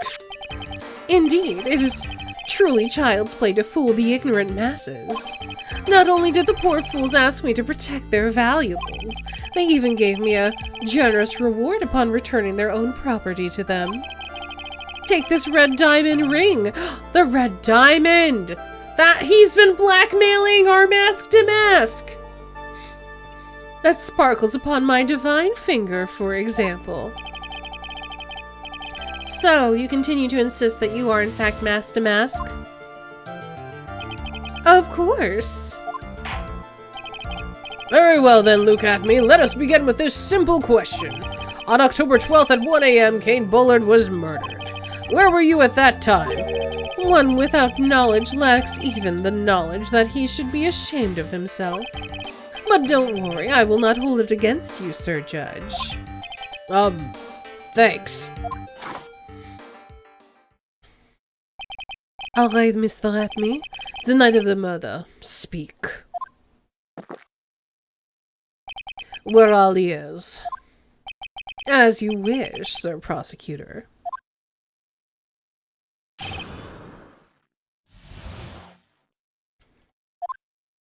I was stealing the urn as mask to mask, just as I announced I would.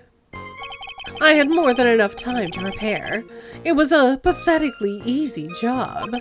A photograph contains no words, but in this case, one turned out to be my witness.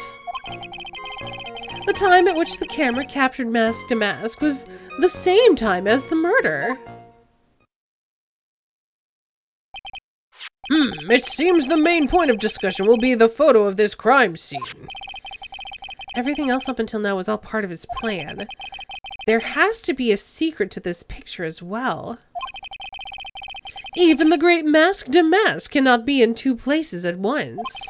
Now then, if you'll excuse me, I have a verdict to receive.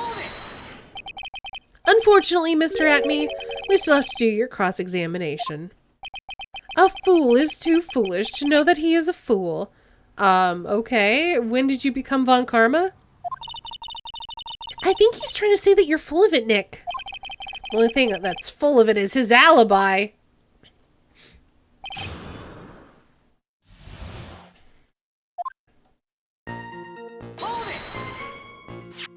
So this photograph is the proof, correct? Indeed it is. And the man in the photo is certainly wearing a mask. That is why I am called Mask de Mask. But conveniently, that also means there's no way to tell who this really is. Oh, what do you mean? Huh. Are you saying this is not in fact look at me? That it could be an accomplice dressed up as Mask de Mask to create an alibi? Oh, what an interesting idea. Are you saying that I, Lone Wolf Luke, had an accomplice?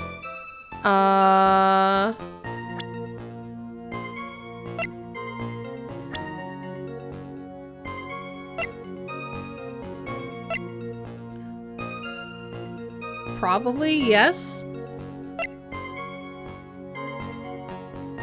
I feel like that might be Desiree in the costume, but I don't have an accomplice to name right now. If Look At Me was at KB Security during the murder. Lone Penguin. Then the mask to mask in this picture has to be a fake. Then there really was an accomplice. But right now I have no idea who it was. I don't have any idea right now either. Baseless objections are just what this guy wants. There's gotta be another way, and I'm gonna find it.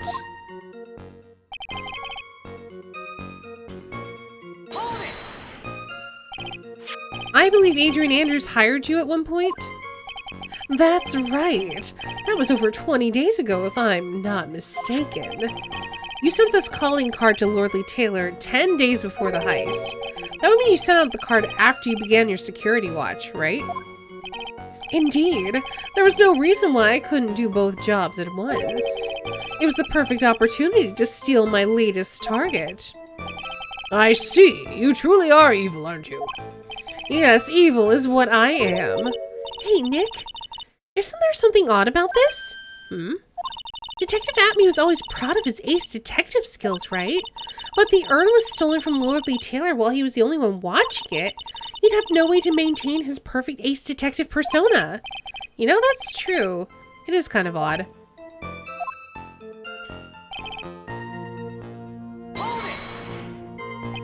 So by photograph, you mean this piece of evidence here, is that correct? The very thing that proves I committed the crime. The very thing that proves you committed the crime. When you think about it, it really is odd. You say that almost as if you had this picture taken on purpose. He was simply caught by the very camels that he had set up. That doesn't make sense either. We all have days like that. Indeed, it turned out that there was no such thing as the perfect crime after all. Life is truly an ironic thing, a sad, blue melody. It looks like I better gather more information for now. If he's truly the killer, there's gotta be something phony in that photo. About the camera that took this photograph. Oh, come now. It's all too clear what you're thinking. Huh? You think I altered the timestamp on the photograph, don't you? Oh, what if it's from the day before? I'm afraid that's impossible. The camera was set up by Lordly Taylor, and on top of that, it was Lordly Taylor's staff that printed the picture's data. Unfortunately for the defense, there's no way that picture could have been altered. I see. It looks like I better find something else that could be suspicious. So this alibi is false? It has to be, or he could have killed Mr. Bullard at KB Security. Why is Godot French? Because his name is Godot. And so I made him French. But I'm not really spotting anything unusual. There are two possibilities. Either the mask-to-mask in this photo is a fake, or the photo itself is. Hey, Merritt!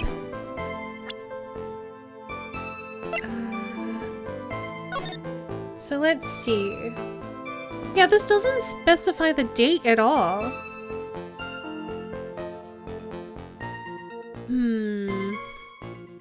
We don't see paint on the box, which is weird.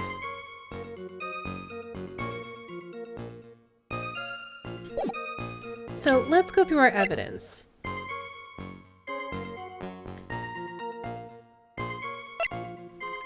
We know that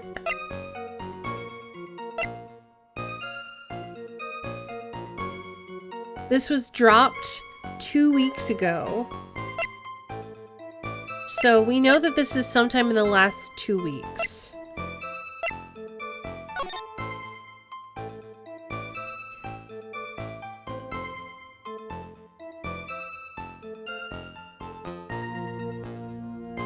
The question is, why did he move the statue?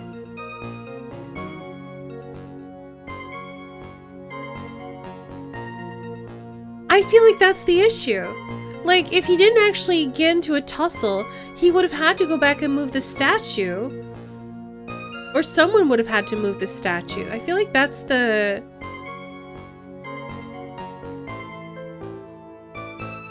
There's no reason why the statue would have been moved that night except to make this match. So I think that this photo was taken on a different night.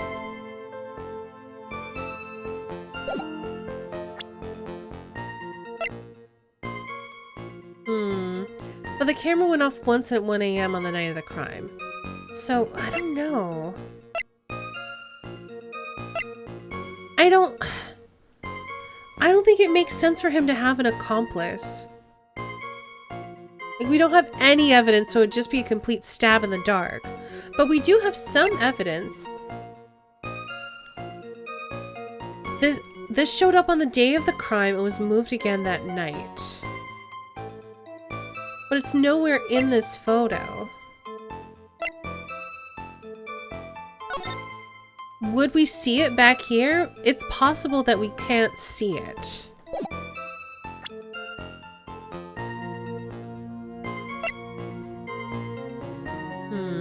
I feel like it's gotta be to do with that statue.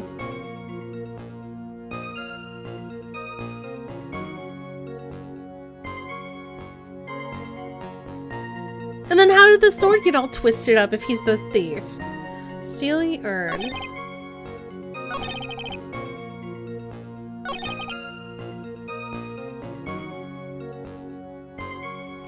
So I feel like this is the one we have to object.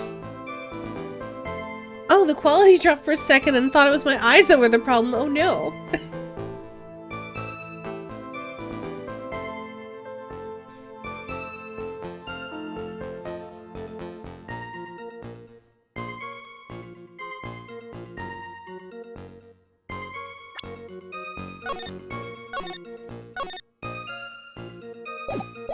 So the question is, what evidence disproves that?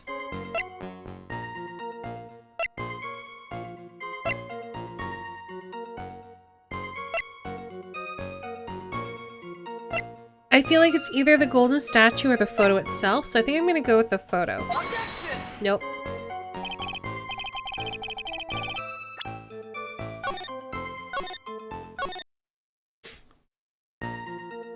Theorized about something, but that makes a little too much sense in my head and might actually be what happened. Uh-oh.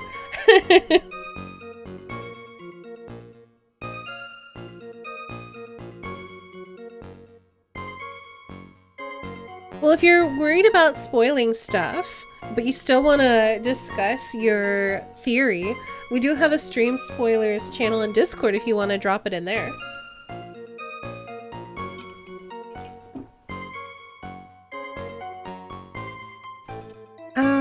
Let's see.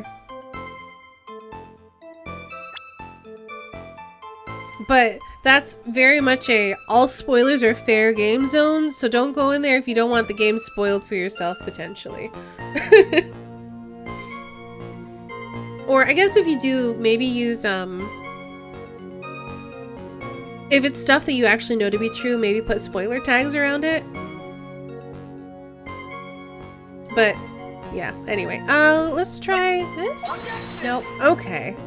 I don't know, because I don't think he has an accomplice. I think the issue is that he took the photo early.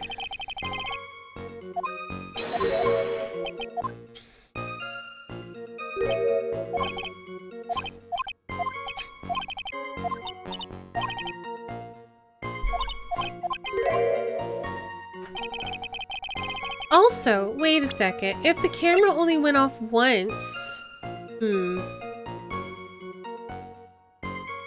So the camera went off once at around 1 AM on the night of the crime. So if that is not fake, then the photo has to be of someone else, right?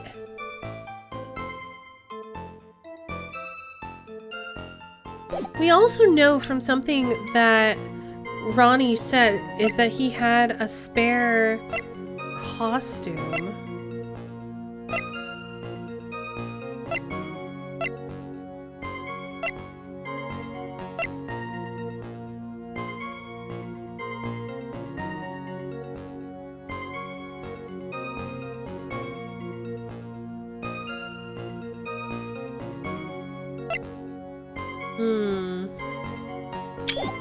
Whoop.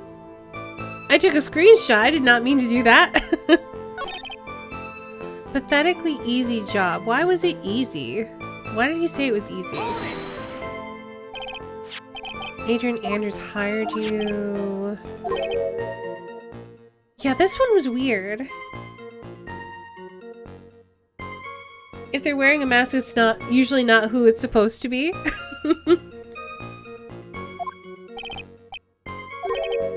Perfect opportunity to steal my latest target.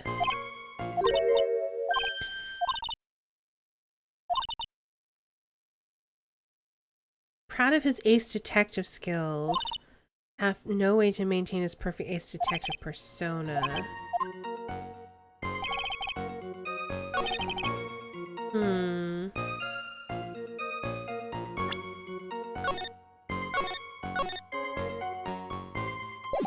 So she's pointing out that this is weird. So the question is, how do we bring up as evidence?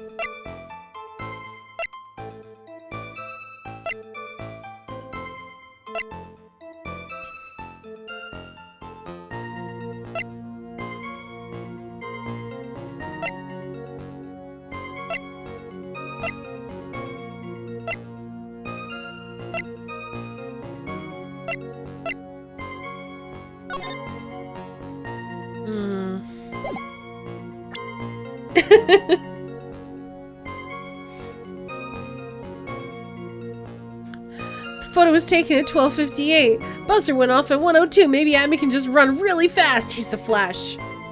Case closed.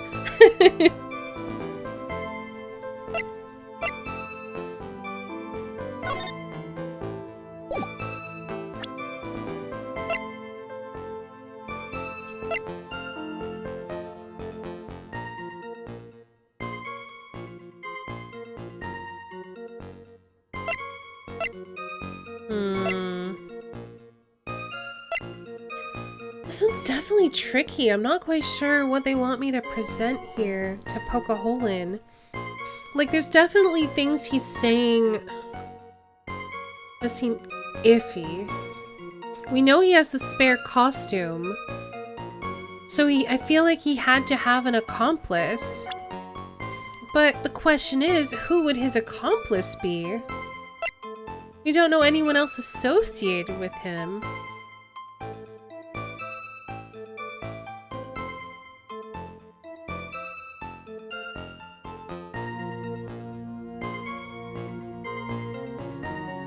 We know that Larry was called away to meet some girl and got beat up by a guy.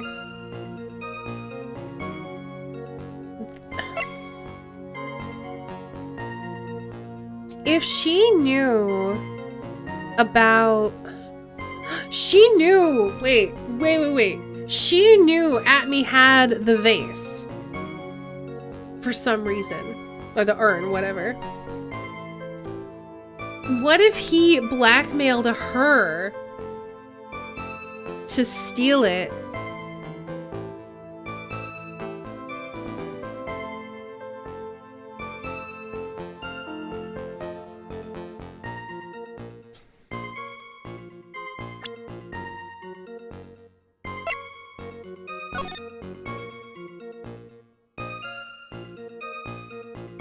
Because, yeah, that's not necessarily a guy in that costume.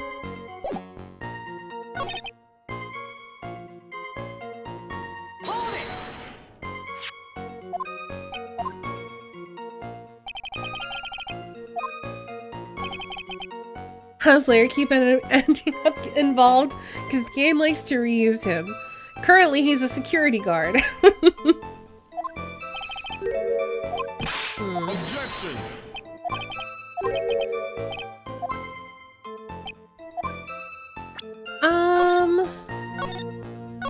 I'm gonna try naming an accomplice. If Luke Atme was at KB Security during the murder, then the mask-to-mask in this picture has to be a fake. Exactly. You had an accomplice. Now remember, you said that, Mr. Wright, because there's no going back.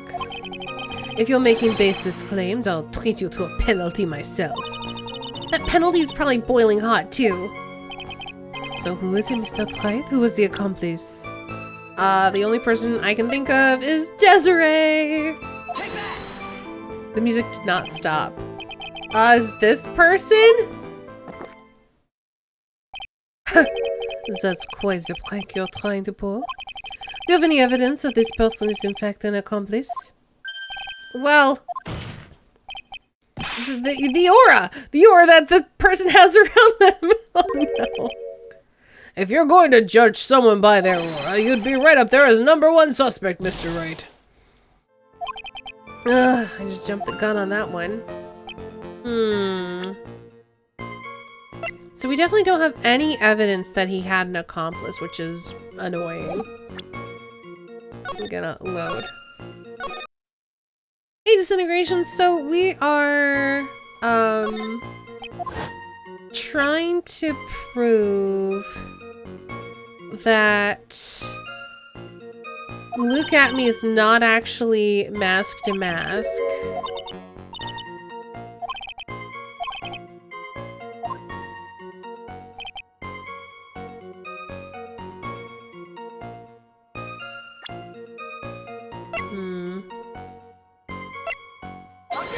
Nope.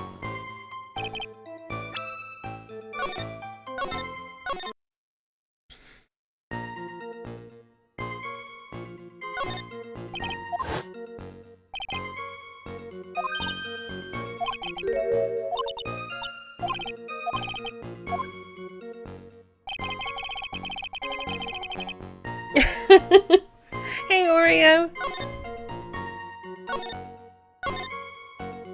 Wouldn't Ron or the CO be an accomplice? Not in this case, no. So here's the thing. Let me explain what's going on, because I want to get the facts straight in my head, too. We have evidence that Ron was at the CEO's office, and so was the CEO at the time of the murder, because obviously the CEO had to be there to get murdered. We also believe that Luke Atme was there, knocked out Ron, and tried to pin the murder on him. But that means that Luke Atme literally wanted to get found guilty as mask to mask, and so staged the other crime scene so he'd get caught. Which means that either this photo has been faked in some way, like it could have been taken the day before, for example, or the person in this photo is not Luke Atme. So we have to find someone who is not Luke Atme, Ron, or the CEO who could possibly be in this costume, but we don't have any evidence that someone is the issue.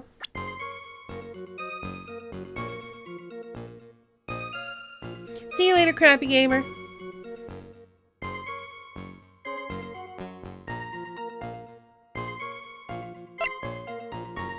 So things that we know are true. Then go for the simpler explanation.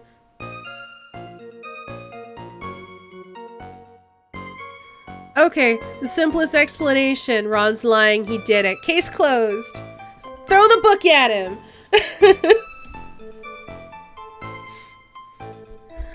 The thing is like, we know that the camera fired at 1 a.m. So that means... And they printed this photo. So the photo's probably correct. Which means he's got to have an accomplice. But we don't have any evidence that he's got an accomplice, so I don't know.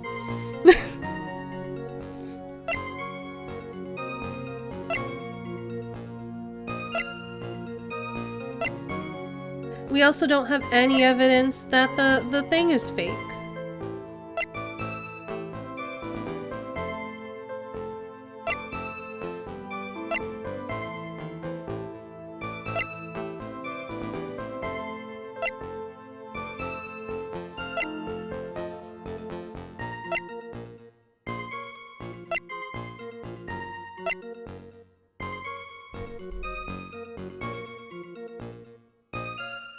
I'll ask for help if I want it, BCG.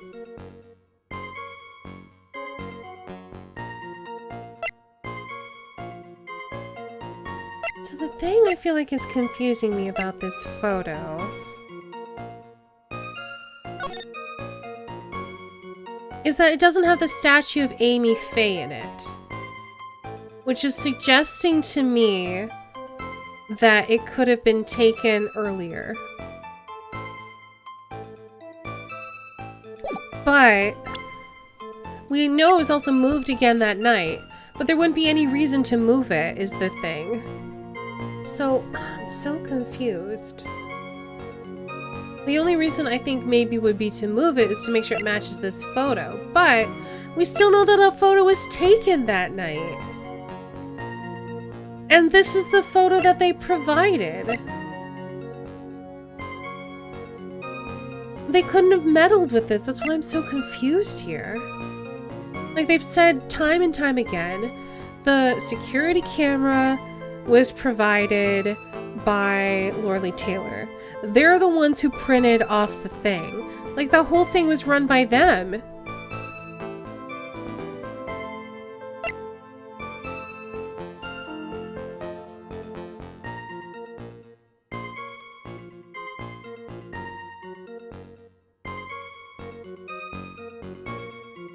Which suggests that there's an accomplice, but I don't have an accomplice.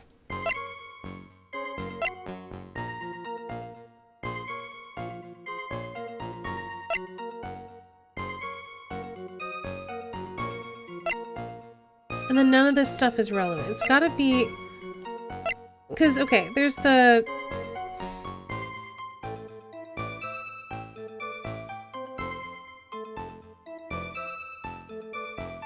In the photo, we can see the pink paint stain. We know that that's been there for 2 weeks, so we know that any time in the past 2 weeks, he could have had this photo taken. An unintended accomplice like AA? No, that's not what they're asking for. They're asking for who's the person in the photo if it's not him. And she would never have put on... We're basically trying to figure out who would have put on that costume if not him. And we literally don't have anyone on this list that fits that. So that suggests to me... Clearly Maya did it. That suggests to me that there isn't an accomplice, and it has to be that the photo is faked. But they specifically said that there's no way to fake the data.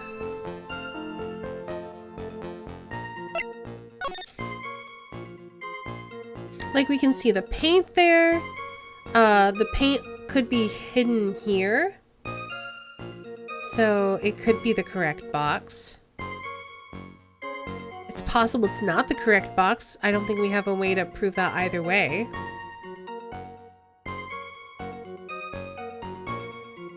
We know that the brooch was stolen and is missing.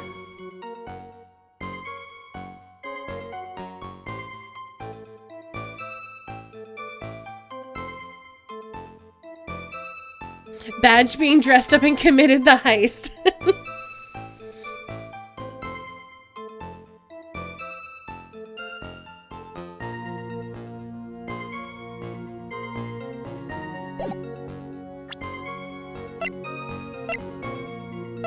Yeah, that could very easily be the box that has the sacred urn in it, just tilted with the thing pointed down and then the paint hidden behind the arm. No, there weren't any trails on the floor. The paint was dry by then, and like the paint was from 2 weeks ago. But the statue was moved that night. It was moved. Where is it? Where's that statue? It only arrived the day of the crime and was moved again that night. So someone was there to move it, but that doesn't mean that he didn't move it before heading to the murder site.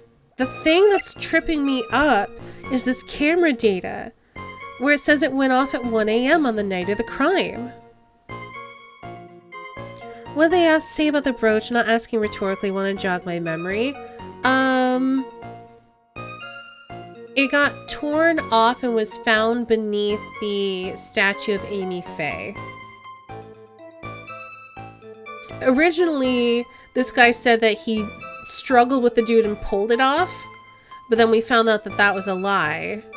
And then originally, Delight said that he, it got caught in the door or something, but that was also a lie. What do you mean by when?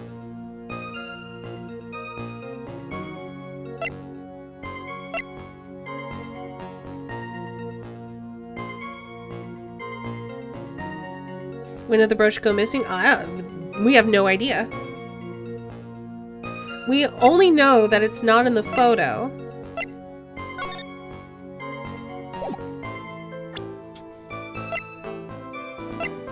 And it was found on the day of the murder.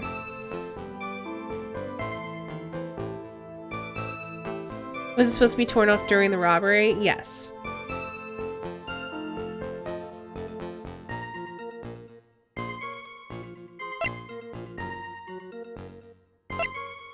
And since it's not in this photo,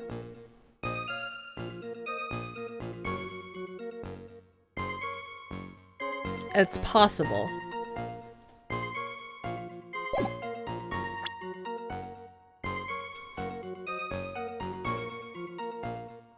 We also don't know where the urn was being kept hidden. All we know is that it was kept out of sight. Out of sight could mean, like, behind the statue of Amy Faye or something. Why did he move the statue is the weird part. I wish we could ask him about that.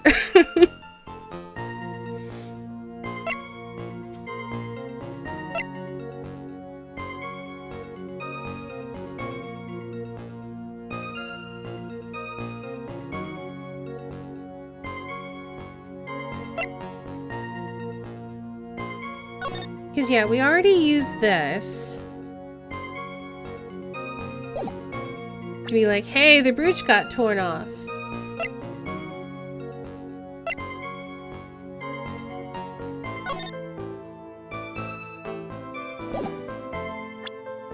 Maybe go through the testimony, you gotta get a clue. I've been through like 3 times though, and it's not helping me. It's just like, ooh, there's an accomplice, or ooh, the photo's fake, and I'm like, I don't think either of those are true. Because the thing that's getting me is that the camera went off once at 1 a.m. on the night of the crime.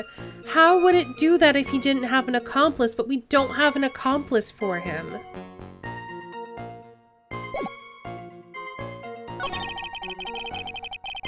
No, he said that's one of the 2 options. He said either that Look At Me had an accomplice or the photo has to be fake.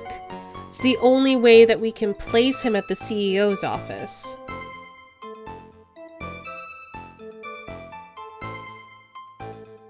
So he says, I was stealing the urn as mask to mask just as I announced I was. We press him on that, and then it gives us the opportunity to name an accomplice, which we don't have.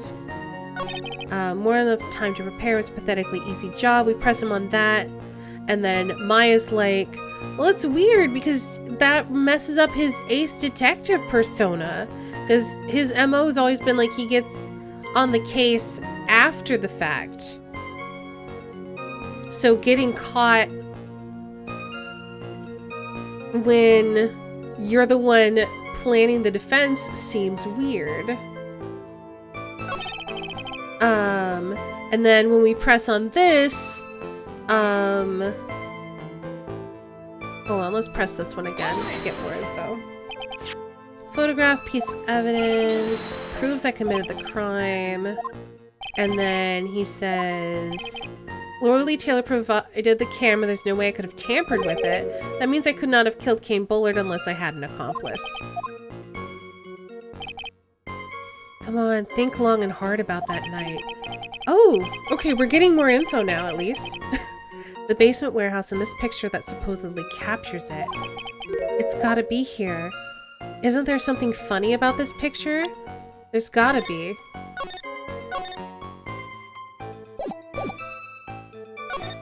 There has to be. Are you implying that this picture is a fake? You bet I am. There's definitely something strange about this picture. We took a look around the basement warehouse that night before the theft took place, and there's something in this photo that doesn't match my memory of that night. Very well, then let's hear what you have to say. What about this photograph do you find funny? The funny part is right here. Why, this is a blood stain! Okay, finally. I was just figuring out how to get here to this point. Was the paint there before? The paint's been there for 2 weeks and was always in the photo. But it was hidden by the statue of Amy Faye. And it was just like figuring out how to get to the point where we could actually point it out. You have to press something once to change the context and then press again once you have the new context. Yeah, fair enough. At least we got there in the end. Ah, blood! Now this case is getting interesting. Not exactly. The stain is actually pink paint. Oh, just paint. And peach colored at that. From blood to peaches, this judge sure loves going on his wild tangents. Thank you for the hydration reminder. Grab your water, get a drink.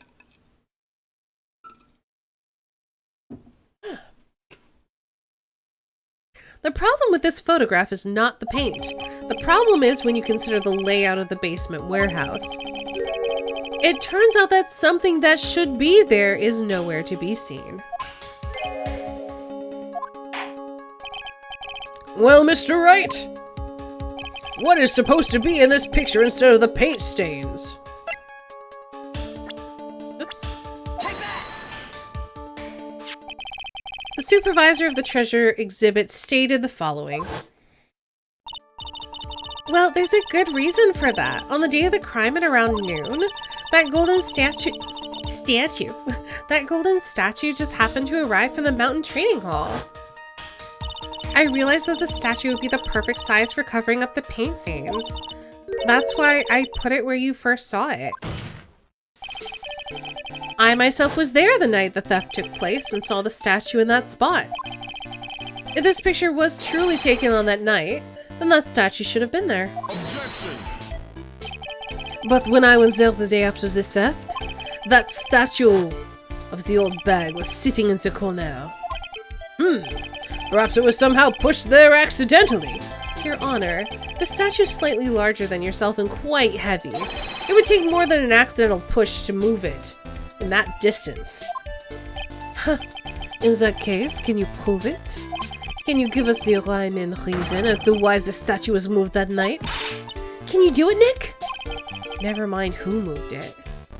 The real question is, why did they move it? Because it needs to match the photo. Well, Mr. Wright, I hope you are prepared with your answer. Now then, who was the one that moved the golden statue the night of the crime?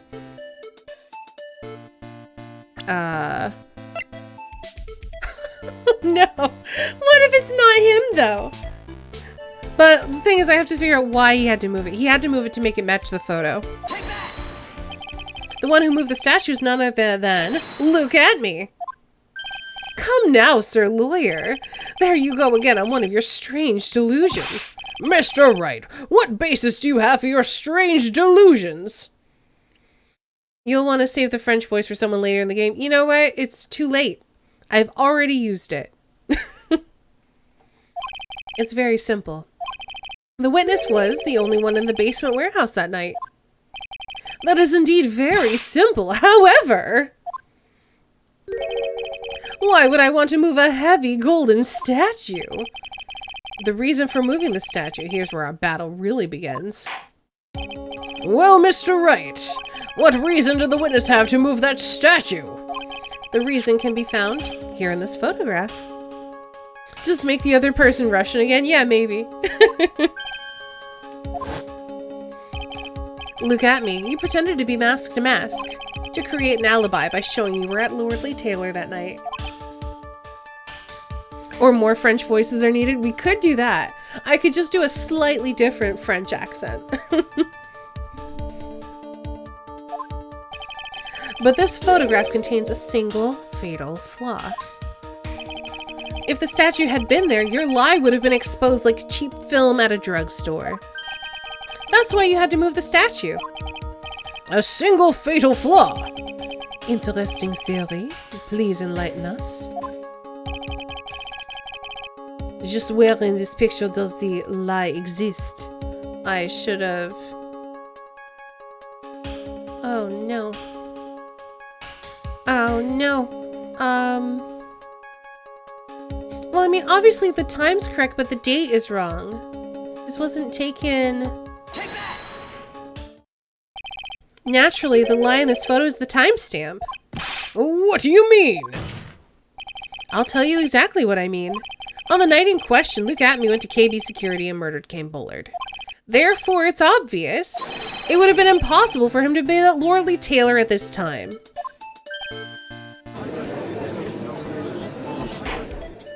But what does that have to do with the statue being moved? Remember, if you will, Your Honor, when was the statue placed beside the warehouse door? Well, the statue was taken down to the warehouse on the day of the crime, and it was placed there in order to cover up the paint. Exactly. Luke Atme had already decided on the time when he was going to kill the victim. And so, in order to create an alibi for that time, he took this picture days before the murder took place. What's it? Of course, the statue hadn't been brought down to the basement warehouse yet. Ah. So on the day of the crime, Mr. Atme must have been quite nervous. As nervous as a long-tailed cat in a rocking chair factory, so to speak. Why? Because something that wasn't supposed to be there had been brought down and placed where it wasn't supposed to be. And that is why Luke Atme had to move the statue on the night of the murder. He did it to make the room match with the way the photo had taken it. ah! Order! Order! Mr. Atme, is this true? One moment, Your Honor. Have you forgotten this? What's that? The data for the basement warehouse computer. According to this, the camera did indeed go off on the night of the crime. It's true that the camera had been set up by the Lordly Taylor's staff. However, the program used to manage the data was yours. That alone would have allowed you to tamper with the data.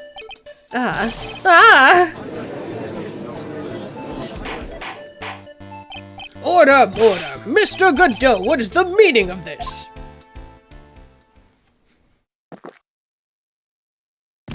Godot, I warned you about making me wait. Now put that coffee down. My 11th cup. I have promised to drink no more than 17 during a trial. Which means I'm still good to the last drop. However, the defense has a very good point. A good point? So what? We are all the travelers on the road to infinite points. I think he's got his points mixed up with his other points. So you say this photograph was taken ahead of time? And that statue was moved in order to make it match? It's a very interesting idea. However, there's one point that can't be denied. Which is that it's only a possibility. Men that are trapped by the chains of maybe can never reach their dreams. That's very true. No, wait, don't fall for that, Your Honor! Hey, Mr. Damask. Yes? If there's no funny business in your actions as Mask Damask, there should be no problem with you telling us your strategy. So let's hear it. Yes, please provide this court with your testimony about your plan to steal the sacred urn.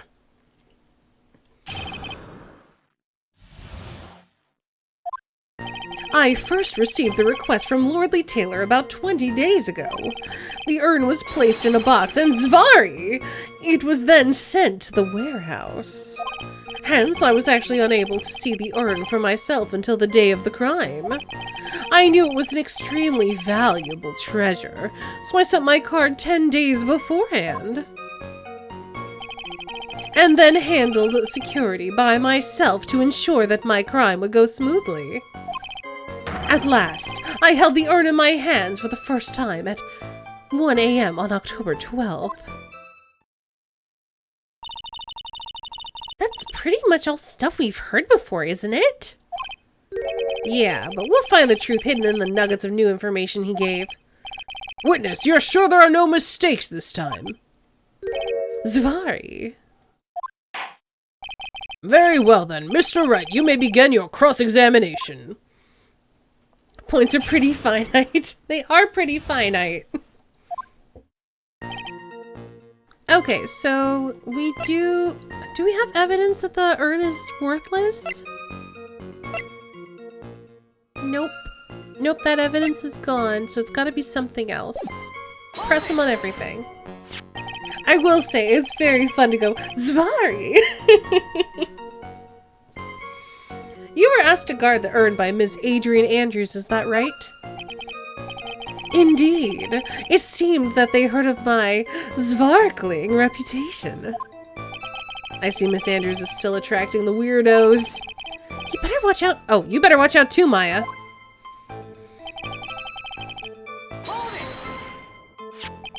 You mean this box?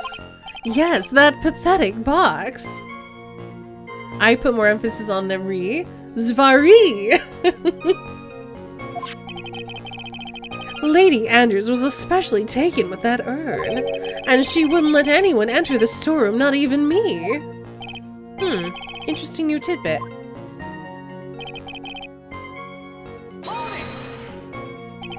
So you're sure that you had never seen the urn before? Indeed. You may ask Lady Andrews to confirm for yourself. Did you almost turn Maya into Pearl? No, I didn't. I don't think. I was reading dialogue that Phoenix was saying to Maya as Maya on accident. My security was focused entirely on the entrance to that warehouse. However, look at me, let no information whatsoever slip through my fingers.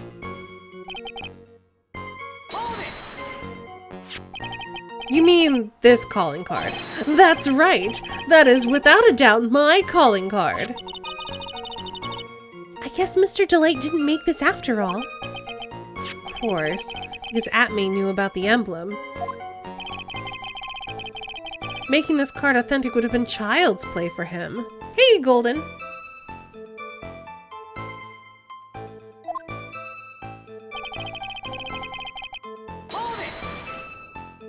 Then no one entered the basement warehouse. Unfortunately, there were many different treasures being taken there. Thus, for a period of approximately 5 days, people were indeed going in and out of the warehouse.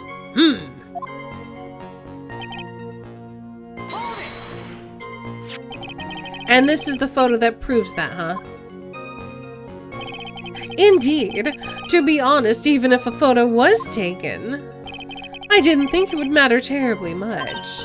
Hey, Nick, if this photo is a fake, Detective Atme might have stolen the urn whenever this was taken. That's true. You know, he's been saying that he never saw the urn until that night.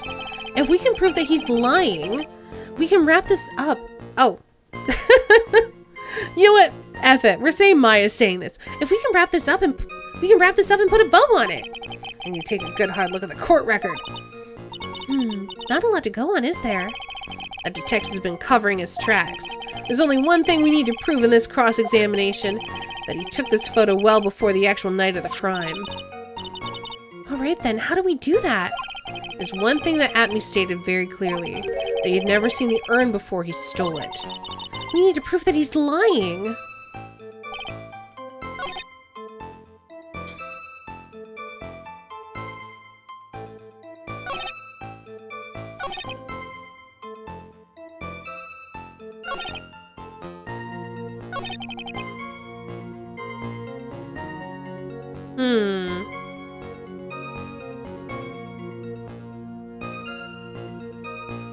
I've pressed him on everything. What could prove that it's a lie? Obviously there was a poster.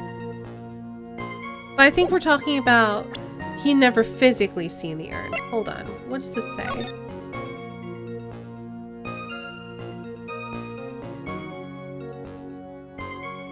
Speckled urn.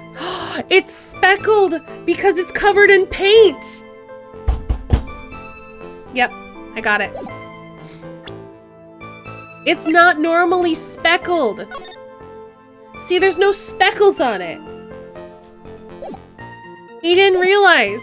He didn't know.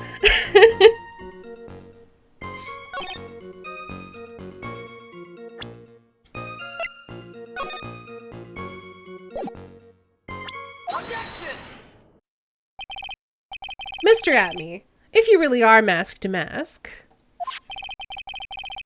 Excitedly desk taps, yes! Then you also wrote this calling card, correct? But of course. Is there a problem with that calling card? Allow me to read a passage from the calling card that Mask to Mask had written. Take good care of the speckled urn. Now, the speckled here surely refers to this pink pattern on the sacred urn. Yes, that is true, but so what? Truth be told, there's no way Mask to Mask could have known about this pattern. What do you mean? This pink spotted pattern all over the urn is actually nothing more than paint stains. Paint stains? And these stains did not appear until after the urn had been taken to Lordly Taylor. I'm not finding this joke to be very funny, Mr. Wright. The day the sacred urn was taken to the warehouse, the urn was broken due to human error, or should I say an error-prone human. And that's when the pink paint got on the urn. Oh, you can't be serious. And yet this calling card clearly mentions the paint pattern. Which means Detective Atme had seen this urn long before the crime ever took place. In fact, he saw it when this fake photo was taken. And because this photo is a fake, your alibi for the night of the murder no longer holds water. Guawaga!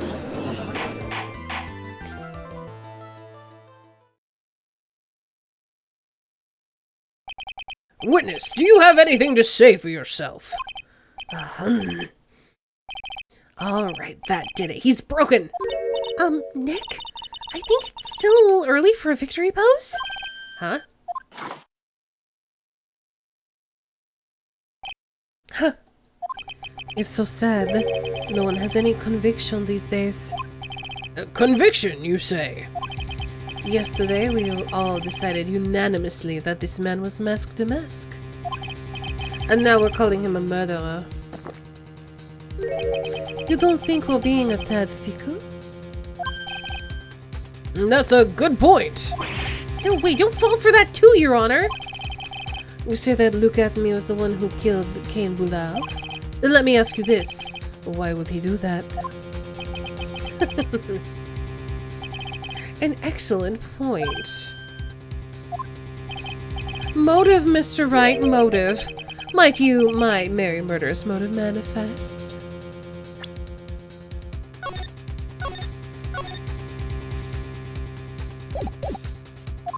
Nick, he's getting second wind! If he prepared an alibi and pinned his crime on Rhonda Light, as you say, he must have had a very strong motive for murder. The only one with any motive we've seen is Rhonda Light. Isn't that right, detective? Indeed, according to my own research, the boy's motive is clear. Without a motive, it's nearly impossible to prove guilt in a murder case. Now then, maybe you can enlighten us to what the defendant's motives were. I'd be honored to, Sir Old-Timer. Oh, they're doing everything they can to make Ron look suspicious. Despite our lack of hard information, this may be our only chance.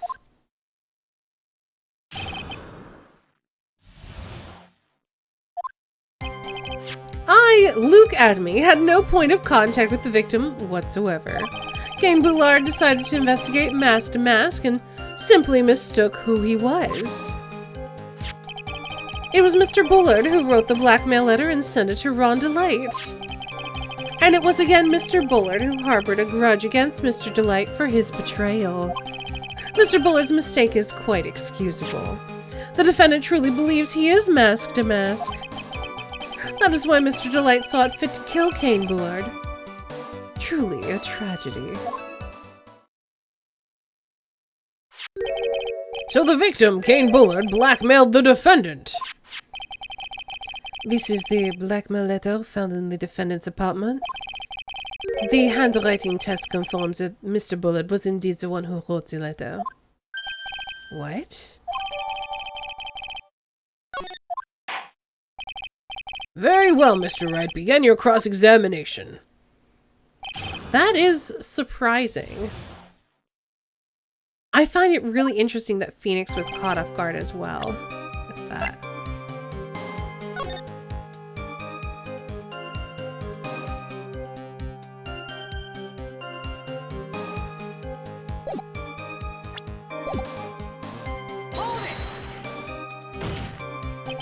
And who in the world is going to prove that? I will. After doing a thorough background check of Detective At Me and Cain Boulard, we were unable to find any links between them. It's all in the report. Perhaps they were connected through their work. They were both involved in security. No? That was blunt. In any case, the only one with a motive was Mr. Delight. Mistook. That's right, mistook. From the Old Norse mistaka, meaning to take in error. That wasn't what I meant. Just who did the victim mistake Mask to Mask to be? Why, the answer is obvious. Ron Delight, of course. Boy, I'd like to wipe that smug look off this guy's face. Why would the victim mistake the defendant for Mask to Mask? Don't you already know that? Zvari, take a look at this newspaper. Oh, that's the famous Tear of Amanon. A magnificent jewel. That photo shows a magnificent detective as well, does it not? Furthermore, it also shows an ugly guard, namely the defendant. The defendant. The victim clearly misread this article and Zvari. He got the wrong impression.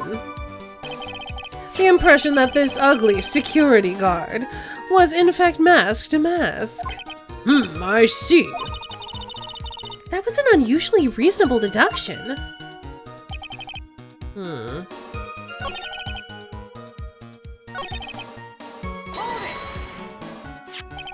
You mean this blackmail letter right here? It says bring $50,000. And the handwriting is without a doubt the victim's. There is no mistake. We have an official report to prove it. But I don't see an addressee on this letter anywhere. An addressee? Ooh!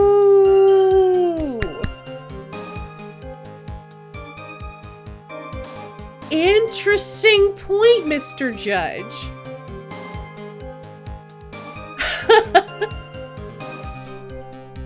What if he was the one being blackmailed and he passed it along to Delight because he's been blackmailing Delight? Because we know he has, because he's got the diamond.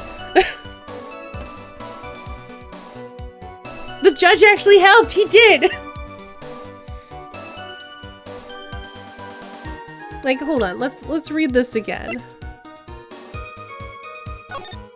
If you don't, I'll take that red diamond you received the other day instead, which he wears on his finger. We know that this was written to, at me. This letter was discovered in Ron Delight's apartment. And Mr. Delight did show up at the designated place and time. The fact that there is no addressee is irrelevant. I wonder. What's up, Nick? I just had a thought. What if the blackmail letter wasn't meant for Mr. Delight? Thank you, Phoenix. Whoa! Do you have any evidence of that? For some reason, I just can't shake the feeling. Yeah, it's in the letter! That there's something not quite right about this blackmail letter. Well, everyone, are you quite satisfied? There we go. We're gonna just present the letter. Mind if I ask you a few questions, Detective Atme? Well, if it's just a few, I guess it's all right. When you said that this letter was addressed to Ron Delight, I couldn't help but notice one major contradiction. Contradiction? I don't know where a walking contradiction like you gets off saying things like that. You're one to talk. At times like these, men are made to express themselves with their fists. Why don't you show us what you've got there, Junior? Indeed, time to man up, Mr. Wright. Show us the contradicting evidence in the content of the blackmail letter.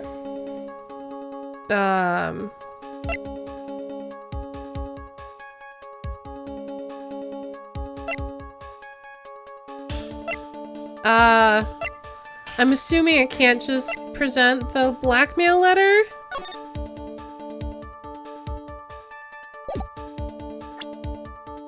Also, he said that it was addressed to him, but there's no addressee. What do you mean?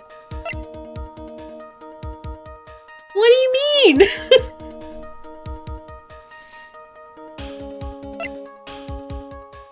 I'm just gonna present the letter again. What do you mean?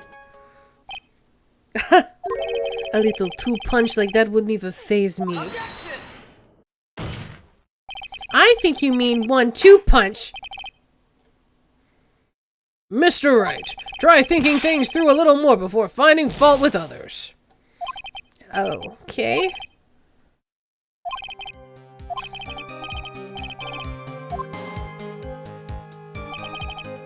Alright, hold on. I don't remember when I saved, so I'm gonna save it real quick here.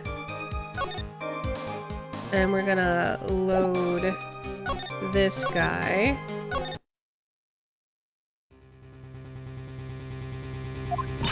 Okay, motive. And he's gonna testify about his motive. So it's been a while since I've saved.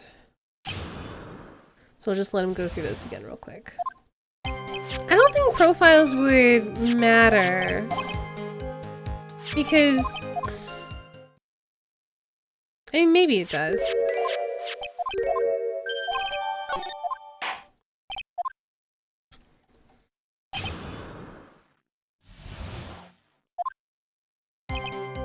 Alright, so let's go and press him on everything.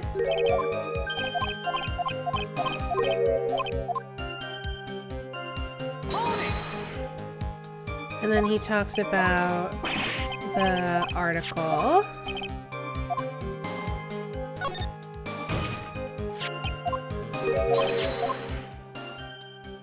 I guess the only thing that would show the contradiction is if there's evidence on his profile that he's got the diamond.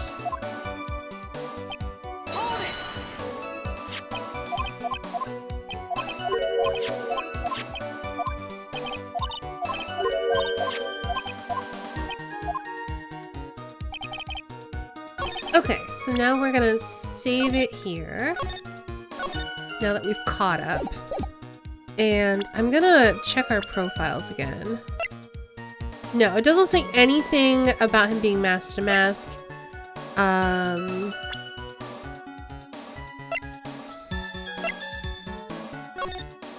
This doesn't have anything about a diamond.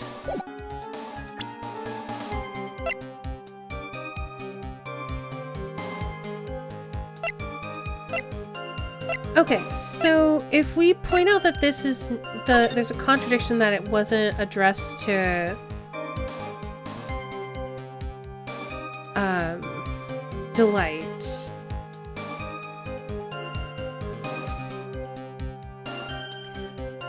The thing is, like, the thing that's sticking out to me is the red diamond, but we don't have any evidence. Does Mask to Mask have a red diamond? Not that I saw. No, not that we can see. And if you're talking about the promo photo, definitely not.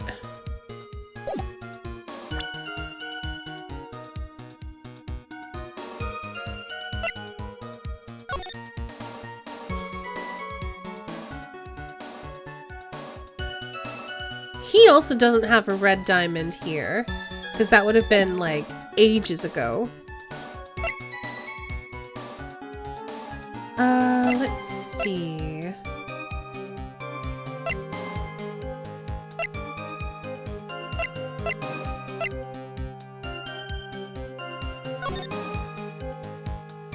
Why is the gem blue? Because it's a different gem. That's not the red diamond, if that's what you're asking. It's called... what is... the Tear of Manon. So this is not the red diamond. The red diamond is currently being worn by this guy on his finger right there. But we don't have any evidence about it, so we can't present it.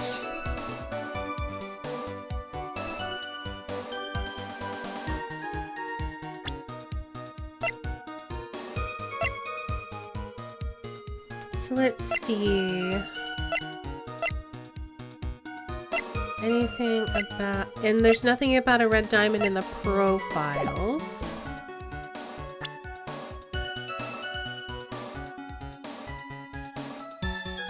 Well, before we go on to that, let's press a little bit more.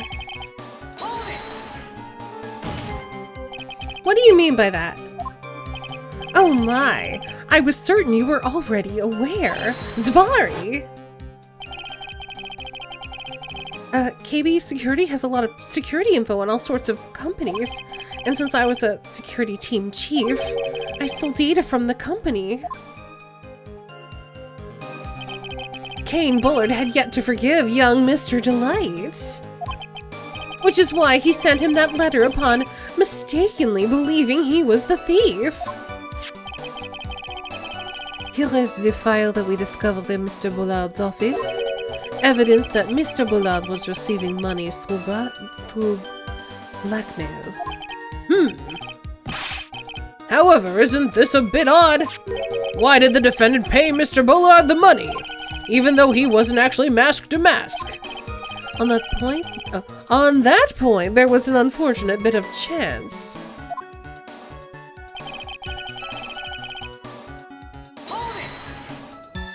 Do you really think that that story's gonna hold up?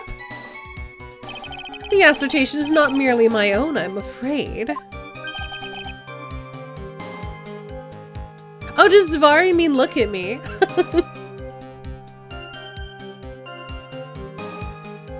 Or does it mean anything?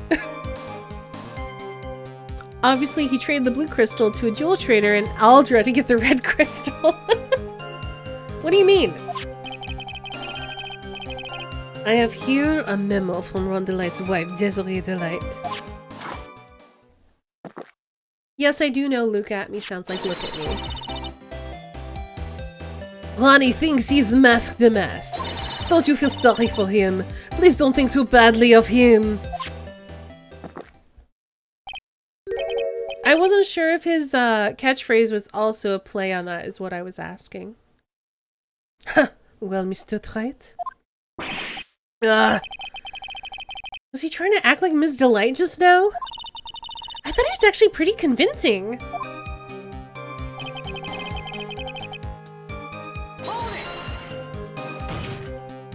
Now that's just your imagination talking.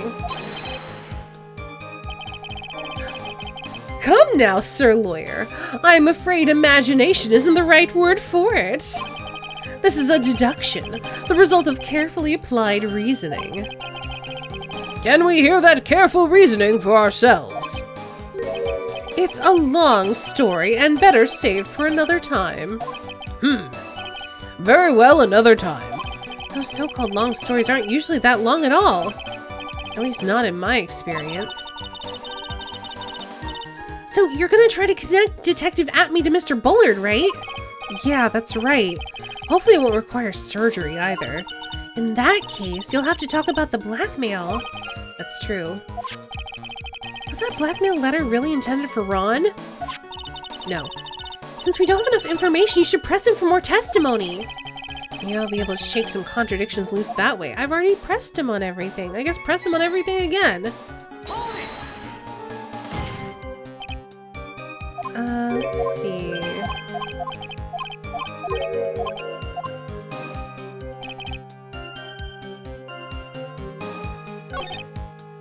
But wait. I thought that they worked together initially. But I guess we don't have evidence of that. Like, that was something that the detective told us. Not this detective, Detective Gumshoe told us.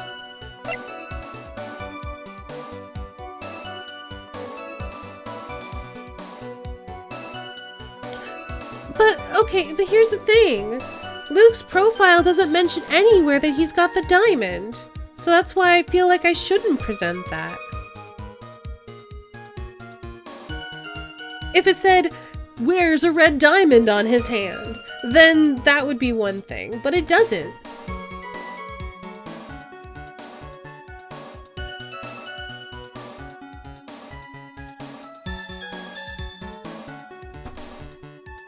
Anyway, I'm gonna press him on everything again. Atme said they worked together too, didn't he? I don't remember, honestly. Gumshoe said that they did. Atme, I don't recall saying that.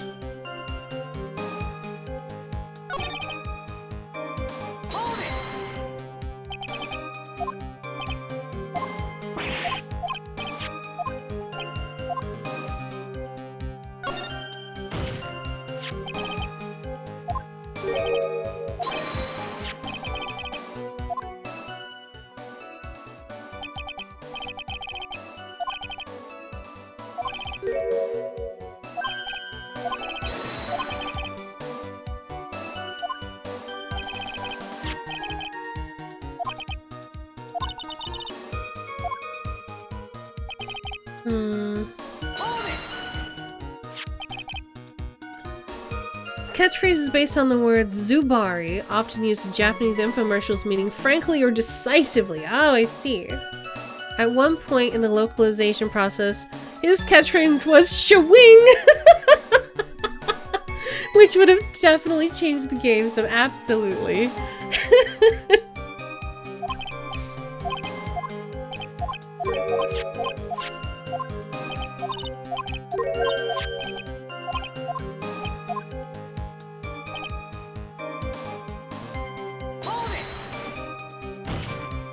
Alright, so we're just gonna press everything else again. There's two pieces that seem suspicious. Him talking about, I don't want to press that one again. Oh, or that one again. Okay. So we're gonna go back to here. We're gonna try what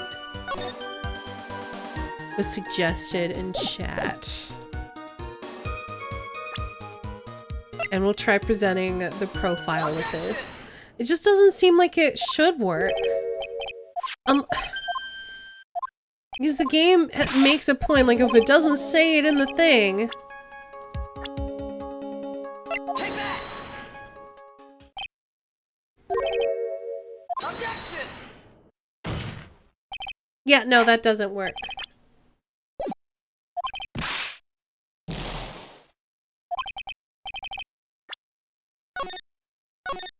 Okay. Let's go ahead. Alright, back.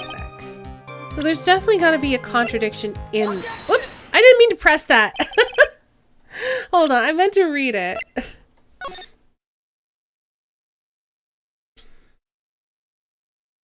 If you don't want your true identity revealed to the world, come to KB Security at 1 a.m. on October the 12th and bring $50,000. If you don't, I'll take that red diamond you received the other day instead. However...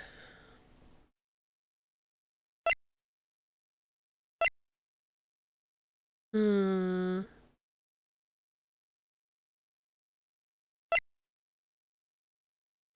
have no reason to believe that, there's too many people in this case, that Bullard thought Delight was Mask to Mask. There's no reason why he would come to that conclusion necessarily.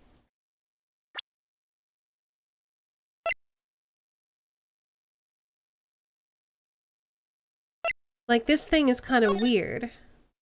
Like, what? Who would look at this photo and go, oh, clearly that's Mask to Mask, when he worked there? So maybe we can try presenting the newspaper.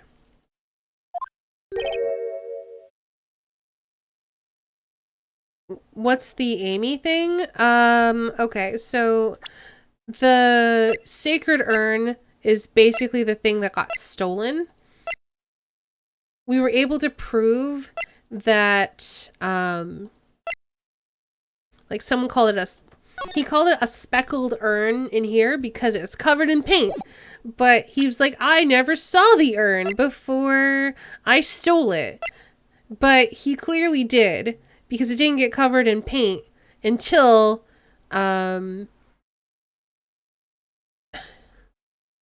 like, originally it looked like this.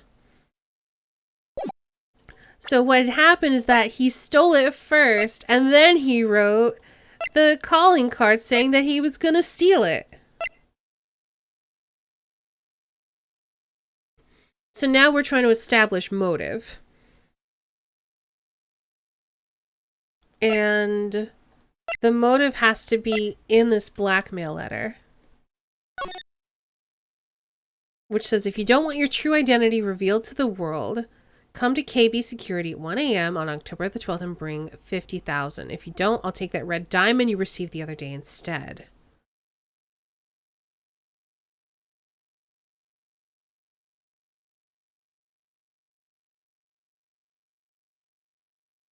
Red diamond doesn't refer to the treasure stolen by Mask to Mask.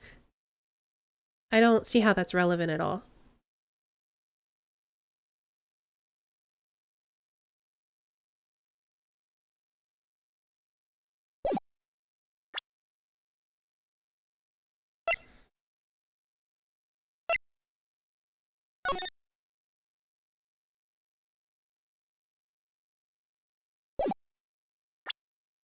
Well, anyway, let's just go through here.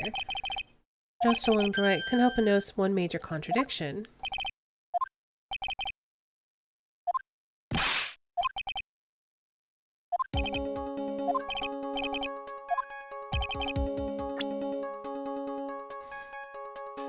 Okay, so again, the contradiction is that it's not addressed to Ron Delight, but we can't present that apparently, which is really frustrating.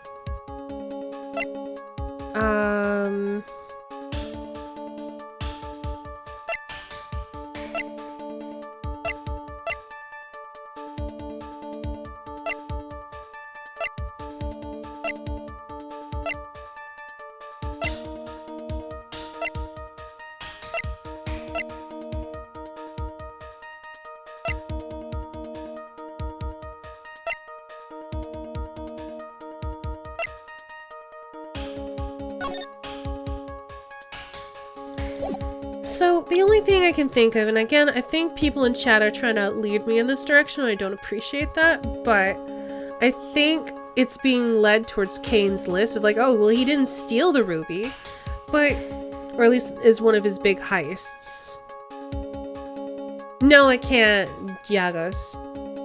Unfortunately, I tried presenting the letter already and being like, it says red diamond that he's clearly wearing and mentioned in court that he's wearing, but I'm not allowed to bring that up because it's technically not evidence. So I'm going to try Kane's list. Nope.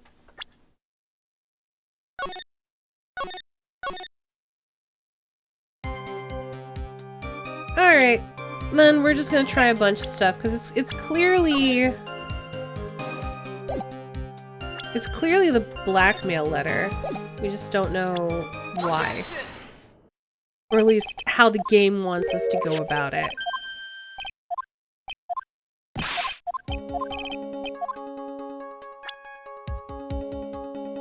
So the contradicting evidence in the content of the blackmail letter.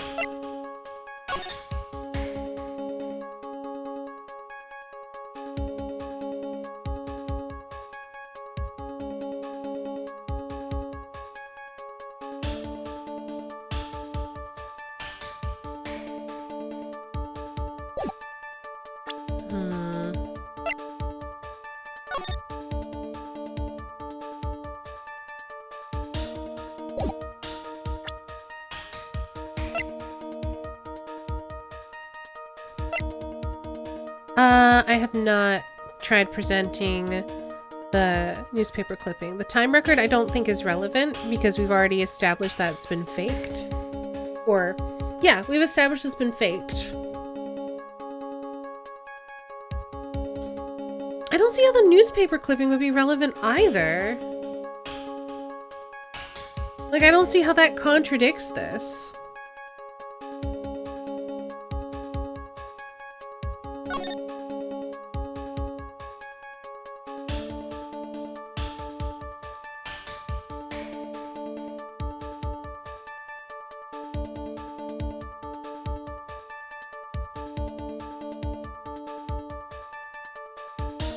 No, it's not okay, BCG.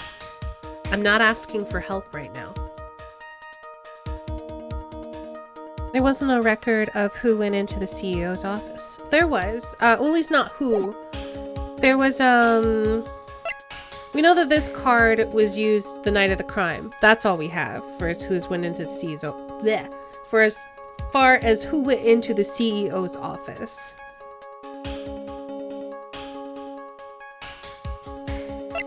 Alright.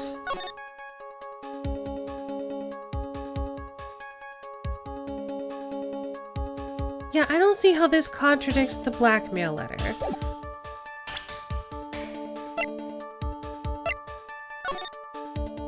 It says, if you don't want your true identity revealed to the world, come to KB Security at 1 a.m. on October 12th and bring $50,000.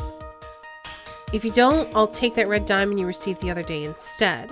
However, yeah, like, I don't... That's not the red diamond, though, and this was technically... That's from, like, a year ago, almost.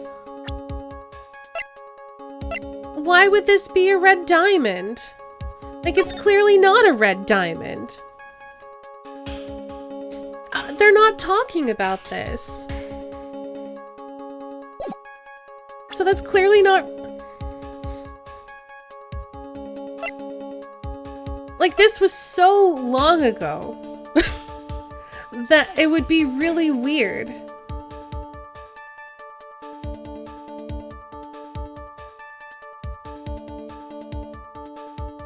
I'd like to say that Luke needed someone to open up the door, so he planted the letter to Ron. That's certainly possible.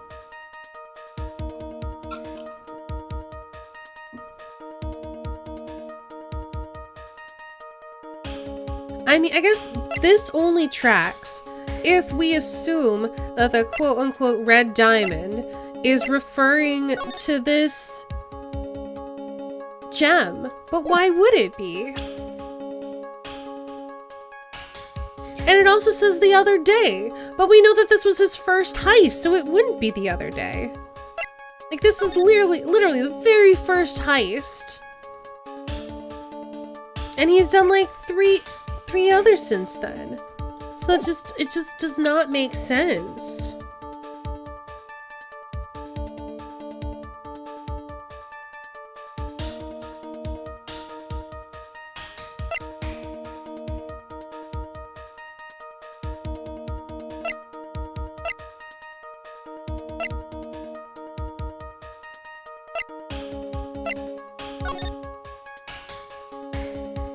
Hey, Shazam! I'm stuck on trying to figure out the contradiction in this blackmail letter. How you doing? Also, let me give you a shout out. Shazam is another wonderful member of Emporium, and y'all should go give him a follow.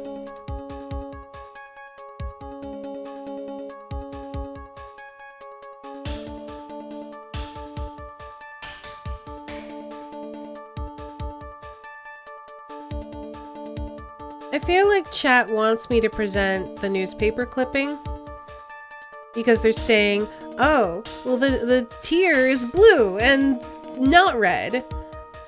But again, there's no way he would have received that the other day. There's no way that this could be referring to that. Woke up from a nap and living my best life? Nice. I have a feeling it's the card. Why would it be the card? There's no contradiction in here. There's literally no contradiction in here.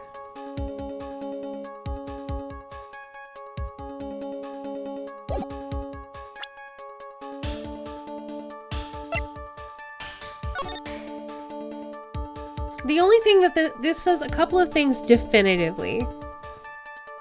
Luke's saying the blackmail letter was sent to Ron, right? Yes.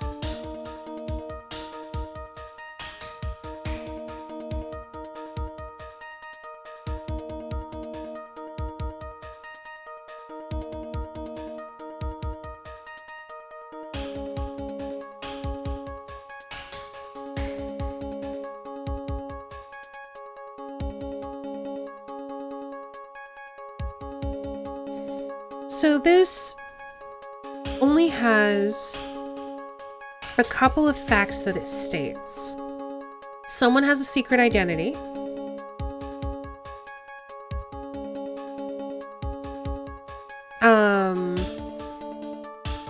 That they're supposed to go to KB Security, which they both did. Bring money.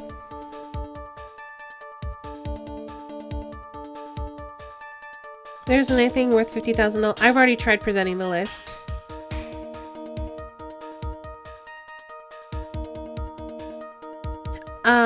No, it doesn't mention a red diamond on the list, and I tried presenting that and saying, see, he never stole a red diamond. But, no.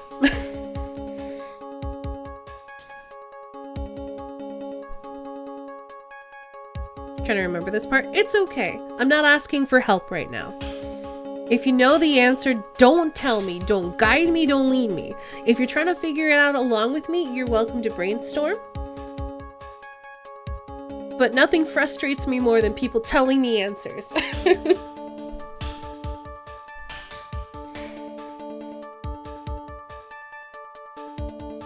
So I feel like The big thing here, not here to spoil, just trying to get my right on. Fair enough. Thank you, BCG. I appreciate you doing that. So I feel like the big thing is if you don't, I'll take that red diamond you received the other day instead. Is there any way? Seen this years ago, but totally forgot everything. Cool.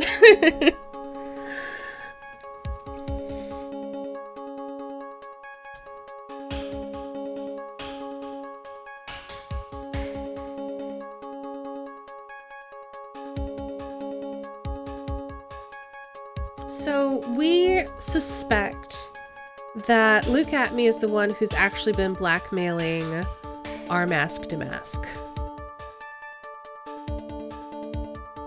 I was thinking Luke sent that letter to the CEO. Nope. The CEO definitely wrote it. You mentioned something worth that much and a statue got stolen? I don't think a statue got stolen.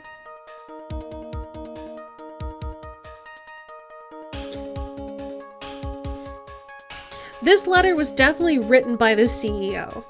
I think the chain of events is the CEO sent the letter to Luke, and then Luke sent the letter to Ron.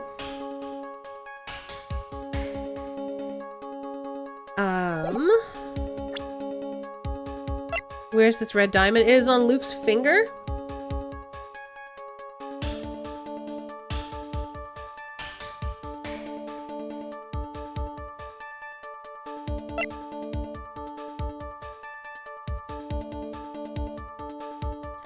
So yeah, I think maybe this is the contradiction. Ron's testimony. Let's try that. No. Well, I tried. At least we get a change in the music for a minute while we try to figure this out. But we can't connect him now, and this is to Ron, right? Yeah. Because we don't have any evidence that he, even though he's wearing it right here in court, that he's wearing this. Thought the statue that got moved was stolen. Oops. No, it didn't get stolen. The thing that got stolen was the sacred urn.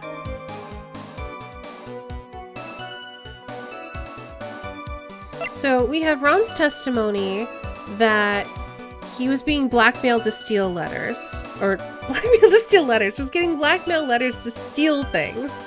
Probably from Luke. We also have Kane's list.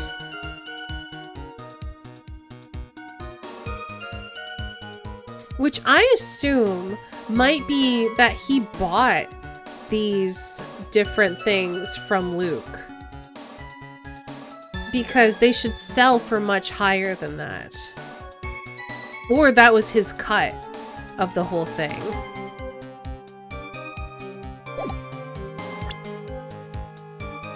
The Tears of Amanon is a blue jewel. Yes, it is.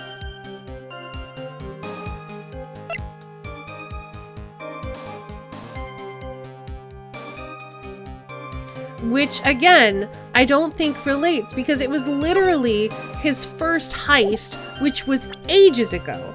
Therefore, it would not be written in here. Like, it's not being implied that the diamond in there is the tear.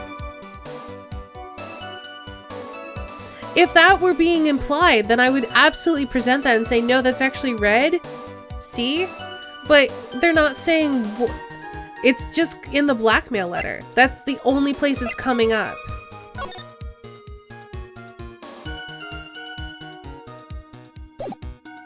But we don't have any evidence, and no one's talking about it. All I can do is point out the quote-unquote contradiction in the thing, but no one's calling the tear the red diamond. Otherwise, I would have my contradiction. But it specifically says...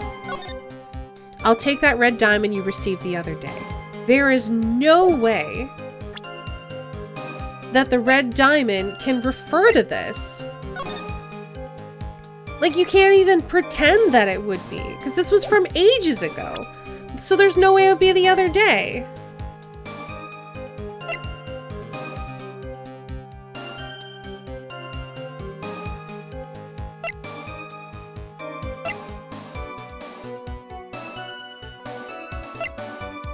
You know what? I'm gonna press him on this again.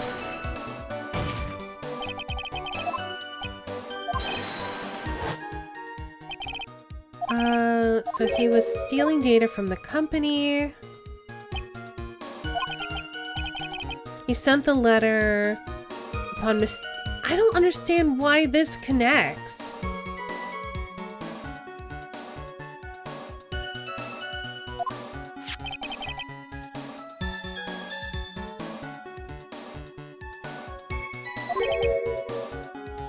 Evidence that Mr. Bullard was receiving money through blackmail.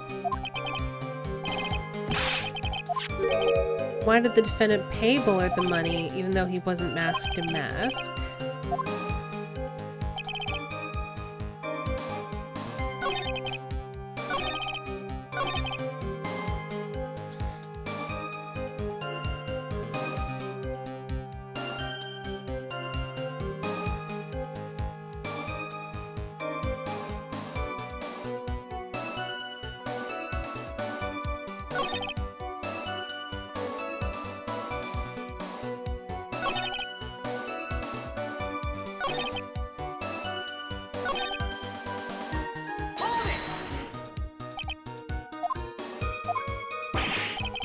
Alright, let's read this again. He mistook him for Rhonda Light. Press harder.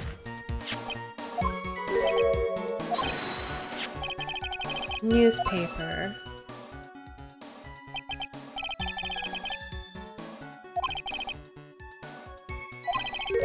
Chose defendant. Misread the article and got the wrong impression. Impression that the ugly security guard was masked to mask. That doesn't make sense, though.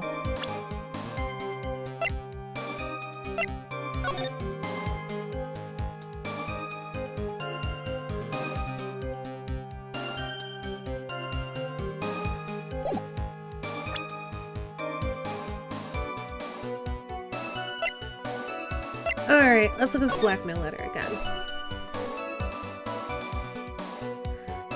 I guess we should probably just try this with the newspaper article and then either get that striked off the list or get really mad when it works because it doesn't make sense that it should.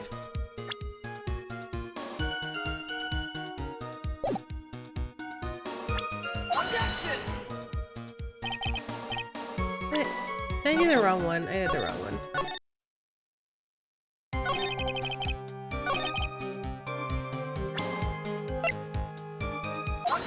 Yeah, let's get our angry faces ready.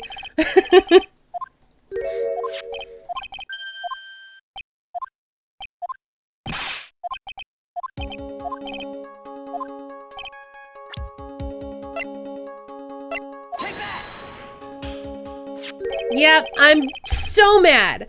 I'm so mad. Ah! Can we get some Mustaine rages in the chat? Yes, mad!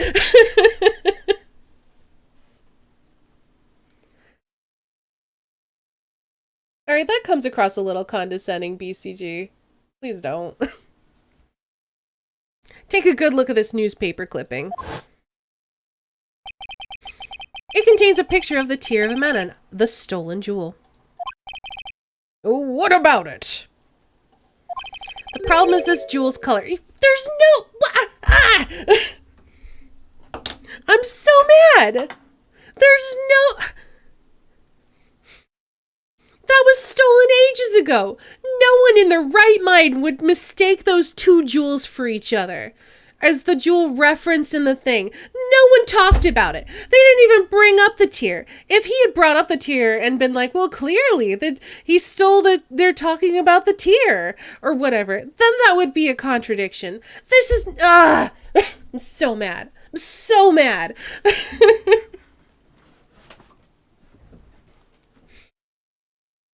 The problem is this jewel's color. Color? I'm not much for discussing color myself. According to the clipping, the color of the stolen jewel was blue. However, in the blackmail letter, a totally different jewel is mentioned. I'll take that red diamond you received the other day. Red? Which means the red diamond described in the blackmail letter is not the tear of a manon that Mask to Mask stole at all. I mean, again, no one said that it was.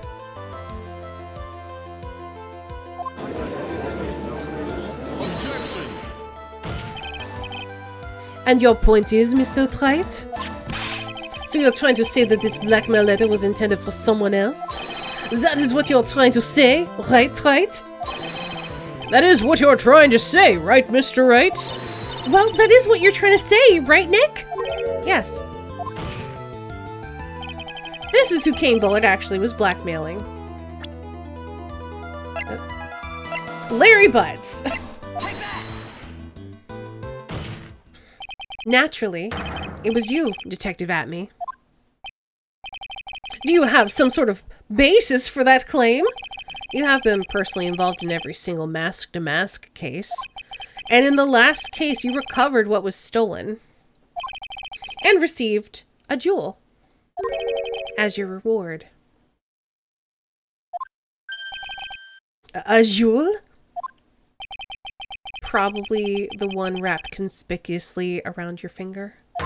That red diamond ring? That is the diamond referred to in this letter.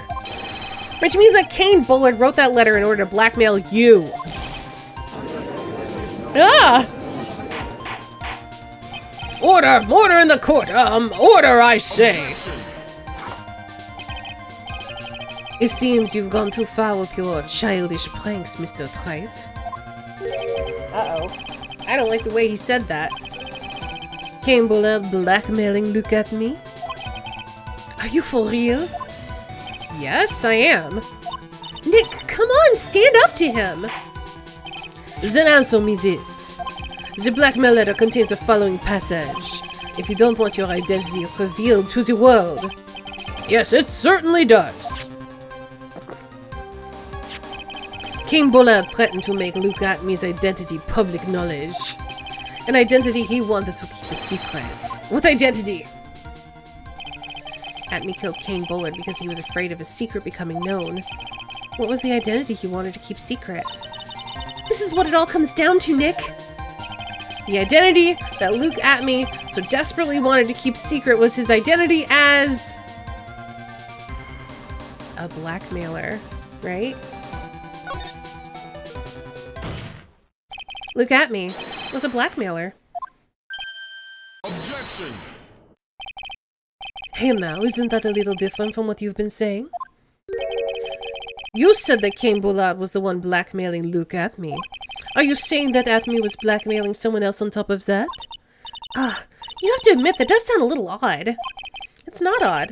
It's the only thing that makes any sense. Kane Bullard was blackmailing Luke Atme. But Ron Delight was also being blackmailed by a certain someone. So did you start receiving blackmail letters after this incident? Yes. Just a few days after the Tear of Amanon heist. After that, I started getting the plans in the mail. I received plans from some very kind person, incredibly detailed plans. Detailed plans? In which case, that would mean that Ron Delight was actually Mask to Mask. That is what we are claiming. Someone else came up with the plans and had Mr. Delight steal his targets for him. And that someone was none other than Luke Atme. Shh! Silence! Now I see. It's all becoming clear. What is? When you were in grade school, you received the same report card every year. Careless, with the tendency to jump to conclusions, am I wrong? How did you...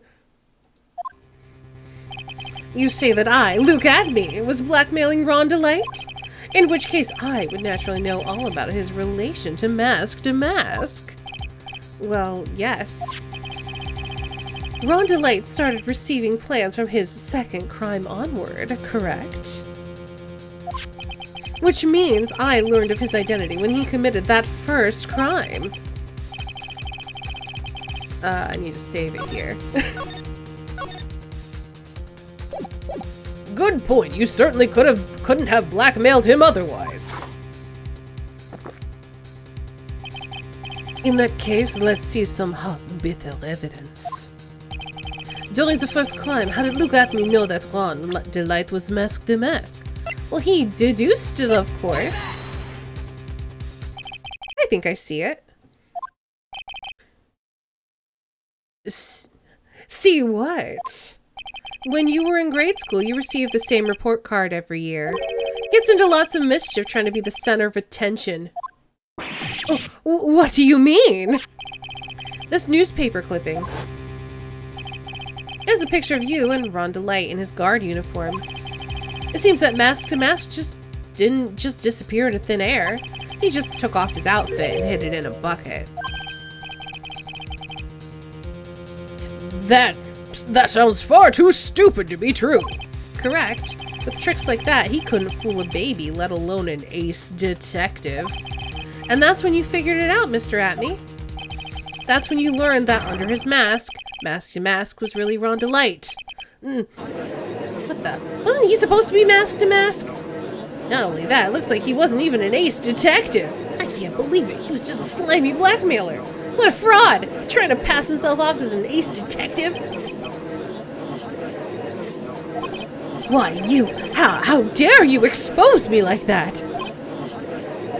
Why, I mean, I've never blackmailed anyone in my life. I'm a famous and proud ace detective and also Mask to Mask. Why can't you understand that? I'm afraid you are neither a proud thief nor an ace detective. You're a blackmailer and a murderer.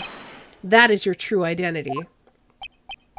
Why, you? How dare you even dare? As if I could fall to such lowly depths of yourselves, those big-mouthed fools. None of you can compare to my genius. You're really just jealous. So good. Ace detective cannot handle blackmail and murder. It's enough to make one laugh.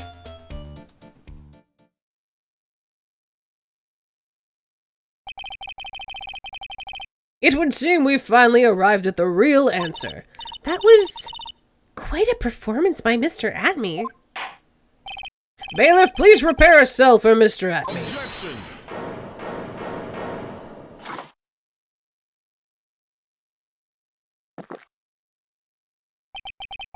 The hammer that strikes too fast has no time to aim. What do you mean? I'm already prepared to deliver my ruling. Allow me to say one thing. I will be the one to judge. You don't get much more in your face than that. It appears that your claws weren't quite sharp enough, Mr. Wright. What do you...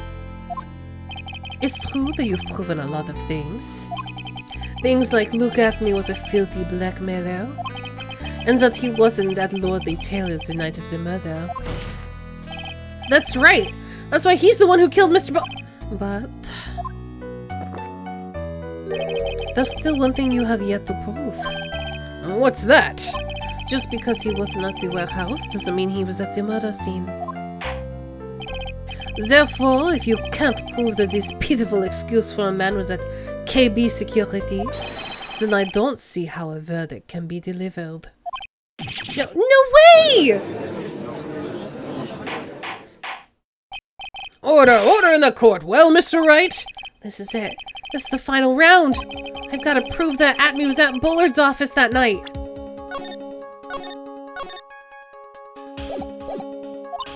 But can you really prove that? That's long enough. Mr. Wright, I want to hear your answer. That night, Luke Atme was at KB Security, and the defense...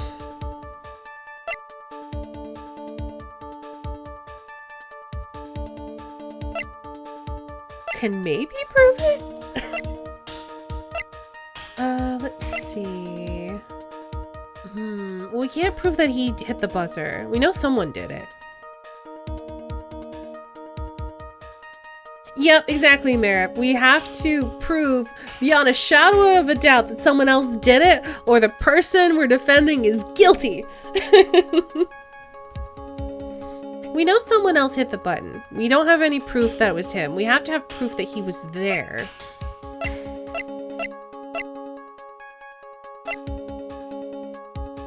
I feel like he's took this as a weapon.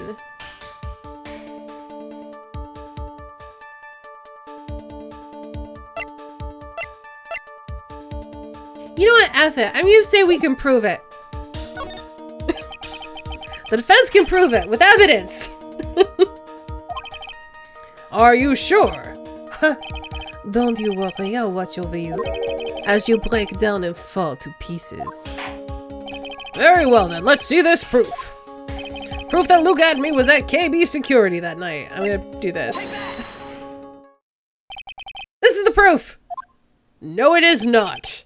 It's true, that is very important. However, I'm not so foolish to think that will pass for evidence here. Mr. Wright, it's time you learn the true flavor of life. Ah! The flavor of my special good old blend, number 49.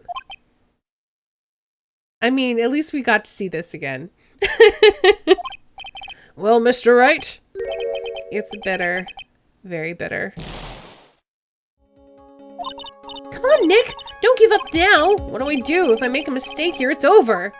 Can't prove it. Let's just see what happens. I can't prove it! Just as I thought. But, if we hear more of Detective Atme's testimony...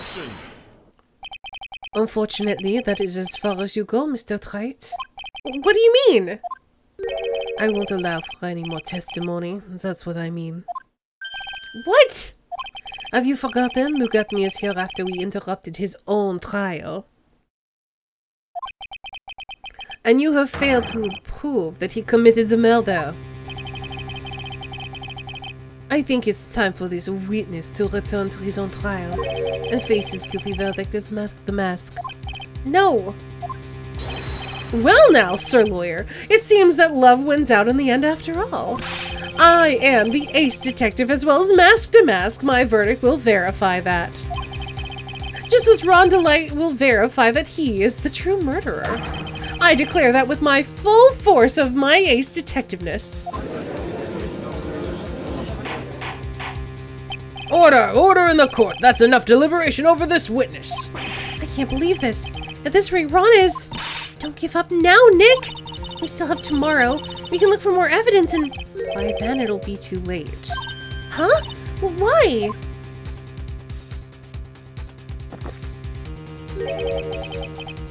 Double jeopardy. One of the basic rules of any court of law. Double jeopardy? Should a defendant be tried and found innocent in court, that defendant cannot be tried again for the same crime. This is a fundamental rule of all courts. Good thing he's not on trial right now. It shouldn't, but okay. And it applies to this witness as much as it applies to anyone else. That's not how that should work, but okay, thanks, game. Mr. Atme will be found guilty in a matter of minutes. Guilty as a mask to mask, which means...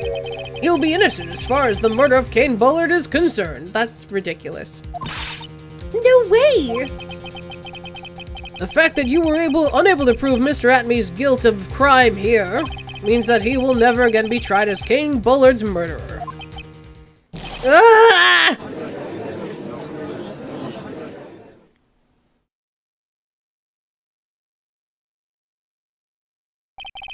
Now there's nothing I can possibly do to win. Even if Ron is proclaimed to be innocent, the real killer, Luke Atme, will go free. You have cross-examined every statement the witness has made here today. As long as there is no more testimony, I'm afraid I have to declare that there will be no further questioning of this witness. Are there any objections?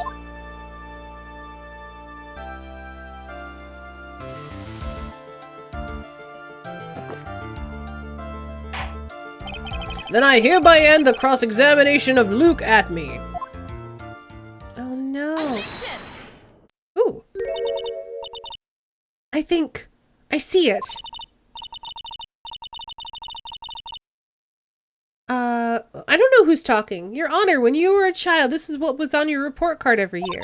Has poor hearing and often makes mistakes as a result. How did you? Oh. Phoenix, raise your... Is this Von Karma? It doesn't say Phoenix right. Phoenix, raise your head up high. Have you forgotten what I used to tell you? Oh, this is Mia! No, this is Mia. A lawyer is someone who smiles no matter how bad it gets. That voice. No way.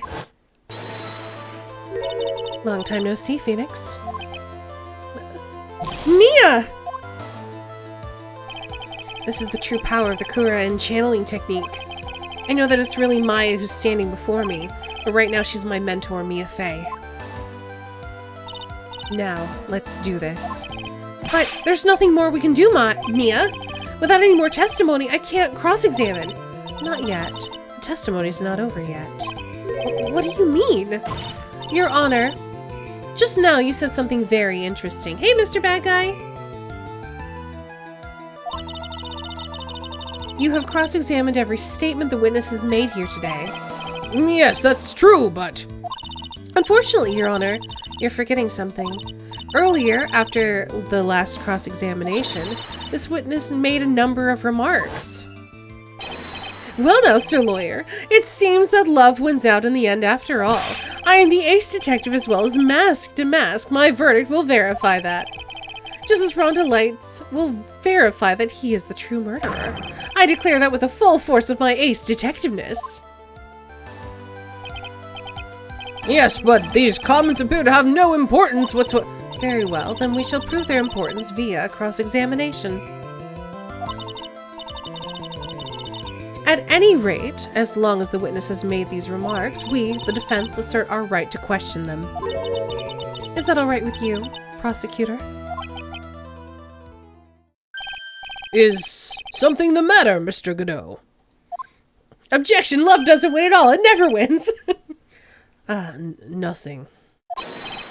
Oh, Sir Lawyer, it looks like you're one step too late. If you think such falsehoods will do anything to me, look at... Let's hear it. Huh? It's true that the witness made some remarks. So then, let's hear this last bit of cross-examination. Mr. Godot, what are you? Very well then, Mr. Look at me. I'm going to allow the defense to cross-examine your earlier remarks. The defense would like to hear why you declared the defendant to be the true murderer. So please, give us one last bit of testimony. Phoenix, this is it. This is our absolute last chance. Yes, Chief.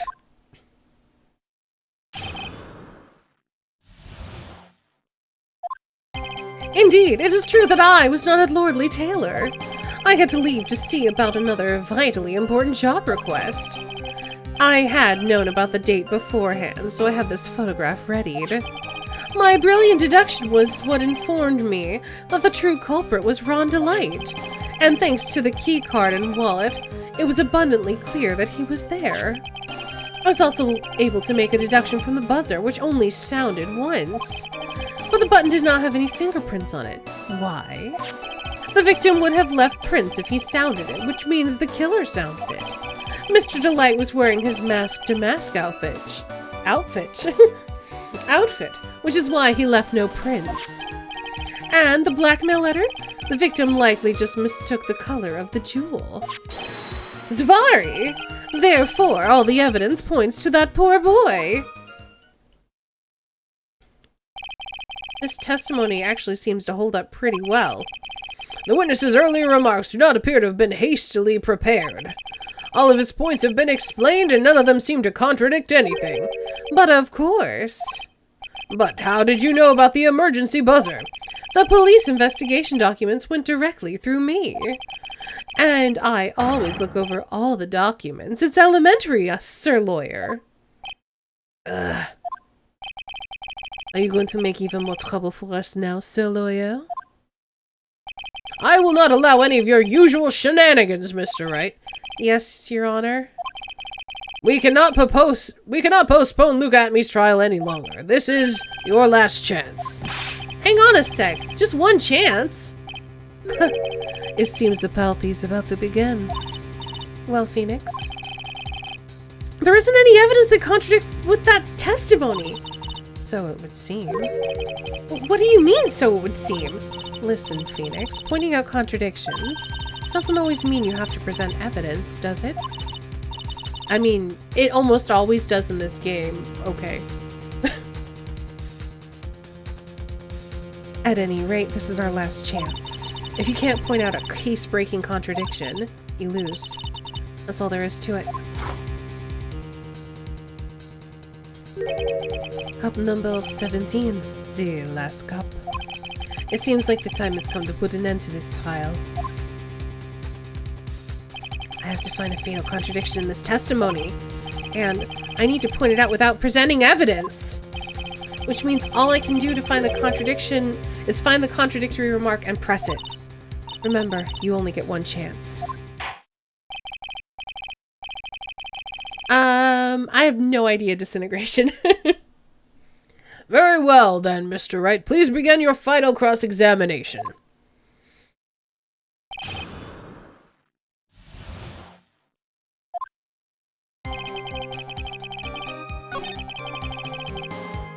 Alright, we're gonna save. I like to imagine that he's got a little assistant crouched down behind the desk with a coffee brewing, like a coffee maker. And it's just like, quickly pouring cups and sliding them across and then ducking back down. Vitally important job request. I know about the date beforehand. Got this photograph readied.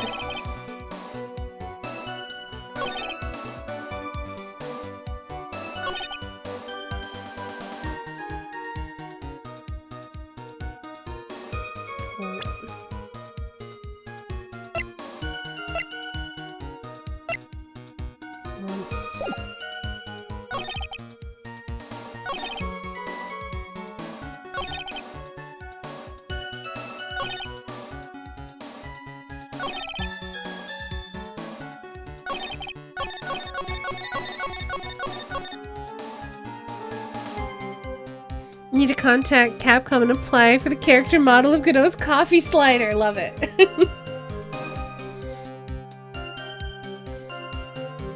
Was not at Lordly Taylor. Had to leave to see about another vitally important job request.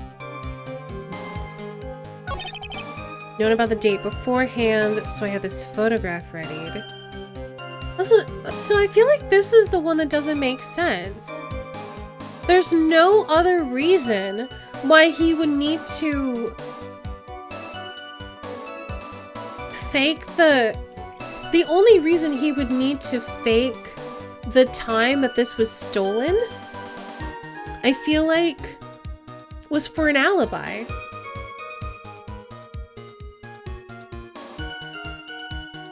Had known about the date beforehand, so I had this photograph ready, but that doesn't make sense. Why didn't he just steal it on another day?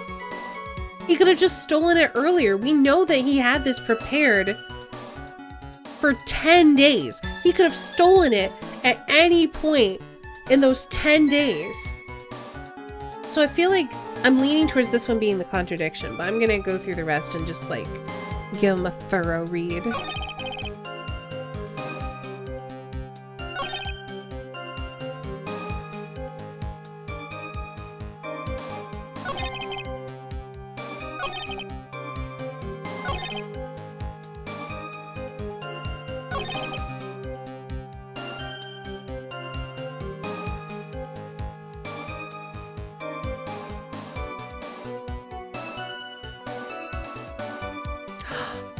Isn't it this, actually? Wait a minute. Wait a minute. The only reason he would know that, because that came out in testimony, and we were all surprised by that.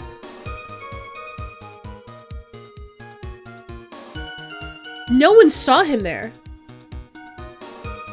And this came out in testimony when he was not present for it. I feel like it's gotta be this one. the only way he could know that is if he had been there. Let me save again. But I think it's that one.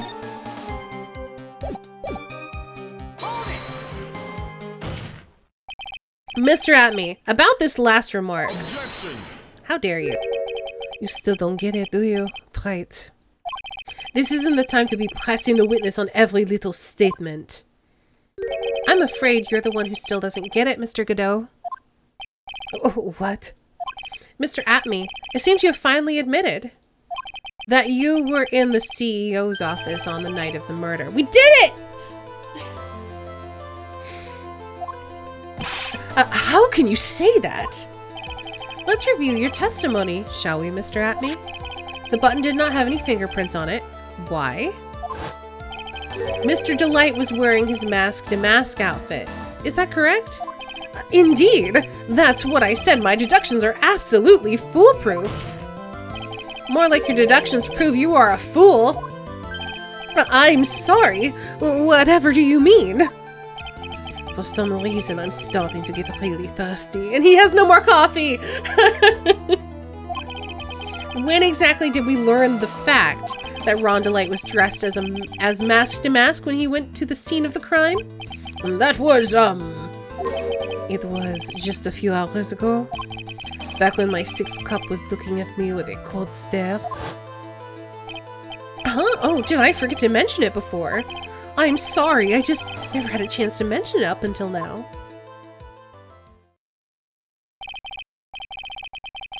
That's right, the defendant had yet to tell anyone else this fact before this morning. Therefore, the only people who should know this are those who have been watching this trial. Do you understand now, Detective Atme? There is no way that you should have known about that.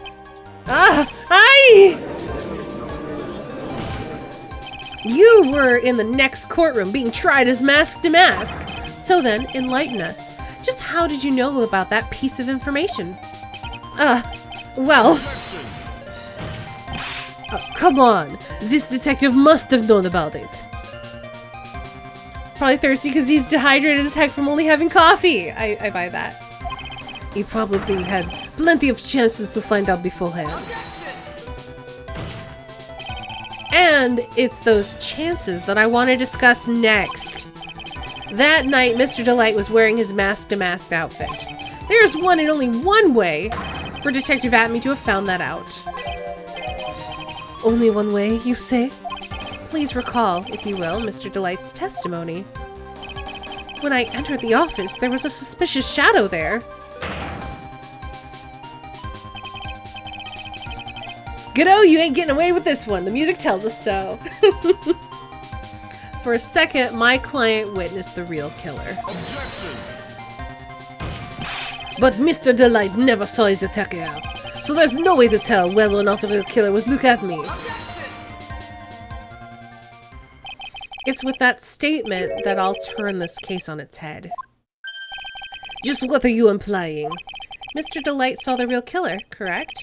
Now, if you turn that statement around, it stands to reason that the real killer had also seen Ron Delight. Impossible.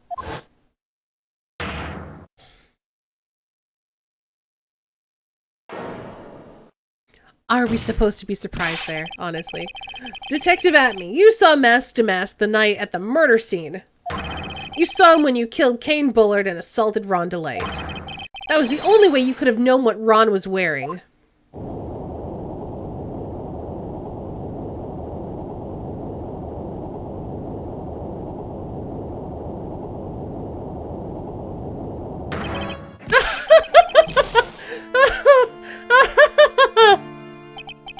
Take a good look, everyone! Unable to find a rival worthy of my genius, I was forced to create one by myself. Here I am, the tragic clown! That's the same line you gave yesterday. But I think there's a little more meaning behind it this time.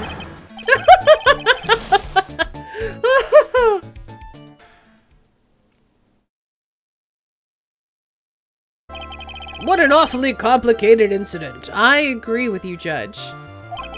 Kane Bullard was blackmailing Look At Me, who was in turn blackmailing Ron Delight. And upon killing his blackmailer, Look At Me tried to frame Ron Delight. He then claimed to be guilty as Mask to Mask in order to escape his true crime. And to that end, he came up with this plan to use the double jeopardy rule when making his alibi. At any rate, it would seem we finally found the truth. Excuse me? I came perilously close to besmirching the record of an innocent young man again. Besmirching him with the title of murderer. Don't ignore me! Oh, I didn't realize you were there. Why wouldn't he be? About the verdict? I know, you never committed any murder. That's right, I'm so glad you understand that, but... I really am Mask to Mask! Huh? So, thanks to that trial yesterday, I'm innocent now, right? What was it you said? Double jeopardy? Now that you mention it... I've been careless. Careless? What do you think, Mia? As the defendant says, the rule of double jeopardy is absolute. A defendant can never be tried twice for a crime in which he was once found innocent. Then Mask to Mask is really innocent?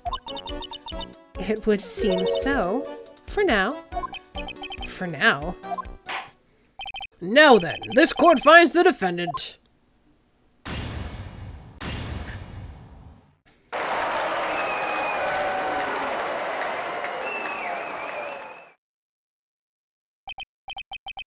Boy, this is really lucky. Wait, this isn't so good after all. You see, the thing is, I still am Mask to Mask after all.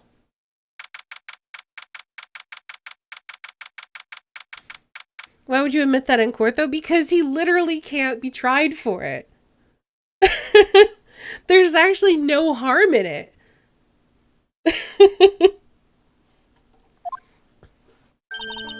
You did it, Phoenix. Thanks, Mia. It's been a long time, hasn't it? Yeah, it's because Maya doesn't call on me much these days. Oh? I'm just joking, Phoenix. Don't take everything so seriously. But on the other hand, Maya, she seems kind of torn these days. You mean about becoming the master of the Kurin channeling school? Becoming the master means saying goodbye to our mother. Misty Faye, right? Watch over her, will you, Phoenix? Of course! Well then, see you around. Mia. Mr. Wright! I don't know what to say. Congratulations, Mr. Delight. Thank you so much! No, wait.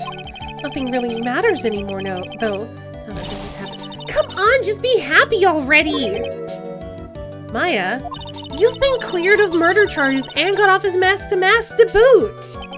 But in exchange, I lost everything.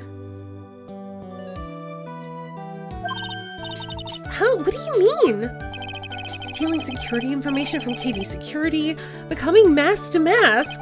I did it all for one reason, for her. You mean your wife, Desiree? She hates criminals more than anything. Come to think of it, she was once held hostage by some robbers, wasn't she? She always said how she hated sneaky criminals. I knew that, but once I got fired from KB Security and lost all the money I had, she wouldn't have any reason to stay with me. I thought she would leave me for sure.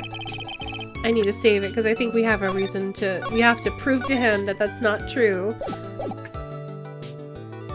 So that's why you became Mask to Mask? Yes, but it's all over now.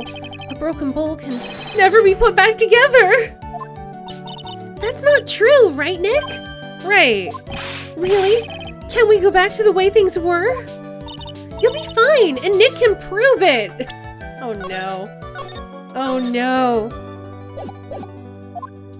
I can? I kinda wish you would check with me first. Mr. Delight, even if a bowl is broken, there's always a way to put it back together. Look at this urn! Look at this urn! The sacred urn? Desi was the one who found this. Desiree, your wife, she's always believed in you, Ron. That's why you'll be fine. You don't have to worry about anything. There you are. Ms. Delight! You did it, Ronnie. You're innocent. I'm so happy. Thank you. I appreciate that, but, I suppose you don't want anything more to do with me, do you? Ronnie, why didn't you talk to me about what was going on? I had no idea you'd quit KB security. I never imagined that you were really masked to mask either. Miss Delight, what are you gonna do now that you know? How old is Ron? I don't know. 23. Really young. Just a wee bab. Groovy Gamer, thanks for following.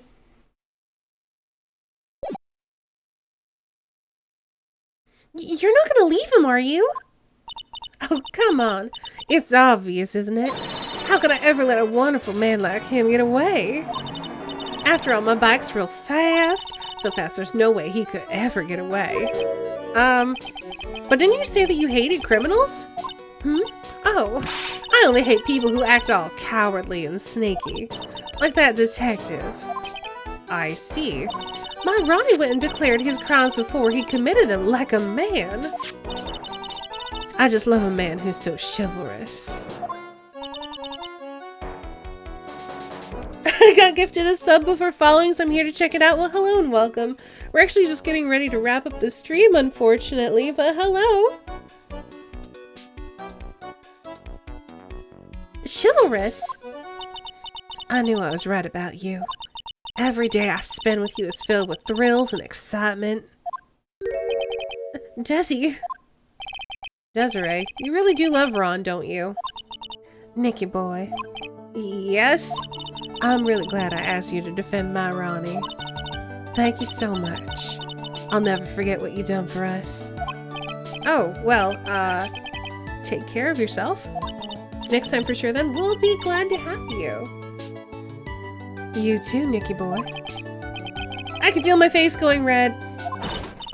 Mr. Nick, Mystic Maya, congratulations. Talk about bad timing! Mr. Nick, how could you? With another man's wife in front of Mystic Maya! You got it all wrong. I'll never forgive you. Never, ever. Are they going to steal things together? Maybe. So, just as the case came to a close, so too did my consciousness. Ron said a broken bowl can never be put back together. But I know that's not true. I mean, just look. Here's a perfect example of one that was put back together even better than before.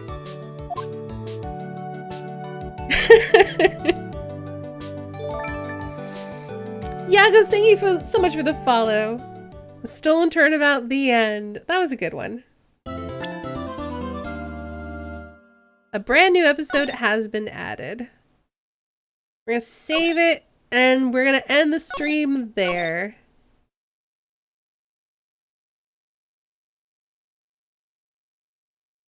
Which brings us to this screen. This is pretty good, yeah.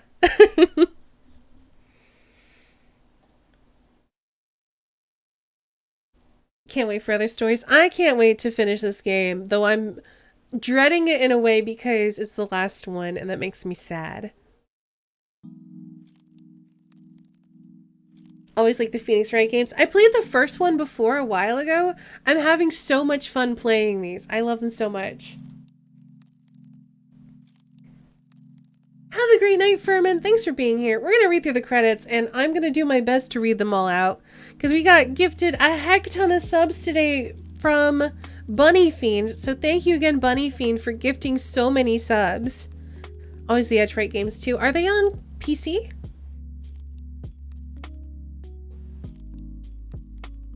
Anyway, we're going to roll these credits. Another wonderful stream. Thanks for being here, Shazam. Alright, I'm gonna read through a lot of names, so get ready. Bunny Fiend, thank you so much for those bits. We don't need moderators here right now because y'all are awesome, but Starrybot, thanks for being my bot. We got some new followers today, including Yagos, Groovy Gamer, XO.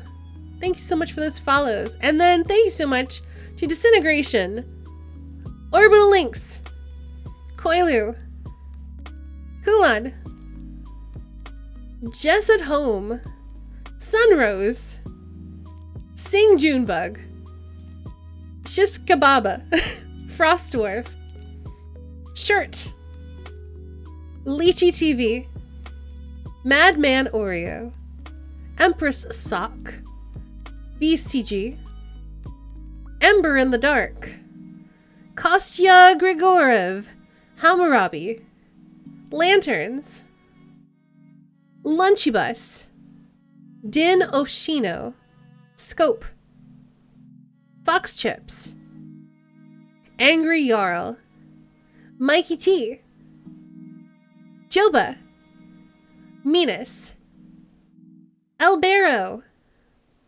Bow,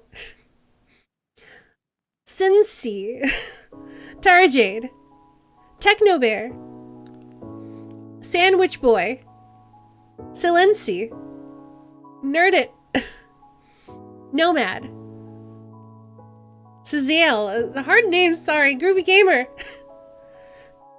Milky Kibbles, Tigrarnia, Tibbs Overlord, J-Ray, Kingry, Vanna, Baka Awful, Velky Studios, Louie, CG Casper, it's Jelly, we did it, oof. Yeah, we got a lot of gift subs today. Thank you again so much to Bunny Fiend, and thank you so much to Jelly for the 25-month resub. Y'all are awesome. I appreciate the support. Thank you, thank you, thank you. We'll be back tomorrow at 3 p.m. Eastern for an art stream from 3 until 6. And then from 6 until about 9, I'm planning on playing Stardew Valley with my stream team Emporium. So come hang out for that. It should be pretty chill and fun. Thursday, we'll be here at 1:30 Eastern for more Fallout New Vegas. We're going to try to take over Vegas. I'm looking forward to that. On Friday, I'm going to be over on Snow's channel. So let me give him a shout out. It's where I play Dungeons and Dragons. We're in a game called Tenacious D&D, which is an all-bard campaign where our bards are in a band and we're traveling around solving problems and bringing rock to the world, and it's pretty ridiculous and fun. So if you like Dungeons and Dragons, you can hang out over on Snow's channel at 1 p.m. on Friday. That's from 1 until 4, and then we'll be back here at 4:30, and I'm going to be doing more Satisfactory. So that is what is coming up for the week. Now, I'm going to drop my links and I'm going to look for someone to raid, and then we're going to get out of here because I need dinner. So if you're new here, you can join the Discord. It's a great place to hang out when I'm not streaming, and it's the best place for stream news like schedule updates, game changes, and more. You can also follow me on Twitter, where I always tweet when I go live. And I tweet other stuff too, so feel free to do that. If you want to check out my art, I have a Patreon and a store. And last but not least, I'm a humble partner, so if you're looking for another way to support the stream, use that affiliate link. You're Josie and the Pussycats. They solve mysteries, did they? I don't remember. I don't know much about them. I just remember them mentioned briefly in the Archie comics.